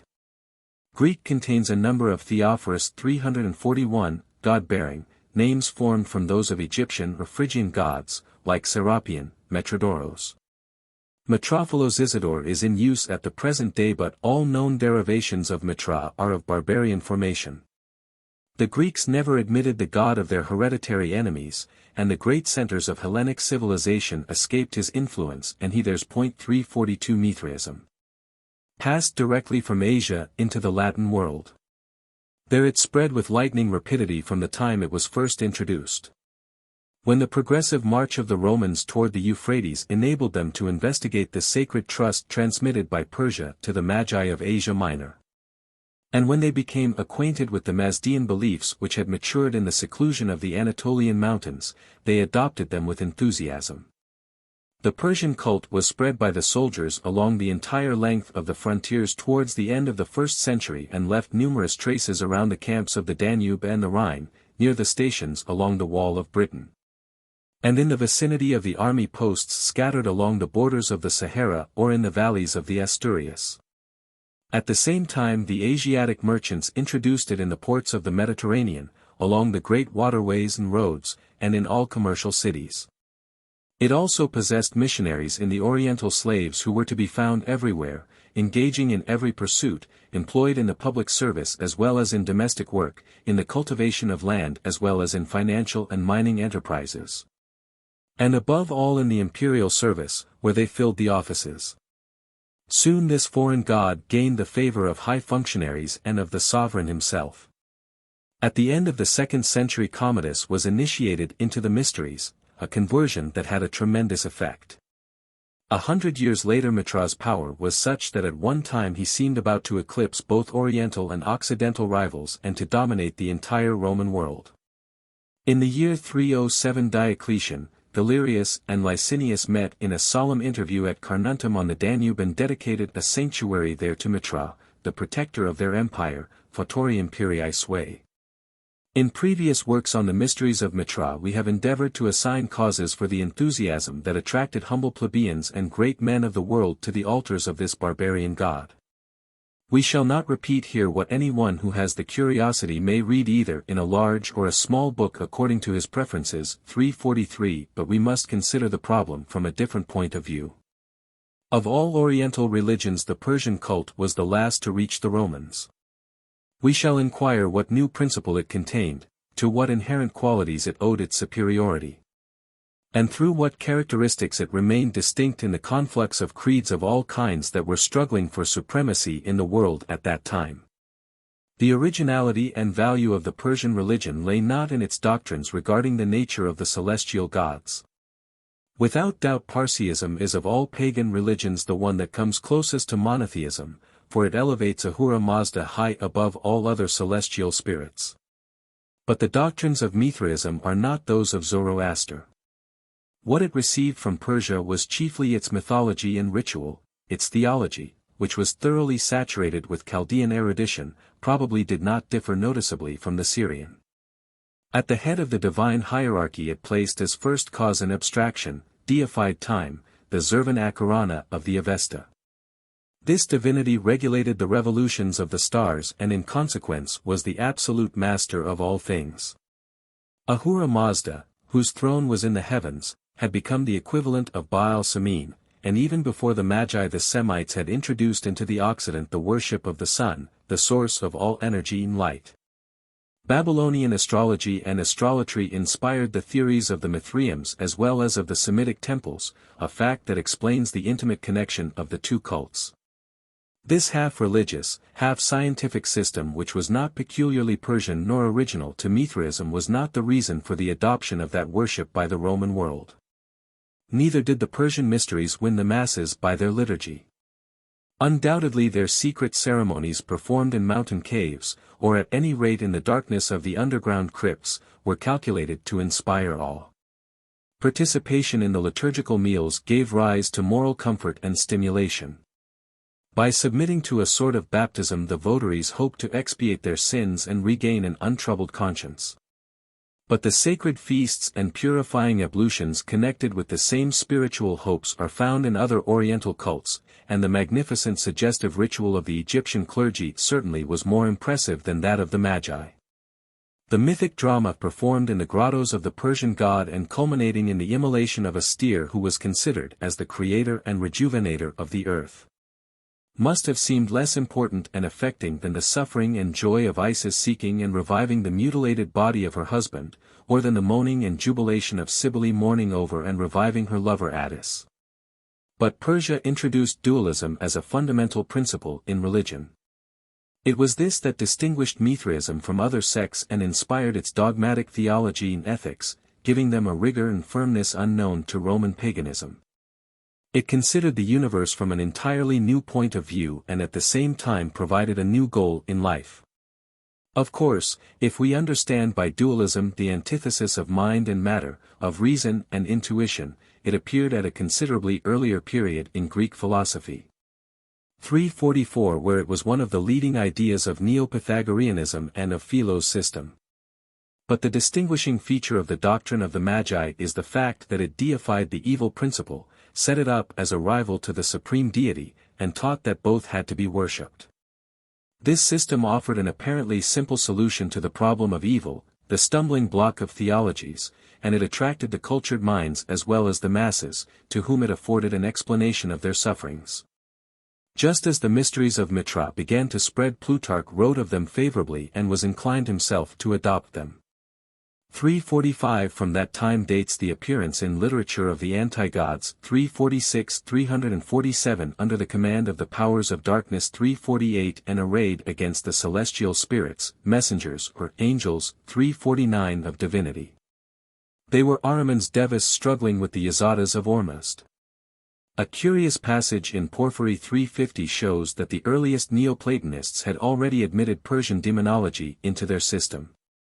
Below the incorporeal and indivisible supreme being, below the stars and the planets, there were countless spirits. 351 Some of them, the gods of cities and nations, received special names, the others comprised a nameless multitude. They were divided into two groups. The first were the benevolent spirits that gave fecundity to plants and animals, serenity to nature, and knowledge to men. They acted as intermediaries between gods and men, bearing up to heaven the homage and prayers of the faithful, and down from heaven portents and warnings. The others were wicked spirits inhabiting regions close to the earth, and there was no evil that they did not exert every effort to cause. 352 At the same time both violent and cunning, impetuous and crafty, they were the authors of all the calamities that befell the world, such as pestilence, famine, tempests and earthquakes. They kindled evil passions and illicit desires in the hearts of men and provoked war and sedition. They were clever deceivers rejoicing in lies and impostures. They encouraged the phantasmagoria and mystification of the sorcerers 353 and gloated over the bloody sacrifices which magicians offered to them all, but especially to their chief. Doctrines very similar to these were certainly taught in the mysteries of Mitra. Homage was paid to Ahriman, Arimanius, lord of the somber underworld, and master of the infernal spirits. 354 This cult has continued in the Orient to the present day among the Yazatis, or devil worshippers. In his treatise against the Magi, Theodore of Mopsuestia 355 speaks of Ahriman as Satan. 356 At first sight there really is a surprising resemblance between the two. Both are heads of a numerous army of demons, both are spirits of error and falsehood, princes of darkness, tempters and corrupters. An almost identical picture of the pair could be drawn, and in fact they are practically the same figure under different names. It is generally admitted that Judaism took the notion of an adversary of God 357 from the Mazdeans along with portions of their dualism. It was therefore natural that Jewish doctrine, of which Christianity is heir, should have been closely allied to the mysteries of Mitra. A considerable part of the more or less orthodox beliefs and visions that gave the Middle Ages their nightmare of hell and the devil thus came from Persia by two channels, on the one hand Judeo-Christian literature, both canonical and apocryphal, and on the other, the remnants of the Mitra cult and the various sects of Manichaeism that continued to preach the old Persian doctrines on the antagonism between the two world principles. But a theoretical adherence of the mind to dogmas that satisfy it, does not suffice to convert it to a new religion.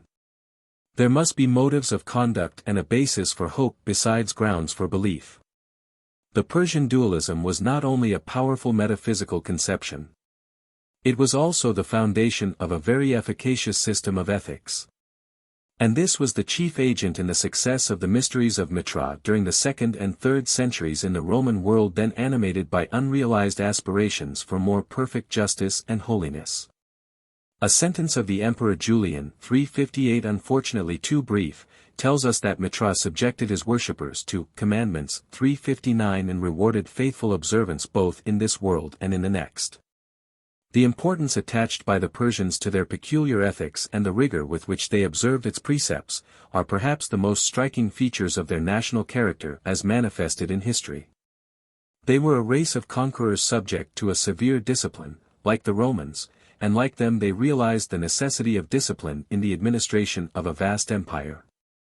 Certain affinities between the two imperial nations connected them directly without the mediation of the Greek world. Mazdaism brought long-awaited satisfaction to the old-time Roman desire for a practical religion that would subject the individual to a rule of conduct and contribute to the welfare of the state.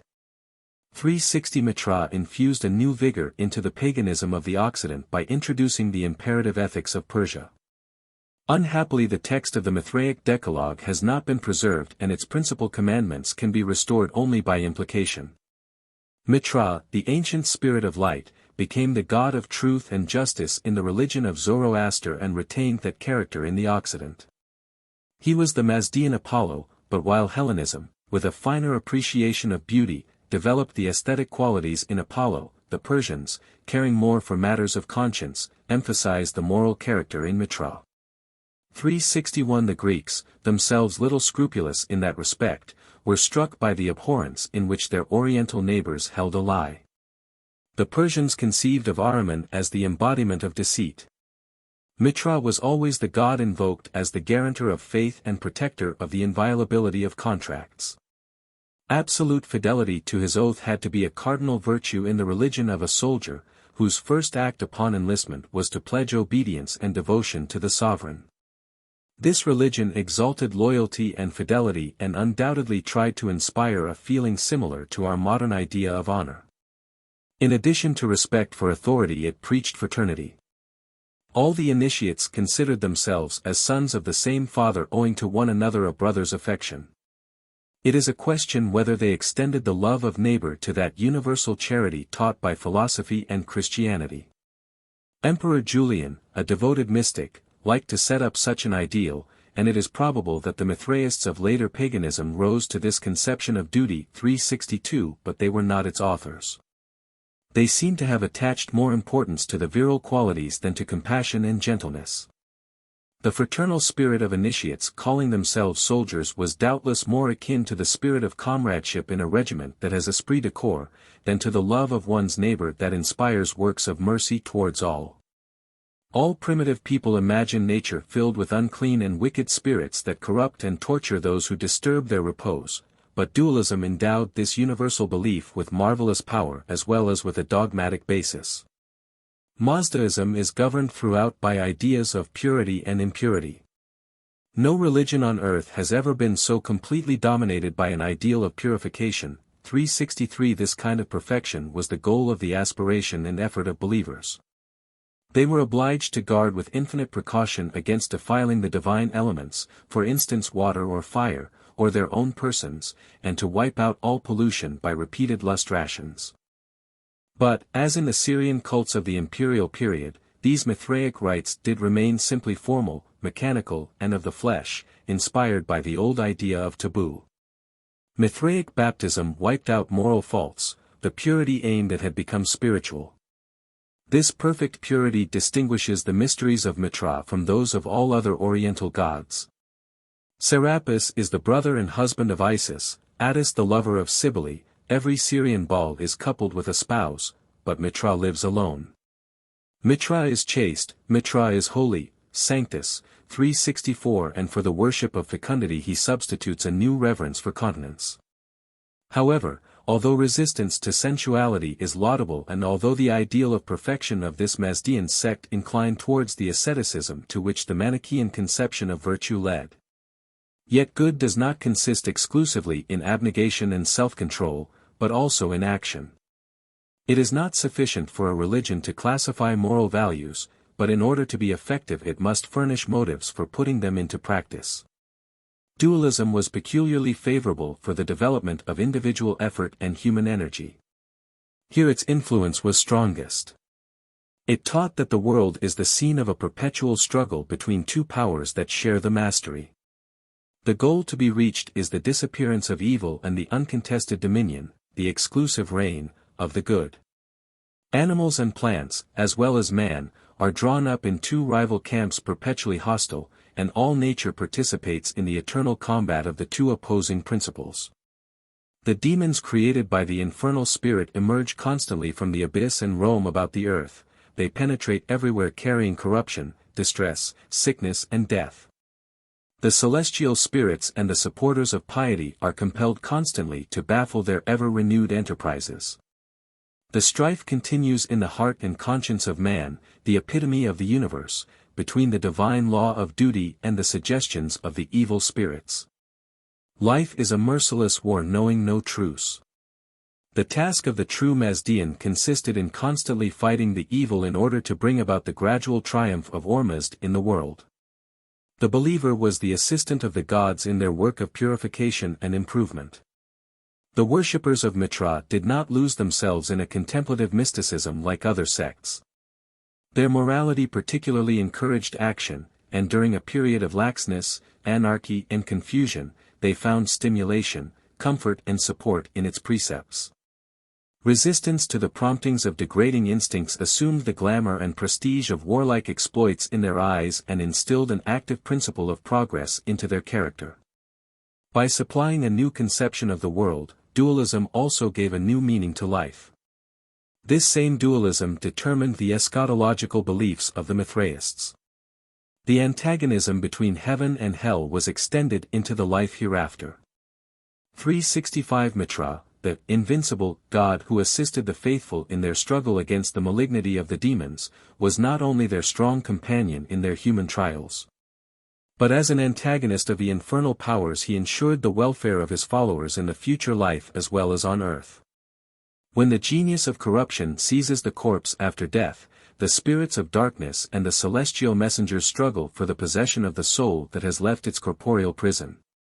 It stands trial before Mitra, and if its merits outweigh its shortcomings in the divine balance it is defended from Ahriman's agents that seek to drag it into the infernal abyss. Finally it is led into the ethereal regions where Jupiter Ormuzd reigns in eternal light. The believers in Mitra did not agree with the votaries of Serapis who held that the souls of the just reside in the depths of the earth. 366 To them that somber kingdom was the domain of wrongdoers. The souls of the just live in the boundless light that extends above the stars, and by divesting themselves of all sensuality and all lust in passing through the planetary spheres 367 they become as pure as the gods whose company they enter. However, when the world came to an end the body also was to share in that happiness because it was believed as in Egypt that the whole person would enjoy eternal life. After time had run its course Mitra would raise all men from the dead, pouring out a marvelous beverage of immortality for the good, but all evil-doers would be annihilated by fire together with Ahriman himself. Of all the Oriental cults none was so severe as Mithraism, none attained an equal moral elevation, none could have had so strong a hold on mind and heart. In many respects it gave its definite religious formula to the pagan world and the influence of its ideas remained long after the religion itself had come to a violent end. Persian dualism introduced certain principles into Europe that have never ceased to exert an influence. Its whole history proves the thesis with which we began, the power of resistance and of influence possessed by Persian culture and religion. These possessed an originality so independent that after having resisted in the Orient the power of absorption of Hellenism, and after having checked the Christian propaganda, they even withstood the destructive power of Islam. Ferdusi, 940-1020, glories in the ancient national traditions and the mythical heroes of Mazdaism, and while the idolatry of Egypt, Syria and Asia Minor has long since died out or degenerated, there are votaries of Zoroaster at the present day who piously perform the sacred ceremonies of the Avesta and practice genuine fire worship. Another witness to the vitality of Mithraic Mazdaism is the fact that it escaped becoming a kind of state religion of the Roman Empire during the 3rd century. An oft-quoted sentence of Renaz says, 368, if Christianity had been checked in its growth by some deadly disease, the world would have become Mithraic. In hazarding that statement he undoubtedly conjured up a picture of what would have been the condition of this poor world in that case. He must have imagined, one of his followers would have us believe, 369 that the morals of the human race would have been but little changed, a little more virile perhaps, a little less charitable, but only a shade different. The erudite theology taught by the mysteries would obviously have shown a laudable respect for science, but as its dogmas were based upon a false physics it would apparently have ensured the persistence of an infinity of errors. Astronomy would not be lacking, but astrology would have been unassailable, while the heavens would still be revolving around the earth to accord with its doctrines. The greatest danger, it appears to me, would have been that the Caesars would have established a theocratic absolutism supported by the Oriental ideas of the divinity of kings. The union of throne and altar would have been inseparable, and Europe would never have known the invigorating struggle between church and state. But on the other hand the discipline of Mithraism, so productive of individual energy, and the democratic organization of its societies in which senators and slaves rubbed elbows, contain a germ of liberty. We might dwell at some length on these contrasting possibilities, but it is hard to find a mental pastime less profitable than the attempt to remake history and to conjecture on what might have been had events proved otherwise. If the torrent of actions and reactions that carries us along were turned out of its course, what imagination could describe the unknown regions through which it would flow? 7. Astrology and Magic. Bibliography. Bouchleclerc's book L'Astrologie grecque, Paris, 1899, makes it unnecessary to refer to the earlier works of Saumaise, De Annus Climactericis, 1648, of Seyfarth, Beiträge zur Lit. De Alten Ägypten, 2, 1883, etc. Most of the facts cited by us are taken from that monumental treatise. Unless otherwise stated, a large number of new texts has been published in the Catalogus Codicum Astrologorum Graecorum, 9 volumes. Ready, Brussels, 1898. Franz Boll, Sphera, Leipzig, 1903, is important for the history of the Greek and barbarian constellations, Cyref. Archaeology, 1903, page 437. De la Ville de Marmont has furnished notes on l'astrologie en Gaule au XXe siècle, Rêve des études anciennes, 1902, pages 115 ff, 1903, pages 255 ff, 1906, page 128. Also in book form, Bordeaux, 1904. The principal results of the latest researches have been outlined to perfection by Boll, Die Erforschung der antiken Astrologie, Neue Jarb. Für das Class. Altert, 11, 1908, pages 104 ff. For the Bibliography of Magic, cf. Infra, notes, 7_58 ff. When we consider the absolute authority that astrology exercised under the Roman Empire, we find it hard to escape a feeling of surprise. It is difficult to think that people could ever consider astrology as the most valuable of all arts and the queen of sciences, 370, and it is not easy for us to imagine the moral conditions that made such a phenomenon possible. Because our state of mind today is very different. Little by little the conviction has gained ground that all that can be known about the future, at least the future of man and of human society, is conjecture. The progress of knowledge has taught man to acquiesce in his ignorance. In former ages it was different, forebodings and predictions found universal credence. The ancient forms of divination, however, had fallen somewhat into disrepute at the beginning of our era, like the rest of the Greco-Roman religion. It was no longer thought that the eagerness or reluctance with which the sacred hens ate their paste, or the direction of the flight of the birds indicated coming success or disaster. Abandoned, the Hellenic oracles were silent. Then appeared astrology, surrounded with all the prestige of an exact science, and based upon the experience of many centuries. It promised to ascertain the occurrences of any one's life with as much precision as the date of an eclipse. The world was drawn towards it by an irresistible attraction. Astrology did away with, and gradually relegated to oblivion, all the ancient methods that had been devised to solve the enigmas of the future. Haruspicy and the augural art were abandoned, and not even the ancient fame of the oracles could save them from falling into irretrievable desuetude. This great chimera changed religion as well as divination, its spirit penetrated everything. And truly, if, as some scholars still hold, the main feature of science is the ability to predict, 371 no branch of learning could compare with this one, nor escape its influence. The success of astrology was connected with that of the Oriental religions, which lent it their support, as it in turn helped them. We have seen how it forced itself upon Semitic paganism, how it transformed Persian Mazdaism and even subdued the arrogance of the Egyptian sacerdotal caste. 372 certain mystical treatises ascribed to the old pharaoh Nechepso and his confidant, the priest Petasiris, nebulous and abstruse works that became, one might say, the Bible of the new belief in the power of the stars, were translated into Greek. Undoubtedly in Alexandria, about the year 150 before our era.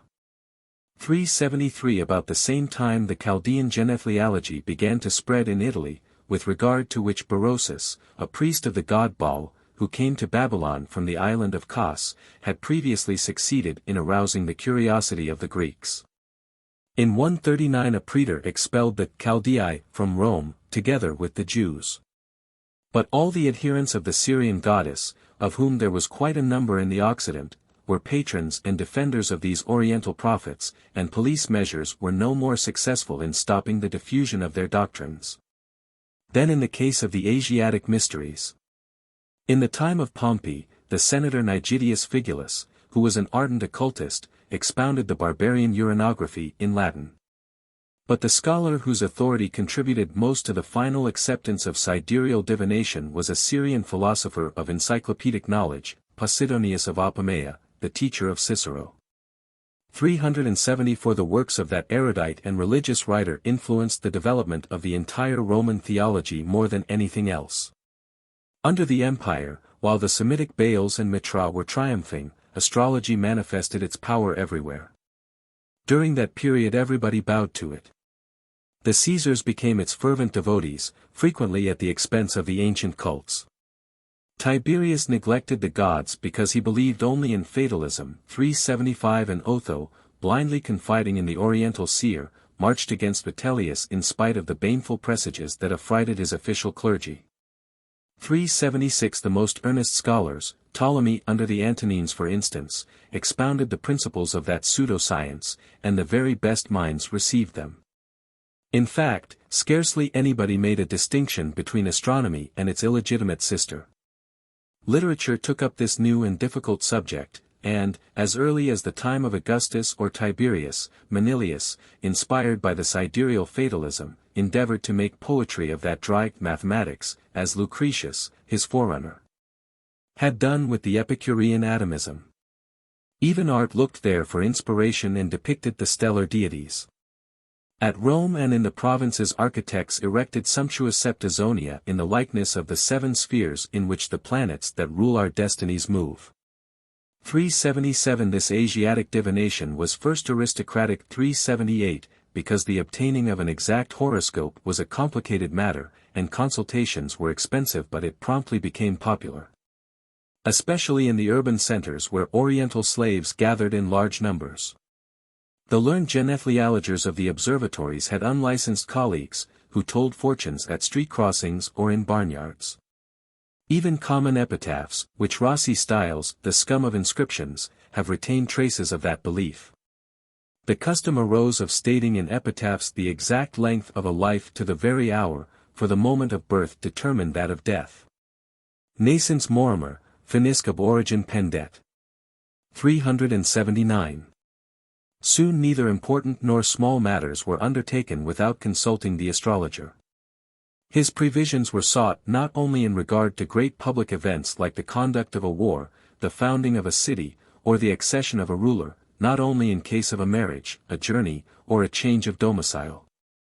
But the most trifling acts of everyday life were gravely submitted to his sagacity. People would no longer take a bath, go to the barber, change their clothes or manicure their fingernails, without first awaiting the propitious moment. 380 The collections of initiatives, 381 that have come to us contain questions that make us smile. Will a son who is about to be born have a big nose? Will a girl just coming into this world have gallant adventures? 382 And certain precepts sound almost like burlesques. He who gets his hair cut while the moon is in her increase will become bald, evidently by analogy. 383. The entire existence of states and individuals, down to the slightest incidents, was thought to depend on the stars. The absolute control they were supposed to exercise over everybody's daily condition, even modified the language in everyday use and left traces in almost all idioms derived from the Latin. If we speak of a martial, or a jovial character, or a lunatic, we are unconsciously admitting the existence, in these heavenly bodies, Mars, Jupiter, Luna, of their ancient qualities. It must be acknowledged, however, that the Grecian spirit tried to combat the folly that was taking hold of the world, and from the time of its propagation astrology found opponents among the philosophers. The most subtle of these adversaries was the probabilist Carneades, in the 2nd century before our era. The topical arguments which he advanced, were taken up, reproduced, and developed in 1,000 ways by later polemicists. For instance, were all the men that perished together in a battle, born at the same moment, because they had the same fate? Or, on the other hand, do we not observe that twins, born at the same time, have the most unlike characters and the most different fortunes? But dialectics are an accomplishment in which the Greeks ever excelled, and the defenders of astrology found a reply to every objection. They endeavored especially to establish firmly the truths of observation, upon which rested the entire learned structure of their art, the influence of the stars over the phenomena of nature and the characters of individuals. Can it be denied, they said, that the sun causes vegetation to appear and to perish, and that it puts animals en rut or plunges them into lethargic sleep? Does not the movement of the tide depend on the course of the moon?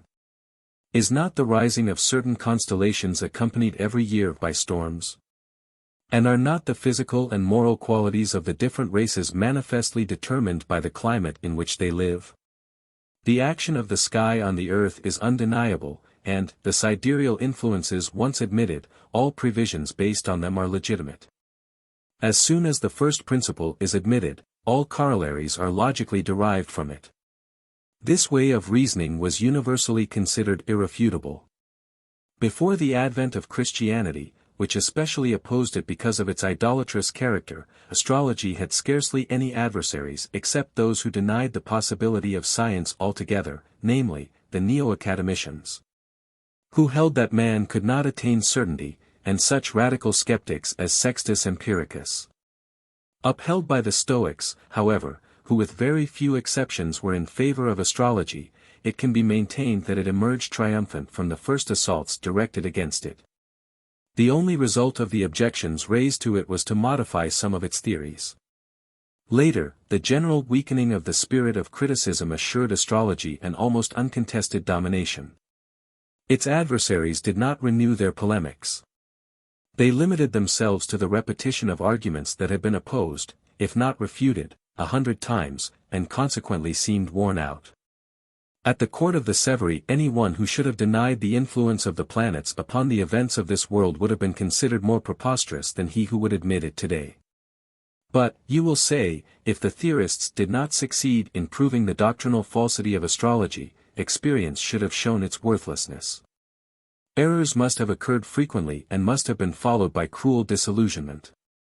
Having lost a child at the age of 4 for whom a brilliant future had been predicted, the parents stigmatized in the epitaph the lying mathematician whose great renown deluded them. 384. Nobody thought of denying the possibility of such errors.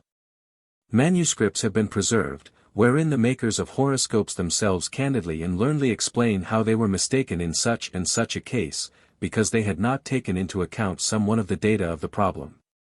385. Manilius, in spite of his unlimited confidence in the power of reason, hesitated at the complexity of an immense task that seemed to exceed the capacity of human intelligence. 386. And in the 2nd century, Vettius Valens bitterly denounced the contemptible bunglers who claimed to be prophets, without having had the long training necessary, and who thereby cast odium and ridicule upon astrology, in the name of which they pretended to operate.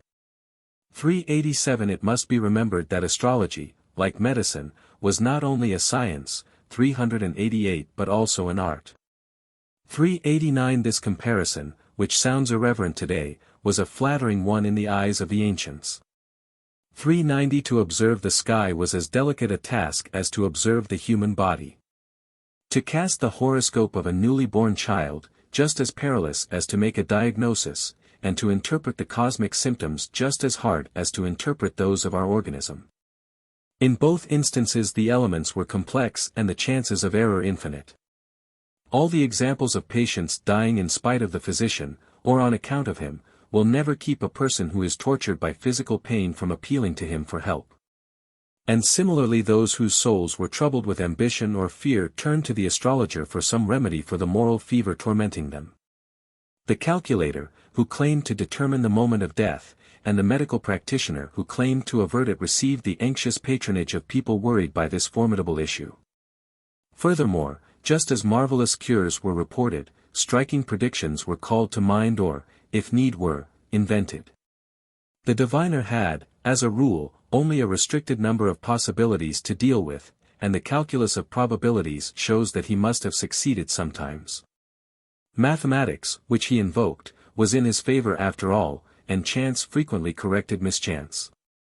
Moreover, did not the man who had a well-frequented consulting office, possess 1,000 means, if he was clever, of placing all the chances on his side, in the hazardous profession he followed? And of reading in the stars anything he thought expedient? He observed the earth rather than the sky, and took care not to fall into a well. However, what helped most to make astrology invulnerable to the blows of reason and of common sense, was the fact that in reality, the apparent rigor of its calculus and its theorems notwithstanding, it was not a science but a faith. We mean not only that it implied belief in postulates that could not be proved. The same thing might be said of almost all of our poor human knowledge. And even our systems of physics and cosmology in the last analysis are based upon hypotheses, but that astrology was born and reared in the temples of Chaldea and Egypt. 391 Even in the Occident it never forgot its sacerdotal origin and never more than half freed itself from religion, whose offspring it was. Here lies the connection between astrology and the Oriental religions, and I wish to draw the reader's special attention to this point. The Greek works and treatises on astrology that have come down to us reveal this essential feature only very imperfectly. The Byzantines stripped this pseudoscience, always regarded suspiciously by the Church, of everything that savored of paganism. Their process of purification can, in some instances, be traced from manuscript to manuscript. 392 If they retained the name of some god or hero of mythology, the only way they dared to write it was by cryptography. They have especially preserved purely didactic treatises, the most perfect type of which is Ptolemy's Tetrabiblos, which has been constantly quoted and commented upon.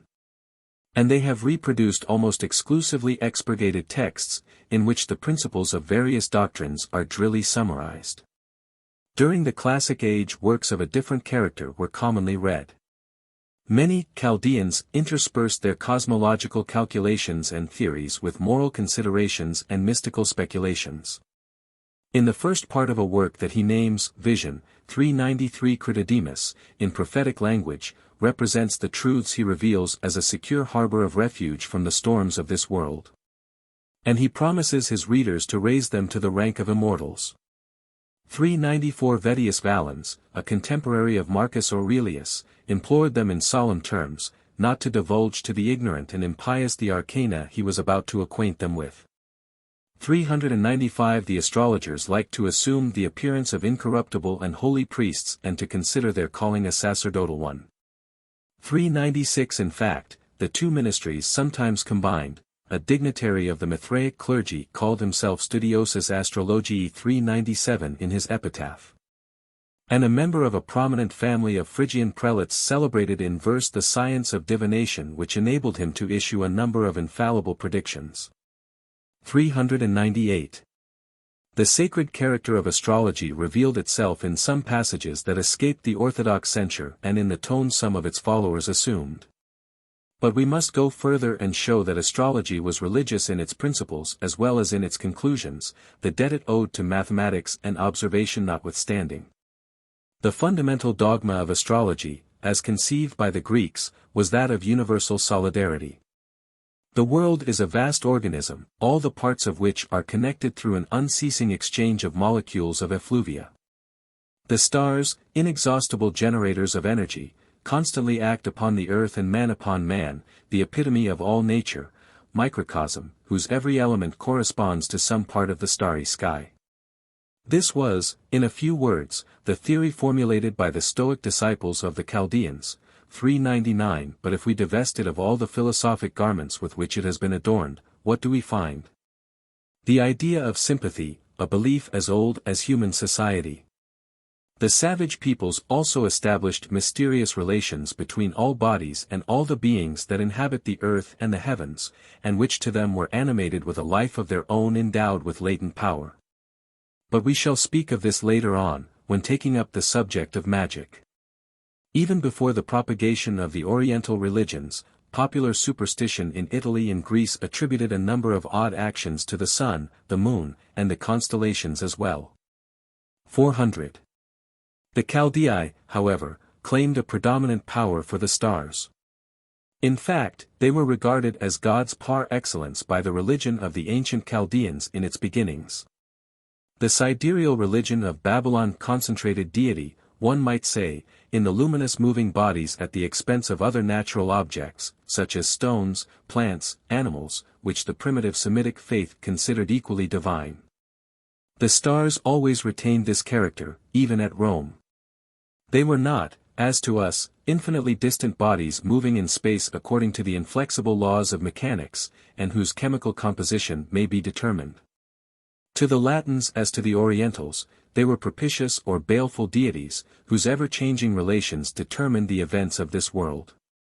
The sky, whose unfathomable depth had not yet been perceived, was peopled with heroes and monsters of contrary passions, and the struggle above had an immediate echo upon earth.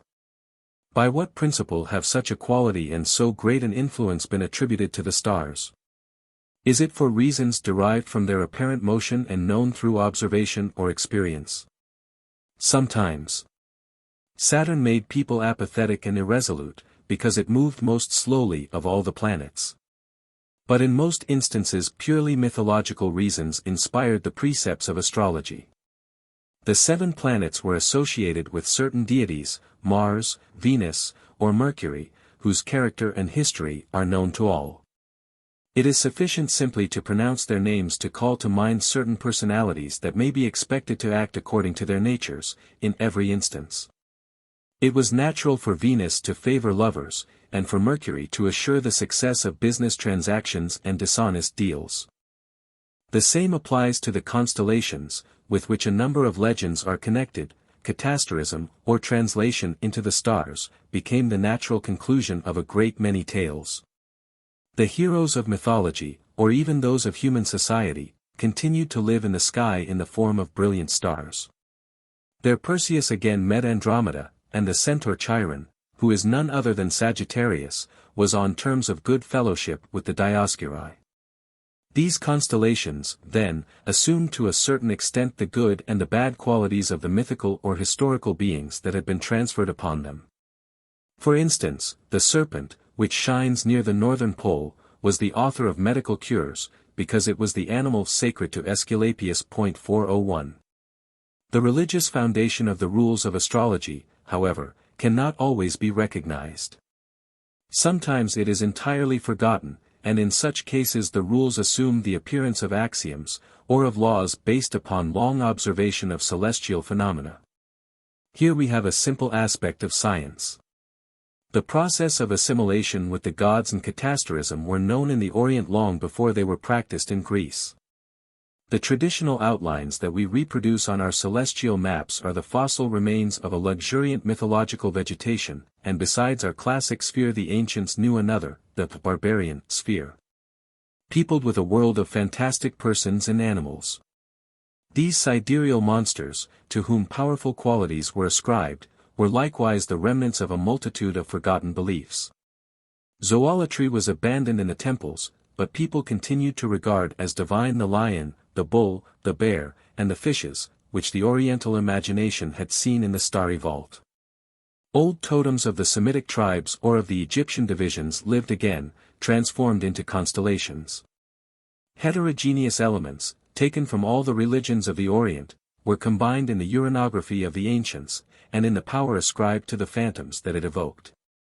Vibrates in the indistinct echo of ancient devotions that are often completely unknown to us. 402.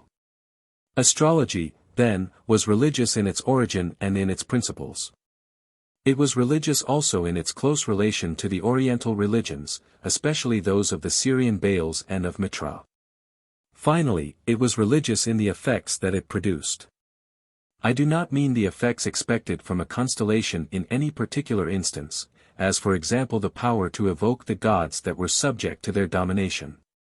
403 But I have in mind the general influence those doctrines exercised upon Roman paganism. When the Olympian gods were incorporated among the stars, when Saturn and Jupiter became planets and the celestial Virgin a sign of the zodiac, they assumed a character very different from the one they had originally possessed. It has been shown 404 how, in Syria, the idea of an infinite repetition of cycles of years according to which the celestial revolutions took place, led to the conception of divine eternity. How the theory of a fatal domination of the stars over the earth brought about that of the omnipotence of the Lord of the heavens. And how the introduction of a universal religion was the necessary result of the belief that the stars exerted an influence upon the peoples of every climate. The logic of all these consequences of the principles of astrology was plain to the Latin as well as to the Semitic races, and caused a rapid transformation of the ancient idolatry. As in Syria, the sun, which the astrologers called the leader of the planetary choir, who is established as king and leader of the whole world, 405 necessarily became the highest power of the Roman pantheon. Astrology also modified theology, by introducing into this pantheon a great number of new gods, some of whom were singularly abstract. Thereafter man worshipped the constellations of the firmament, particularly the 12 signs of the zodiac, every one of which had its mythologic legend. The sky, Salus, itself, because it was considered the first cause, and was sometimes confused with the supreme being. The 4 elements, the antithesis and perpetual transmutations of which produced all tangible phenomena, and which were often symbolized by a group of animals ready to devour each other. 406 Finally, time and its subdivisions. 407. The calendars were religious before they were secular. Their purpose was not, primarily, to record fleeting time, but to observe the recurrence of propitious or inauspicious dates separated by periodic intervals. It is a matter of experience that the return of certain moments is associated with the appearance of certain phenomena. They have, therefore, a special efficacy, and are endowed with a sacred character. By determining periods with mathematical exactness, astrology continued to see in them a divine power, 408 to use Zeno's term. Time, that regulates the course of the stars and the transubstantiation of the elements, was conceived of as the master of the gods and the primordial principle, and was likened to destiny. Each part of its infinite duration brought with it some propitious or evil movement of the sky that was anxiously observed, and transformed the ever-modified universe. The centuries, the years, and the seasons, placed into relation with the 4 winds and the 4 cardinal points, the 12 months connected with the zodiac, the day and the night, the 12 hours, all were personified and deified as the authors of every change in the universe.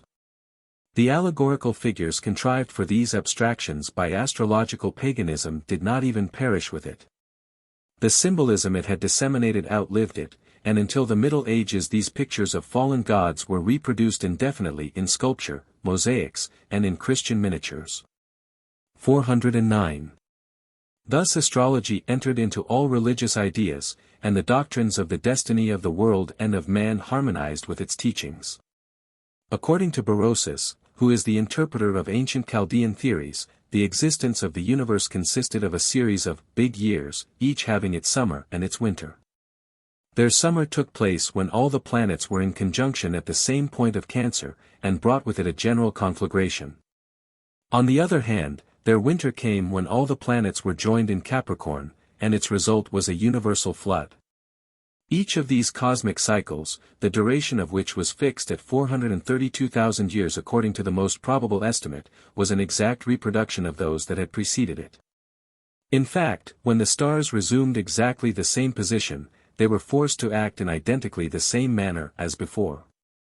This Babylonian theory, an anticipation of that of the eternal return of things, which Nietzsche boasts of having discovered, enjoyed lasting popularity during antiquity, and in various forms came down to the Renaissance. Foretend the belief that the world would be destroyed by fire, a theory also spread abroad by the Stoics, found a new support in these cosmic speculations. Astrology, however, revealed the future not only of the universe, but also of man. According to a Chaldeo-Persian doctrine, accepted by the pagan mystics and previously pointed out by us, for 11 a bitter necessity compelled the souls that dwell in great numbers on the celestial heights to descend upon this earth and to animate certain bodies that are to hold them in captivity. In descending to the earth they travel through the spheres of the planets and receive some quality from each of these wandering stars, according to its positions. Contrariwise, when death releases them from their carnal prison, they return to their first habitation, providing they have led a pious life. And if as they pass through the doors of the superposed heavens they divest themselves of the passions and inclinations acquired during their first journey, to ascend finally, as pure essence to the radiant abode of the gods. There they live forever among the eternal stars, freed from the tyranny of destiny and even from the limitations of time. This alliance of the theorems of astronomy with their old beliefs supplied the Chaldeans with answers to all the questions that men asked concerning the relation of heaven and earth, the nature of God, the existence of the world, and their own destiny. Astrology was really the first scientific theology. Hellenistic logic arranged the Oriental doctrines properly, combined them with the Stoic philosophy and built them up into a system of indisputable grandeur, an ideal reconstruction of the universe. The powerful assurance of which inspired Manilius to sublime language when he was not exhausted by his efforts to master an ill-adapted theme. For 12 the vague and irrational notion of sympathy is transformed into a deep sense of the relationship between the human soul, an igneous substance, and the divine stars, and this feeling is strengthened by thought. For 13 the contemplation of the sky has become a communion. During the splendor of night the mind of man became intoxicated with the light streaming from above. Borne on the wings of enthusiasm, he ascended into the sacred choir of the stars and took part in their harmonious movements. He participates in their immortality, and, before his appointed hour, converses with the gods. 414 In spite of the subtle precision the Greeks always maintained in their speculations, the feeling that permeated astrology down to the end of paganism never belied its oriental and religious origin. The most essential principle of astrology was that of fatalism. As the poet says, 415. Fata regunt orbem, certa stant omnia leg. The Chaldeans were the first to conceive the idea of an inflexible necessity ruling the universe, instead of gods acting in the world according to their passions, like men in society. They noticed that an immutable law regulated the movements of the celestial bodies, and, in the first enthusiasm of their discovery they extended its effects to all moral and social phenomena. The postulates of astrology imply an absolute determinism. Tyche, or deified fortune, became the irresistible mistress of mortals and immortals alike, and was even worshipped exclusively by some under the empire. Our deliberate will never plays more than a very limited part in our happiness and success, but, among the pronunciamentos and in the anarchy of the 3rd century, blind chance seemed to play with the life of everyone according to its fancy. And it can easily be understood that the ephemeral rulers of that period, like the masses, saw in chance the sovereign disposer of their fates. 416. The power of this fatalist conception during antiquity may be measured by its long persistence, at least in the Orient, where it originated. Starting from Babylonia, 417 it spread over the entire Hellenic world, as early as the Alexandrian period, and towards the end of paganism a considerable part of the efforts of the Christian apologists was directed against it. 418 But it was destined to outlast all attacks, and to impose itself even on Islam. 419 In Latin Europe, in spite of the anathemas of the Church, the belief remained confusedly alive all through the Middle Ages that on this earth everything happens somewhat. Per over del wrote Magna. Che drizzen siascan sema ad alcan fine. Secondo che lo stella sun campaign. 420. The weapons used by the ecclesiastic writers in contending against this sidereal fatalism were taken from the arsenal of the old Greek dialectics. In general, they were those that all defenders of free will had used for centuries. Determinism destroys responsibility, rewards and punishments are absurd if man acts under a necessity that compels him, if he is born a hero or a criminal. We shall not dwell on these metaphysical discussions for 21 but there is one argument that is more closely connected with our subject, and therefore should be mentioned. If we live under an immutable fate, no supplication can change its decisions. Religion is unavailing, it is useless to ask the oracles to reveal the secrets of a future which nothing can change, and prayers, to use one of Seneca's expressions, are nothing but the solace of diseased minds. 422. And, doubtless, some adepts of astrology, like the Emperor Tiberius, for 23 neglected the practice of religion, because they were convinced that fate governed all things. Following the example set by the Stoics, they made absolute submission to an almighty fate and joyful acceptance of the inevitable moral duty, and were satisfied to worship the superior power that ruled the universe, without demanding anything in return. They considered themselves at the mercy of even the most capricious fate, and were like the intelligent slave who guesses the desires of his master to satisfy them, and knows how to make the hardest servitude tolerable. 424 The masses, however, never reached that height of resignation. They looked at astrology far more from a religious than from a logical standpoint. 425 The planets and constellations were not only cosmic forces, whose favorable or inauspicious action grew weaker or stronger according to the turnings of a course established for eternity. They were deities who saw and heard, who were glad or sad, who had a voice and sex, who were prolific or sterile, gentle or savage, obsequious or arrogant.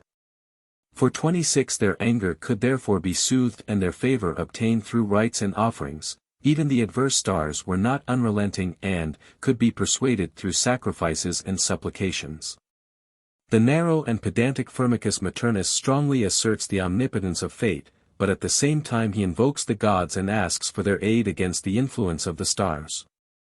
As late as the 4th century the pagans of Rome who were about to marry, or to make a purchase, or to solicit a public office, went to the diviner for his prognostics, at the same time praying to fate for prosperity in their undertaking. For 27 Thus a fundamental antinomy manifested itself all through the development of astrology, which pretended to be an exact science, but always remained a sacerdotal theology. Of course, the more the idea of fatalism imposed itself and spread, the more the weight of this hopeless theory oppressed the consciousness. Man felt himself dominated and crushed by blind forces that dragged him on as irresistibly as they kept the celestial spheres in motion. His soul tried to escape the oppression of this cosmic mechanism, and to leave the slavery of Ananke. But he no longer had confidence in the ceremonies of his old religion. The new powers that had taken possession of heaven had to be propitiated by new means. The Oriental religions themselves offered a remedy against the evils they had created, and taught powerful and mysterious processes for conjuring fate. 428 And side by side with astrology we see magic, a more pernicious aberration, gaining ground. 429. If, from the reading of Ptolemy's Tetrabiblos, we pass on to read a magic papyrus, our first impression is that we have stepped from one end of the intellectual world to the other. Here we find no trace of the systematic order or severe method that distinguished the work of the scholar of Alexandria. Of course, the doctrines of astrology are just as chimerical as those of magic, but they are deduced with an amount of logic, entirely wanting in works of sorcery, that compels reasoning intellects to accept them. Recipes borrowed from medicine and popular superstition, primitive practices rejected or abandoned by the sacerdotal rituals, beliefs repudiated by a progressive moral religion, plagiarisms and forgeries of literary or liturgic texts. Incantations in which the gods of all barbarous nations are invoked in unintelligible gibberish, odd and disconcerting ceremonies, all these form a chaos in which the imagination loses itself. A potpourri in which an arbitrary syncretism seems to have attempted to create an inextricable confusion. However, if we observe more closely how magic operates, we find that it starts out from the same principles and acts along the same line of reasoning as astrology. Born during the same period in the primitive civilizations of the Orient, both were based on a number of common ideas.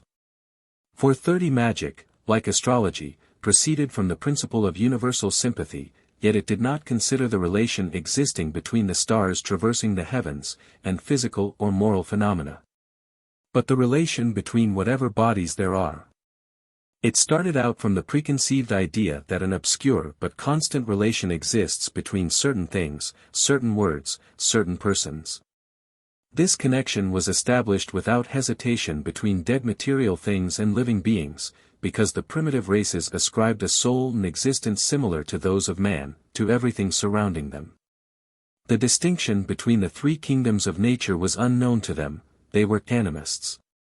The life of a person might, therefore, be linked to that of a thing, a tree, or an animal, in such a manner that one died if the other did, and that any damage suffered by one was also sustained by its inseparable associate. Sometimes the relation was founded on clearly intelligible grounds, like a resemblance between the thing and the being, as where, to kill an enemy, one pierced a waxen figure supposed to represent him.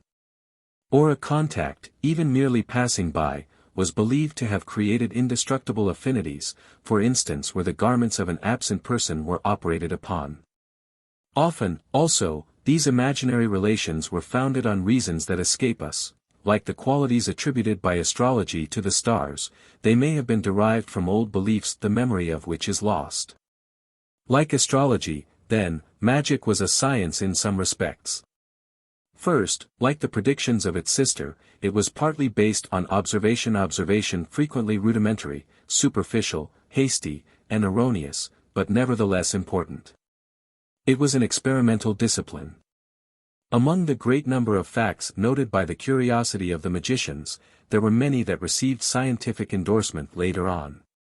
The attraction of the magnet for iron was utilized by the thaumaturgy before it was interpreted by the natural philosophers.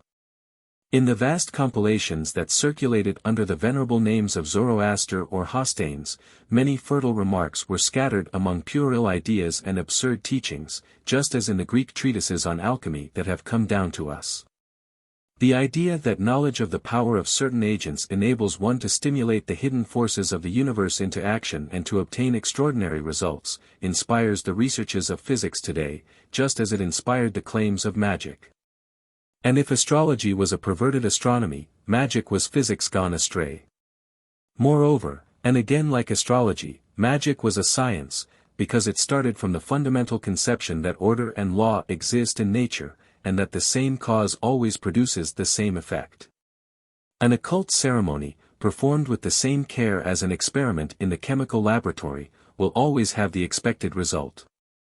To know the mysterious affinities that connect all things is sufficient to set the mechanism of the universe into motion. But the error of the magicians consisted in establishing a connection between phenomena that do not depend on each other at all. The act of exposing to the light for an instant a sensitive plate in a camera, then immersing it, according to given recipes, in appropriate liquids, and of making the picture of a relative or friend appear thereon, is a magical operation. But based on real actions and reactions, instead of on arbitrarily assumed sympathies and antipathies. Magic, therefore, was a science groping in the dark, and later became a bastard sister of science, as Fraser puts it. But, like astrology, magic was religious in origin, and always remained a bastard sister of religion.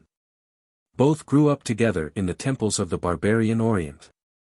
Their practices were, at first, part of the dubious knowledge of fetishists who claimed to have control over the spirits that peopled nature and animated everything.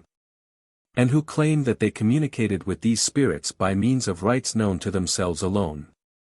Magic has been cleverly defined as the strategy of animism. For 31 But, just as the growing power ascribed by the Chaldeans to the sidereal deities transformed the original astrology, so primitive sorcery assumed a different character when the world of the gods, conceived after the image of man, separated itself more and more from the realm of physical forces and became a realm of its own. This gave the mystic element which always entered the ceremonies, a new precision and development. By means of his charms, talismans, and exorcisms, the magician now communicated with the celestial or infernal demons and compelled them to obey him. But these spirits no longer opposed him with the blind resistance of matter animated by an uncertain kind of life, they were active and subtle beings having intelligence and willpower. Sometimes they took revenge for the slavery the magician attempted to impose on them and punished the audacious operator, who feared them, although invoking their aid. Thus the incantation often assumed the shape of a prayer addressed to a power stronger than man, and magic became a religion. Its rites developed side by side with the canonical liturgies, and frequently encroached on them. For 32 the only barrier between them was the vague and constantly shifting borderline that limits the neighboring domains of religion and superstition. This half-scientific, half-religious magic, with its books and its professional adepts, is of Oriental origin. The old Grecian and Italian sorcery appears to have been rather mild. Conjurations to avert hailstorms, or formulas to draw rain, evil charms to render fields barren or to kill cattle, love philters and rejuvenating salves, old women's remedies, talismans against the evil eye.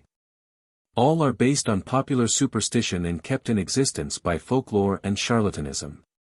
Even the witches of Thessaly, whom people credited with the power of making the moon descend from the sky, were botanists more than anything else, acquainted with the marvelous virtues of medicinal plants. The terror that the necromancers inspired was due, to a considerable extent, to the use they made of the old belief in ghosts. They exploited the superstitious belief in ghost power and slipped metal tablets covered with execrations into graves, to bring misfortune or death to some enemy. But neither in Greece nor in Italy is there any trace of a coherent system of doctrines, of an occult and learned discipline, nor of any sacerdotal instruction. Originally the adepts in this dubious art were despised. As late as the period of Augustus they were generally equivocal beggar women who plied their miserable trade in the lowest quarters of the slums. But with the invasion of the Oriental religions the magician began to receive more consideration, and his condition improved. 433 He was honored, and feared even more. During the 2nd century scarcely anybody would have doubted his power to call up divine apparitions, converse with the superior spirits and even translate himself bodily into the heavens. 434. Here the victorious progress of the Oriental religions shows itself. The Egyptian ritual 435 originally was nothing but a collection of magical practices, properly speaking. The religious community imposed its will upon the gods by means of prayers or even threats. The gods were compelled to obey the officiating priest, if the liturgy was correctly performed, and if the incantations and the magic words were pronounced with the right intonation. The well-informed priest had an almost unlimited power over all supernatural beings on land, in the water, in the air, in heaven and in hell. Nowhere was the gulf between things human and things divine smaller, nowhere was the increasing differentiation that separated magic from religion less advanced. Until the end of paganism they remained so closely associated that it is sometimes difficult to distinguish the texts of one from those of the other. The Chaldeans 436 also were past masters of sorcery, well versed in the knowledge of presages and experts in conjuring the evils which the presages foretold.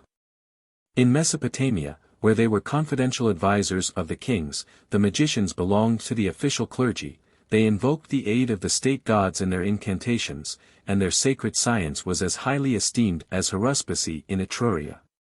The immense prestige that continued to surround it, assured its persistence after the fall of Nineveh and Babylon.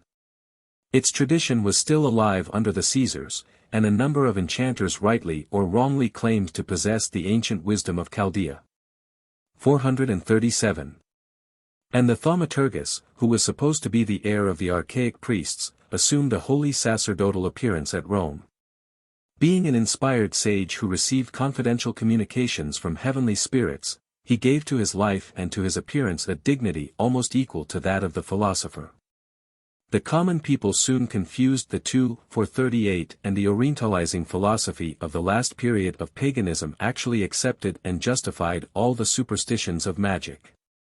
Neoplatonism, which concerned itself to a large extent with demonology, leaned more and more towards theurgy, and was finally completely absorbed by it. But the ancients expressly distinguished magic, which was always under suspicion and disapproved of, from the legitimate and honorable art for which the name theurgy, 439, was invented.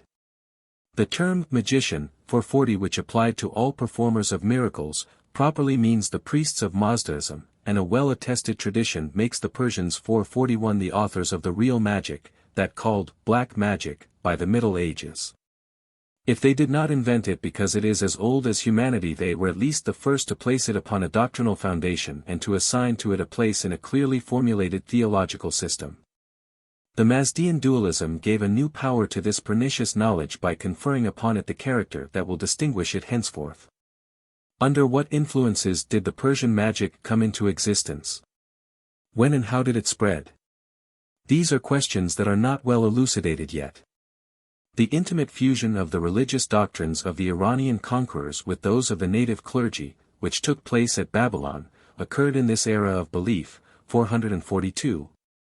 And the magicians that were established in Mesopotamia combined their secret traditions with the rites and formulas codified by the Chaldean sorcerers. The universal curiosity of the Greeks soon took note of this marvelous science. Naturalist philosophers like Democritus, 443, the great traveler, seem to have helped themselves more than once from the treasure of observations collected by the Oriental priests. Without a doubt they drew from these incongruous compilations, in which truth was mingled with the absurd and reality with the fantastical, the knowledge of some properties of plants and minerals, or of some experiments of physics. However, the limpid Hellenic genius always turned away from the misty speculations of magic, giving them but slight consideration. But towards the end of the Alexandrine period the books ascribed to the half-mythical masters of the Persian science, Zoroaster, Hostanes and Hystaspes, were translated into Greek. And until the end of paganism those names enjoyed a prodigious authority. At the same time the Jews, who were acquainted with the arcana of the Irano-Chaldean doctrines and proceedings, made some of the recipes known wherever the dispersion brought them. 444 later, a more immediate influence was exercised upon the Roman world by the Persian colonies of Asia Minor, 445, who retained an obstinate faith in their ancient national beliefs. The particular importance attributed to magic by the Mazdeans is a necessary consequence of their dualist system, which has been treated by us before. 446 Ormuzd, residing in the heavens of light, is opposed by his irreconcilable adversary, Ahriman, ruler of the underworld. The one stands for light, truth, and goodness, the other for darkness, falsehood, and perversity. The one commands the kind spirits which protect the pious believer, the other is master over demons whose malice causes all the evils that afflict humanity. These opposite principles fight for the domination of the earth, and each creates favorable or noxious animals and plants. Everything on earth is either heavenly or infernal. Ahriman and his demons, who surround man to tempt or hurt him, 447, are evil gods and entirely different from those of which Ormuzd's host consists. The magician sacrifices to them, either to avert evils they threaten, or to direct their ire against enemies of true belief, and the impure spirits rejoice in bloody immolations and delight in the fumes of flesh burning on the altars. 448 Terrible acts and words attended all immolations. Plutarch 449 mentions an example of the dark sacrifices of the Mazdeans.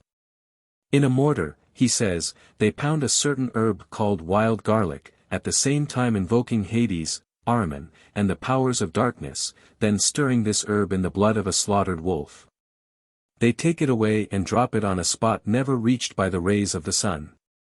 A necromantic performance indeed. We can imagine the new strength which such a conception of the universe must have given to magic. It was no longer an incongruous collection of popular superstitions and scientific observations. It became a reversed religion, its nocturnal rites were the dreadful liturgy of the infernal powers. There was no miracle the experienced magician might not expect to perform with the aid of the demons, providing he know how to master them. He would invent any atrocity in his desire to gain the favor of the evil divinities whom crime gratified and suffering pleased. Hence the number of impious practices performed in the dark, practices the horror of which is equalled only by their absurdity, preparing beverages that disturbed the senses and impaired the intellect. Mixing subtle poisons extracted from demoniac plants and corpses already in a state of putridity, for 50 immolating children in order to read the future in their quivering entrails or to conjure up ghosts. All the satanic refinement that a perverted imagination in a state of insanity could conceive. 451 pleased the malicious evil spirits, the more odious the monstrosity, the more assured was its efficacy. These abominable practices were sternly suppressed by the Roman government. Whereas, in the case of an astrologer who had committed an open transgression, the law was satisfied with expelling him from Rome, whither he generally soon returned. The magician was put in the same class with murderers and poisoners, and was subjected to the very severest punishment. He was nailed to the cross or thrown to the wild beasts. Not only the practice of the profession, but even the simple fact of possessing works of sorcery made anyone subject to prosecution. 452. However, there are ways of reaching an agreement with the police, and in this case custom was stronger than law. The intermittent rigor of imperial edicts had no more power to destroy an inveterate superstition than the Christian polemics had to cure it. It was a recognition of its strength when state and church united to fight it. Neither reached the root of the evil, for they did not deny the reality of the power wielded by the sorcerers. As long as it was admitted that malicious spirits constantly interfered in human affairs, and that there were secret means enabling the operator to dominate those spirits or to share in their power, magic was indestructible. It appealed to too many human passions to remain unheard. If, on the one hand, the desire of penetrating the mysteries of the future, the fear of unknown misfortunes, and hope, always reviving, led the anxious masses to seek a chimerical certainty in astrology, on the other hand, in the case of magic, the blinding charm of the marvelous, the entreaties of love and ambition, the bitter desire for revenge, the fascination of crime, and the intoxication of bloodshed, all the instincts that are not avowable and that are satisfied in the dark, took turns in practicing their seductions. During the entire life of the Roman Empire its existence continued, and the very mystery that it was compelled to hide and increased its prestige and almost gave it the authority of a revelation. A curious occurrence that took place towards the end of the 5th century at Beirut, in Syria, shows how deeply even the strongest intellects of that period believed in the most atrocious practices of magic. One night some students of the famous law school of that city attempted to kill a slave in the circus, to aid the master in obtaining the favor of a woman who scorned him. Being reported, they had to deliver up their hidden volumes, of which those of Zoroaster and of Hostanes were found, together with those written by the astrologer Manetho. The whole city was agitated, and searches proved that many young men preferred the study of the illicit science to that of Roman law. By order of the bishop a solemn auto de fe was made of all this literature, in the presence of the city officials and the clergy, and the most revolting passages were read in public. In order to acquaint everybody with the conceited and vain promises of the demons, as the pious writer of the story says. 453. Thus the ancient traditions of magic continued to live in the Christian Orient after the fall of paganism. They even outlived the domination of the Church. The rigorous principles of its monotheism notwithstanding, Islam became infected with those Persian superstitions. In the Occident the evil art resisted persecution and anathemas with the same obstinacy as in the Orient. It remained alive in Rome all through the 5th century 454, and when scientific astrology in Europe went down with science itself, the old Mazdean dualism continued to manifest itself. During the entire Middle Ages in the ceremonies of the Black Mass and the worshipping of Satan, until the dawn of the modern era. Twin sisters, born of the superstitions of the learned Orient, magic and astrology always remained the hybrid daughters of sacerdotal culture. Their existence was governed by two contrary principles, reason and faith, and they never ceased to fluctuate between these two poles of thought. Both were inspired by a belief in universal sympathy, according to which occult and powerful relations exist between human beings and dead objects, all possessing a mysterious life. The doctrine of sidereal influences, combined with a knowledge of the immutability of the celestial revolutions, caused astrology to formulate the first theory of absolute fatalism, whose decrees might be known beforehand. But, besides this rigorous determinism, it retained its childhood faith in the divine stars, whose favor could be secured and malignity avoided through worship. In astrology the experimental method was reduced to the completing of prognostics based on the supposed character of the stellar gods. Magic also remained half empirical and half religious. Like our physics, it was based on observation, it proclaimed the constancy of the laws of nature, and sought to conquer the latent energies of the material world in order to bring them under the dominion of man's will. But at the same time it recognized, in the powers that it claimed to conquer, spirits or demons whose protection might be obtained, whose ill will might be appeased, or whose savage hostility might be unchained by means of immolations and incantations. All their aberrations notwithstanding, astrology and magic were not entirely fruitless. Their counterfeit learning has been a genuine help to the progress of human knowledge. Because they awakened chimerical hopes and fallacious ambitions in the minds of their adepts, researches were undertaken which undoubtedly would never have been started or persisted in for the sake of a disinterested love of truth.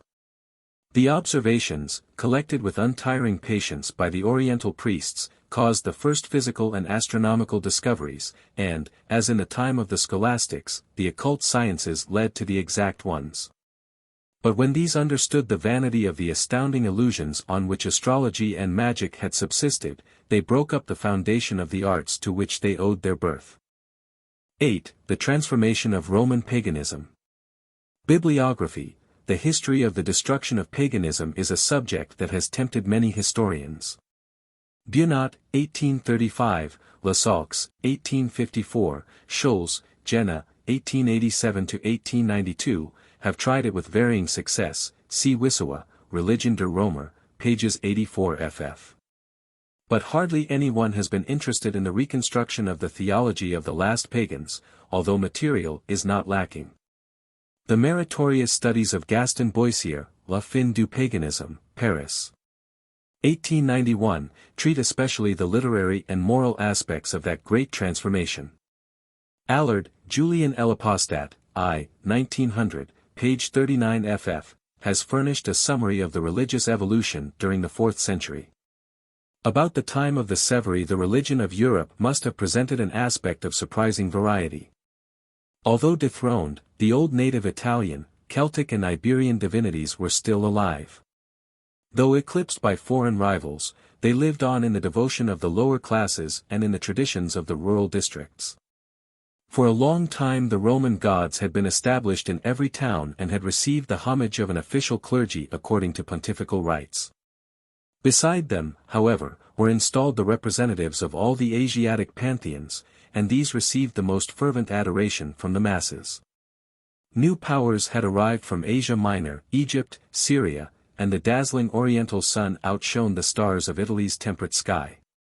All forms of paganism were simultaneously received and retained while the exclusive monotheism of the Jews kept its adherents, and Christianity strengthened its churches and fortified its orthodoxy. At the same time giving birth to the baffling vagaries of Gnosticism. 100 different currents carried away hesitating and undecided minds, 100 contrasting sermons made appeals to the conscience of the people. Let us suppose that in modern Europe the faithful had deserted the Christian churches to worship Allah or Brahma, to follow the precepts of Confucius or Buddha, or to adopt the maxims of the Shinto. Let us imagine a great confusion of all the races of the world in which Arabian mullahs, Chinese scholars, Japanese bonzes, Tibetan lamas and Hindu pundits would be preaching fatalism and predestination.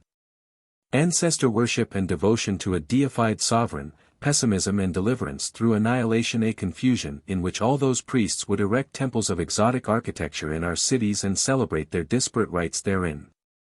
Such a dream, which the future may perhaps realize, would offer a pretty accurate picture of the religious chaos in which the ancient world was struggling before the reign of Constantine. The Oriental religions that successively gained popularity exercised a decisive influence on the transformation of Latin paganism. Asia Minor was the first to have its gods accepted by Italy. Since the end of the Punic Wars the black stone symbolizing the Great Mother of Pessinus had been established on the Palatine, but only since the reign of Claudius could the Phrygian cult freely develop in all its splendor and excesses. It introduced a sensual, highly colored and fanatical worship into the grave and somber religion of the Romans. Officially recognized, it attracted and took under its protection other foreign divinities from Anatolia and assimilated them to Cybele and Attis, who thereafter bore the symbols of several deities together. Cappadocian, Jewish, Persian and even Christian influences modified the old rites of Pessinus and filled them with ideas of spiritual purification and eternal redemption by the bloody baptism of the Taurobolium. But the priests did not succeed in eliminating the basis of coarse naturism which ancient barbaric tradition had imposed upon them. Beginning with the 2nd century before our era, the mysteries of Isis and Serapis spread over Italy with the Alexandrian culture whose religious expression they were. And in spite of all persecution established themselves at Rome where Caligula gave them the freedom of the city. They did not bring with them a very advanced theological system, because Egypt never produced anything but a chaotic aggregate of disparate doctrines, nor a very elevated ethics. Because the level of its morality, that of the Alexandrian Greeks, rose but slowly from a low stage. But they made Italy, and later the other Latin provinces, familiar with an ancient ritual of incomparable charm that aroused widely different feelings with its splendid processions and liturgic dramas. They also gave their votaries positive assurance of a blissful immortality after death, when they would be united with Serapis and, participating body and soul in his divinity, would live in eternal contemplation of the gods. At a somewhat later period arrived the numerous and varied Baals of Syria. The great economic movement starting at the beginning of our era, which produced the colonization of the Latin world by Syrian slaves and merchants, not only modified the material civilization of Europe, but also its conceptions and beliefs. The Semitic cults entered into successful competition with those of Asia Minor and Egypt. They may not have had so stirring a liturgy, nor have been so thoroughly absorbed in preoccupation with a future life, although they taught an original eschatology, but they did have an infinitely higher idea of divinity. The Chaldean astrology, of which the Syrian priests were enthusiastic disciples, had furnished them with the elements of a scientific theology. It had led them to the notion of a God residing far from the earth above the zone of the stars, a God almighty, universal and eternal. Everything on earth was determined by the revolutions of the heavens according to infinite cycles of years. It had taught them at the same time the worship of the sun, the radiant source of earthly life and human intelligence. The learned doctrines of the Babylonians had also imposed themselves upon the Persian mysteries of Mitra, which considered time identified with heaven as the supreme cause, and deified the stars. But they had superimposed themselves upon the ancient Mazdean creed without destroying it. Thus the essential principles of the religion of Iran, the secular and often successful rival of Greece, penetrated into the Occident under cover of Chaldean wisdom. The Mitra worship, the last and highest manifestation of ancient paganism, had Persian dualism for its fundamental dogma. The world is the scene and the stake of a contest between good and evil, Ormazd and Ahriman, gods and demons, and from this primary conception of the universe flowed a strong and pure system of ethics. Life is a combat. Soldiers under the command of Mitra, invincible heroes of the faith, must ceaselessly oppose the undertakings of the infernal powers which sow corruption broadcast. This imperative ethics was productive of energy and formed the characteristic feature distinguishing Mithraism from all other Oriental cults. Thus every one of the Levantine countries, and that is what we meant to show in this brief recapitulation, had enriched Roman paganism with new beliefs that were frequently destined to outlive it. What was the result of this confusion of heterogeneous doctrines whose multiplicity was extreme and whose values were very different? How did the barbaric ideas refine themselves and combine with each other when thrown into the fiery crucible of imperial syncretism? In other words, what shape was assumed by ancient idolatry, so impregnated with exotic theories during the 4th century, when it was finally dethroned? It is this point that we should like to indicate briefly as the conclusion to these studies. However, can we speak of one pagan religion? Did not the blending of the races result in multiplying the variety of disagreements? Had not the confused collision of creeds produced a division into fragments, a communication of churches? Had not a complacent syncretism engendered a multiplication of sects? The Hellenes, as Themistocles told the Emperor Valens, had 300 ways of conceiving and honoring deity, who takes pleasure in such diversity of homage. For 55 in paganism a cult does not die violently, but after long decay. A new doctrine does not necessarily displace an older one. They may coexist for a long time as contrary possibilities suggested by the intellect or faith, and all opinions, all practices, seem respectable to paganism. It never has any radical or revolutionary transformations. Undoubtedly, the pagan beliefs of the 4th century or earlier did not have the consistency of a metaphysical system or the rigor of canons formulated by a council. There is always a considerable difference between the faith of the masses and that of cultured minds, and this difference was bound to be great in an aristocratic empire whose social classes were sharply separated. The devotion of the masses was as unchanging as the depths of the sea, it was not stirred up nor heated by the upper currents. 456 The peasants practiced their pious rites over anointed stones, sacred springs and blossoming trees, as in the past, and continued celebrating their rustic holidays during seed time and harvest. They adhered with invincible tenacity to their traditional usages. Degraded and lowered to the rank of superstitions, these were destined to persist for centuries under the Christian orthodoxy without exposing it to serious peril. And while they were no longer marked in the liturgic calendars, they were still mentioned occasionally in the collections of folklore. At the other extreme of society, the philosophers delighted in veiling religion with the frail and brilliant tissue of their speculations. Like the Emperor Julian, they improvised bold and incongruous interpretations of the myth of the Great Mother, and these interpretations were received and relished by a restricted circle of scholars. But during the 4th century these vagaries of the individual imagination were nothing but arbitrary applications of uncontested principles. During that century there was much less intellectual anarchy than when Lucian had exposed the sects for sale at public auction. A comparative harmony arose among the pagans after they joined the opposition. One single school, that of Neoplatonism, ruled all minds. This school not only respected positive religion, as ancient Stoicism had done, but venerated it, because it saw there the expression of an old revelation handed down by past generations. It considered the sacred books divinely inspired, the books of Hermes Trismegistus, Orpheus, the Chaldean oracles, Homer, and especially the esoteric doctrines of the mysteries, and subordinated its theories to their teachings. As there must be no contradiction between all the disparate traditions of different countries and different periods, because all have emanated from one divinity, philosophy, the Ancilla Theologiae attempted to reconcile them by the aid of allegory. And thus, by means of compromises between old Oriental ideas and Greco-Latin thought, an ensemble of beliefs slowly took form, the truth of which seemed to have been established by common consent. So when the atrophied parts of the Roman religion had been removed, foreign elements had combined to give it a new vigor and in it themselves became modified. This hidden work of internal decomposition and reconstruction had unconsciously produced a religion very different from the one Augustus had attempted to restore. However, we would be tempted to believe that there had been no change in the Roman faith, were we to read certain authors that fought idolatry in those days. Saint Augustine, for instance, in his City of God, pleasantly pokes fun at the multitude of Italian gods that presided over the paltriest acts of life. 457 But the useless, ridiculous deities of the old pontifical litanies no longer existed outside of the books of antiquaries.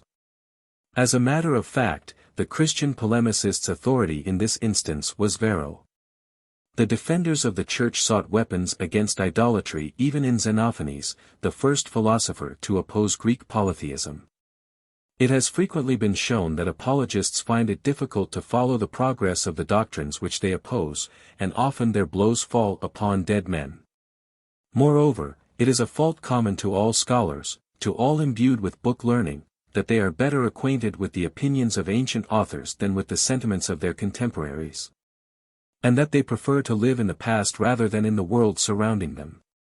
It was easier to reproduce the objections of the Epicureans and the skeptics against abolished beliefs, than to study the defects of an active organism with a view to criticizing it. In those times the merely formal culture of the schools caused many of the best minds to lose their sense of reality. The Christian polemics therefore frequently give us an inadequate idea of paganism in its decline. When they complacently insisted upon the immorality of the sacred legends, they ignored the fact that the gods and heroes of mythology had no longer any but a purely literary existence. 458 The writers of that period, like those of the Renaissance, regarded the fictions of mythology as details necessary to poetical composition. They were ornaments of style, rhetorical devices, but not the expression of a sincere faith. Those old myths had fallen to the lowest degree of disrepute in the theatre. The actors of mimes ridiculing Jupiter's gallant adventures did not believe in their reality any more than the author of Faust believed in the compact with Mephistopheles. So we must not be deceived by the oratorical effects of a rhetorician like Arnobius or by the Ciceronian periods of a Lactantius. In order to ascertain the real status of the beliefs we must refer to Christian authors who were men of letters less than they were men of action, who lived the life of the people and breathed the air of the streets. And who spoke from experience rather than from the treatises of mythmongers.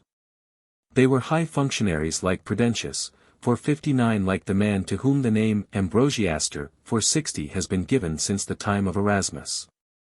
Like the converted pagan Firmicus Maternus, 461, who had written a treatise on astrology before opposing the error of the profane religions.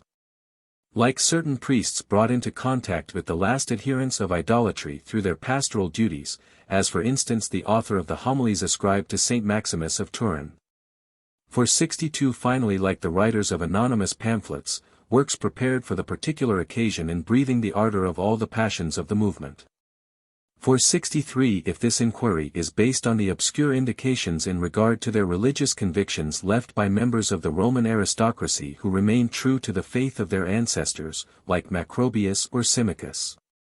If it is particularly guided by the exceptionally numerous inscriptions that seem to be the public expression of the last will of expiring paganism, we shall be able to gain a sufficiently precise idea of the condition of the Roman religion at the time of its extinction. One fact becomes immediately clear from an examination of those documents. The old national religion of Rome was dead. 464, the great dignitaries still adorned themselves with the titles of augur and quindecimvir, or of consul and tribune. But those archaic prelacies were as devoid of all real influence upon religion as the republican magistracies were powerless in the state. Their fall had been made complete on the day when Aurelian established the pontiffs of the invincible sun, the protector of his empire, beside and above the ancient high priests. The only cults still alive were those of the Orient, and against them were directed the efforts of the Christian polemics, who grew more and more bitter in speaking of them. The barbarian gods had taken the place of the defunct immortals in the devotion of the pagans.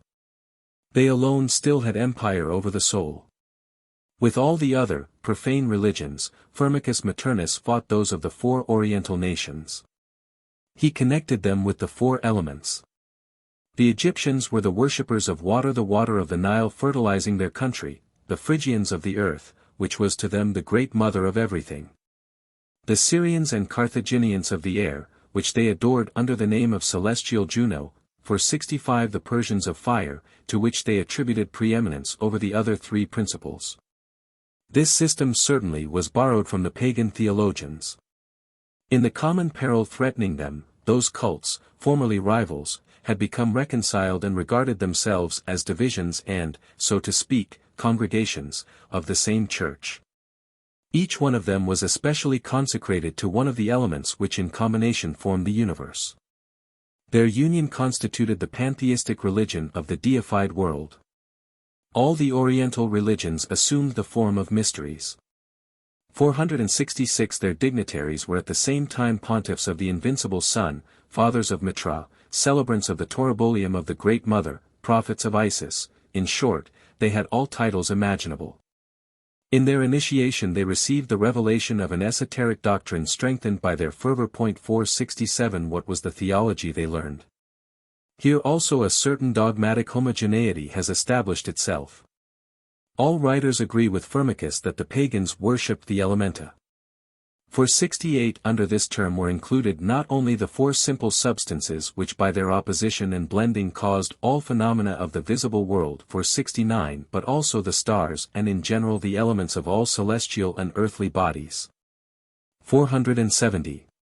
We therefore may in a certain sense speak of the return of paganism to nature worship, but must this transformation be regarded as a retrogression toward a barbarous past, as a relapse to the level of primitive animism? If so, we should be deceived by appearances. Religions do not fall back into infancy as they grow old. The pagans of the 4th century no longer naively considered their gods as capricious genii, as the disordered powers of a confused natural philosophy. They conceived them as cosmic energies whose providential action was regulated in a harmonious system. Faith was no longer instinctive and impulsive, for erudition and reflection had reconstructed the entire theology. In a certain sense it might be said that theology had passed from the fictitious to the metaphysical state, according to the formula of Kant. It was intimately connected with the knowledge of the day, which was cherished by its last votaries with love and pride, as faithful heirs of the ancient wisdom of the Orient and Greece. For 71 in many instances it was nothing but a religious form of the cosmology of the period. This constituted both its strength and its weakness. The rigorous principles of astrology determined its conception of heaven and earth. The universe was an organism animated by a God, unique, eternal and almighty. Sometimes this God was identified with the destiny that ruled all things, with infinite time that regulated all visible phenomena, and he was worshipped in each subdivision of that endless duration, especially in the months and the seasons. For 72 sometimes, however, he was compared with a king. He was thought of as a sovereign governing an empire, and the various gods then were the princes and dignitaries interceding with the rulers on behalf of his subjects whom they led in some manner into his presence. This heavenly court had its messengers or angels, conveying to men the will of the master and reporting again the vows and petitions of his subjects. It was an aristocratic monarchy in heaven as on earth. For 73 a more philosophic conception made the divinity an infinite power impregnating all nature with its overflowing forces. There is only one God, sole and supreme, wrote Maximus of Madora about 390, without beginning or parentage, whose energies, diffused through the world, we invoke under various names, because we are ignorant of his real name. By successively addressing our supplications to his different members we intend to honor him in his entirety. Through the mediation of the subordinate gods the common Father both of themselves and of all men is honored in 1,000 different ways by mortals who are thus in accord in spite of their discord. 474. However, this ineffable God, who comprehensively embraces everything, manifests himself especially in the resplendent brightness of the ethereal sky. For 75 he reveals his power in water and in fire, in the earth, the sea, and the blowing of the winds, but his purest, most radiant and most active epiphany is in the stars whose revolutions determine every event and all our actions. Above all he manifests himself in the sun, the motive power of the celestial spheres, the inexhaustible seat of light and life, the creator of all intelligence on earth. Certain philosophers like the Senator Praetextatus, one of the dramatis personae of Macrobius, confounded all the ancient divinities of paganism with the sun in a thoroughgoing syncretism. 476. Just as a superficial observation might lead to the belief that the theology of the last pagans had reverted to its origin, so at first sight the transformation of the ritual might appear like a return to savagery. With the adoption of the Oriental mysteries barbarous, cruel and obscene practices were undoubtedly spread, as for instance the masquerading in the guise of animals in the Mithraic initiations. The bloody dances of the Gali of the Great Mother and the mutilations of the Syrian priests. Nature worship was originally as immoral as nature itself. But an ethereal spiritualism ideally transfigured the coarseness of those primitive customs. Just as the doctrine had become completely impregnated with philosophy and erudition, so the liturgy had become saturated with ethical ideas. The Toribolium, a disgusting shower bath of lukewarm blood, had become a means of obtaining a new and eternal life. The ritualistic ablutions were no longer external and material acts, but were supposed to cleanse the soul of its impurities and to restore its original innocence. The sacred repasts imparted an intimate virtue to the soul and furnished sustenance to the spiritual life. While efforts were made to maintain the continuity of tradition, its content had slowly been transformed. The most shocking and licentious fables were metamorphosed into edifying narratives by convenient and subtle interpretations which were a joy to the learned mythographers. Paganism had become a school of morality, the priest a doctor and director of the conscience. 477. The purity and holiness imparted by the practice of sacred ceremonies were the indispensable condition for obtaining eternal life. 478 The mysteries promised a blessed immortality to their initiates, and claimed to reveal to them infallible means of effecting their salvation. According to a generally accepted symbol, the spirit animating man was a spark, detached from the fires shining in the ether. It partook of their divinity and so, it was believed, had descended to the earth to undergo a trial. It could literally be said that Man is a fallen god who still remembers heaven. After having left their corporeal prisons, the pious souls reascended towards the celestial regions of the divine stars, to live forever in endless brightness beyond the starry spheres. 479. But at the other extremity of the world, facing this luminous realm, extended the somber kingdom of evil spirits. They were irreconcilable adversaries of the gods and men of good will, and constantly left the infernal regions to roam about the earth and scatter evil. With the aid of the celestial spirits, the faithful had to struggle forever against their designs and seek to avert their anger by means of bloody sacrifices. But, with the help of occult and terrible processes, the magician could subject them to his power and compel them to serve his purposes. This demonology, the monstrous offspring of Persian dualism, favored the rise of every superstition. 480. However, the reign of the evil powers was not to last forever. According to common opinion, the universe would be destroyed by fire 481 after the times had been fulfilled. All the wicked would perish, but the just would be revived and establish the reign of universal happiness in the regenerated world. 482. The foregoing is a rapid sketch of the theology of paganism after 3 centuries of Oriental influence. From coarse fetishism and savage superstitions, the learned priests of the Asiatic cults had gradually produced a complete system of metaphysics and eschatology.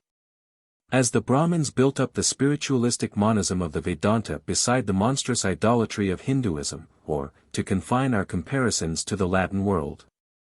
As the jurists drew from the traditional customs of primitive tribes the abstract principles of a legal system that governs the most cultivated societies. This religion was no longer like that of ancient Rome, a mere collection of propitiatory and expiatory rites performed by the citizen for the good of the state. It now pretended to offer to all men a world conception which gave rise to a rule of conduct and placed the end of existence in the future life.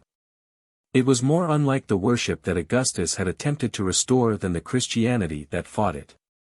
The two opposed creeds moved in the same intellectual and moral sphere, 483, and one could actually pass from one to the other without shock or interruption.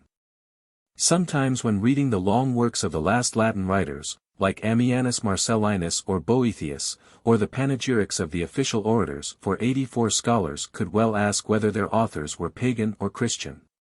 In the time of Symmachus and Praetextatus, the members of the Roman aristocracy who had remained faithful to the gods of their ancestors did not have a mentality or morality very different from that of adherents of the new faith who sat with them in the Senate. The religious and mystical spirit of the Orient had slowly overcome the whole social organism and had prepared all nations to unite in the bosom of a universal church.